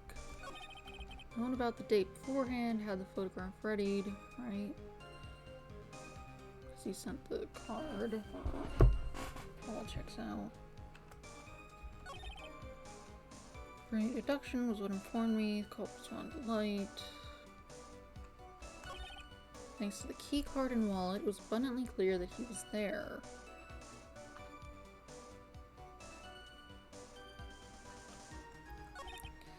Made a deduction from the buzzer, which only sounded once. Button did not have any fingerprints. Why? Would have left prints. Wearing his mask-to-mask outfit, which is why he left no prints. Blackmail letter, mistook the color of the jewel. If you read the report to get this information, no one saw him at the scene. He wasn't caught on cameras because he knew how they worked and could avoid them. There's no way you should have known he was wearing this. Mr. Atme, about this last remark. What? You still don't get it, do you, Wright? This isn't the time to be pressing the witness on every little statement. I'm afraid you're the one who still doesn't get it, Mr. Godot. What? Mr. Atme, it seems you have finally admitted that you were in the CEO's office on the night of the murder. How can you say that? Let's review your testimony, shall we, Mr. Atme? The button did not have any fingerprints on it. Why? Mr. Delight was wearing his mask-to-mask outfit. Is that correct? Indeed. That's what I said. My deductions are absolutely foolproof. More like your deductions prove that you're a fool. I'm sorry. Whatever do you mean? For some reason, I'm starting to get really thirsty. When, exactly, did we learn the fact that Ron Delight was dressed as mask-to-mask when he went to the scene of the crime? That was, it was just a few hours ago. Back when my sixth cop was looking at me with a cold stare. Did I forget to mention it before? I'm sorry, I just never had a chance to mention it up until now. That's right. The defendant had yet to tell anyone else this fact before this morning. Therefore, the only people who should know about this are those who have been watching this trial. Do you understand now, Detective Atme? There is no way that you should have known about that.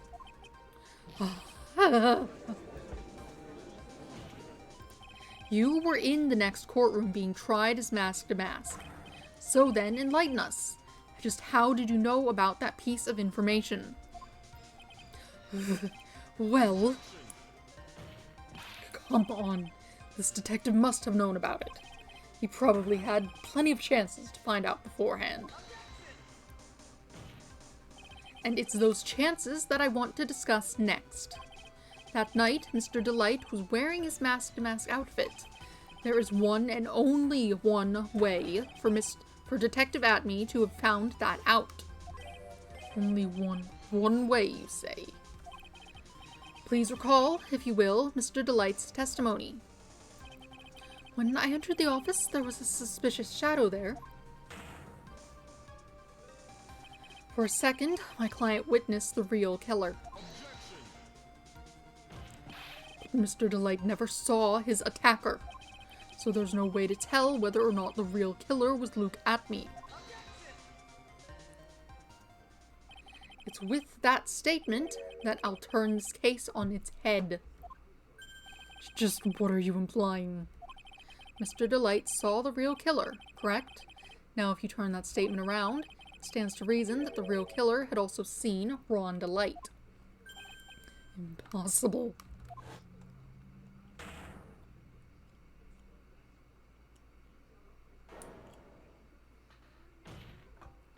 Detective Atme, you saw mask-to-mask at the murder scene that night. You saw him when you killed Kane Bullard and assaulted Ron Delight.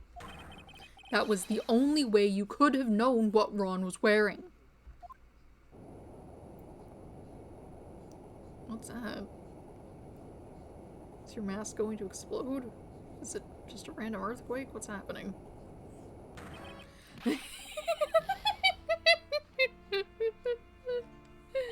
Take a good look, everyone. Unable to find a rival worthy of my genius, I was forced to create one by myself. Here I am, the tragic clown. That's the same line you gave yesterday.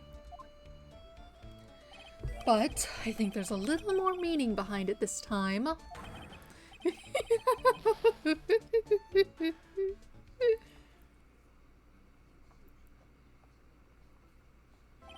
What an awfully complicated incident. Kane Bullard was blackmailing Luke Atme, who was in turn blackmailing Rhonda Light. And upon killing his blackmailer, Luke Atme tried to frame Rhonda Light. He then claimed to be guilty as mask to mask in order to escape his true crime.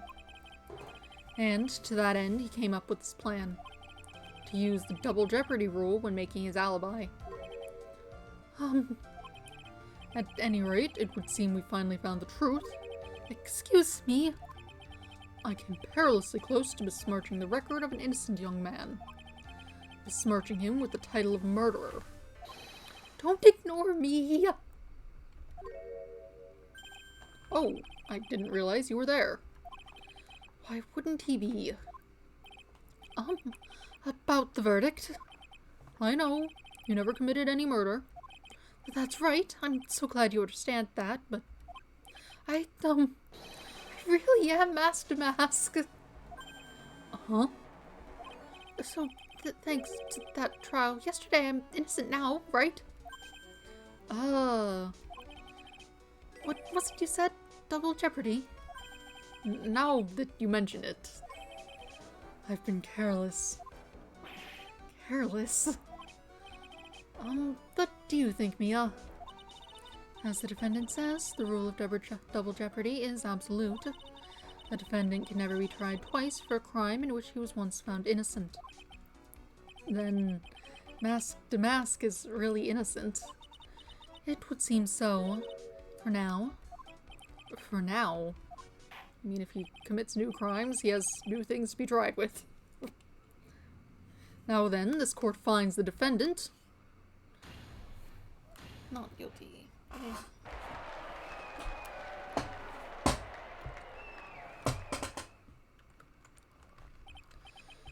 Boy, this is really lucky. Wait, this isn't so good after all. See, the thing is, I am still mask to mask after all. October 14th, 3:35 p.m., District Court, Defendant Lobby, number 4. You did it, Phoenix. Thanks, Mia. It's been a long time, hasn't it? Yeah, it's because Maya doesn't call on me much these days. Oh? I'm just joking, Phoenix. Don't take everything so seriously. But, on the other hand, Maya, she seems kind of torn these days. You mean about becoming the master of Kodine channeling of the Kodine channeling school? Ah. Becoming the master means saying goodbye to our mother. Misty Faye, right? Watch over her, will you, Phoenix? Of course. Well then, see you around. Mia. Mr. Wright. I don't know what to say. Congratulations, Mr. Delight. Thank you so much. No, wait. Nothing really matters anymore now that all that's happened. Come on, just be happy already. Maya. You've been cleared of the murder charges and got off as mask to boot. But in exchange, I lost everything. Huh? What do you mean? Stealing security information from KB Security, becoming mask to mask. I did it all for one reason, for her. You mean your wife, Desiree. She hates criminals more than anything. Come to think of it, she was once held hostage by some robbers, wasn't she? The case. It went well. I definitely got cut up in a couple things here or there, but, you know. I got it sorted.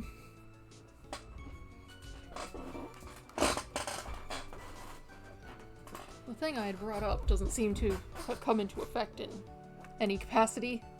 I thought perhaps the sword was used as the murder weapon since I hadn't found it, but that just wasn't brought up, so I guess not.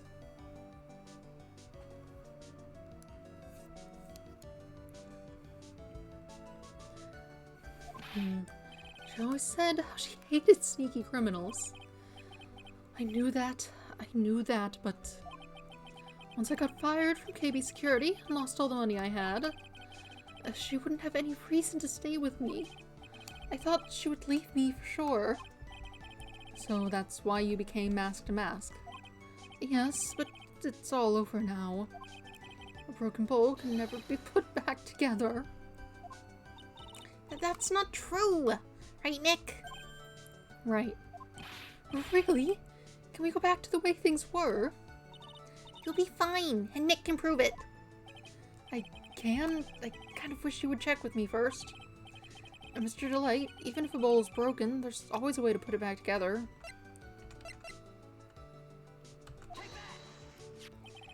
The sacred urn? Desi was the one who found this. Desiree, your wife, she's always believed in you, Ron. That's why you'll be fine. You don't have to worry about anything. There you are! Miss Delight. You did it, Ronnie! You're innocent! I'm so happy! Thank you, I appreciate that, but, I suppose you don't want anything more to do with me, do you? Ronnie, why didn't you talk to me about what was going on? I had no idea you'd quit KB Security. I never imagined that you were really Mask to Mask either. Miss Delight, what are you going to do now that you know? You're not going to really leave him, are you? Come on, it's obvious, isn't it? How could I ever let a wonderful man like him get away? After all, my bike's really fast. So fast that there's no way he could ever get away. But didn't you say that you hated criminals? Oh, I only hate people who act all cowardly and sneaky. Like that detective. I see. My Ronnie wouldn't declared his crimes before he committed them like a man. I just love a man who's so chivalrous. Chivalrous? I knew I was right about you. Every day I spend with you is filled with thrills and excitement. Desi. Desiree, you really do love Ron, don't you? Nicky boy. Yes. I'm really glad I asked you to defend my Ronnie. Thank you so much. I'll never forget what you've done for us. Oh, well, take care of yourself. You too, Nicky boy. I can feel my face going red. Mr. Nick! Mr. Kabaya, congratulations! Talk about bad timing. Mr. Nick, how could you, with another man's wife, in front of Mystic Maya? You've got it. I'll never forgive you, ever.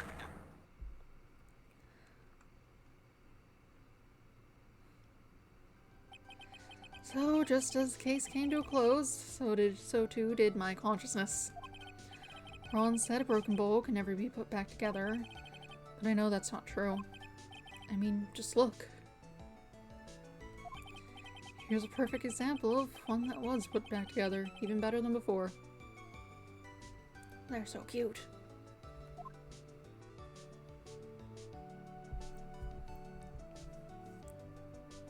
Episode 2, The Stolen Turnabout, the end.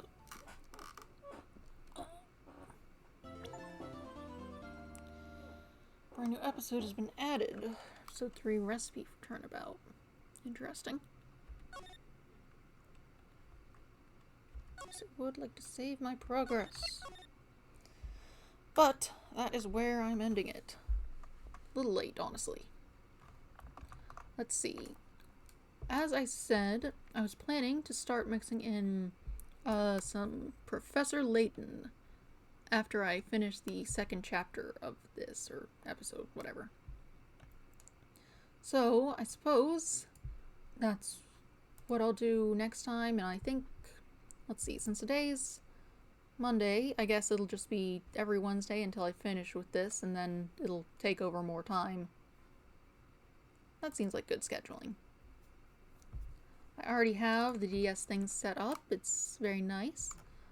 I have a little stylus GIF here sitting over the smaller screen right now, and when I hit a button I can switch between the top and bottom screens for focus, and it also moves the stylus to indicate which is the bottom screen. I just need to set up a be right back text for it as well. I'll sort that out after I get some proper breakfast instead of just a hot chocolate and cheese stick, I think. But right, next time we'll be starting up Professor Layton and the Curious Village. And then after that, we can go back to more Ace Attorney and continue on with that schedule, as I had said. I should probably write things down somewhere, but, you know, whatever. I'll sort it out. Anything else? No, that should be it. Professor Layton on Wednesday, more Ace Attorney on Friday. Yeah. That's all. Have a nice day. Goodbye.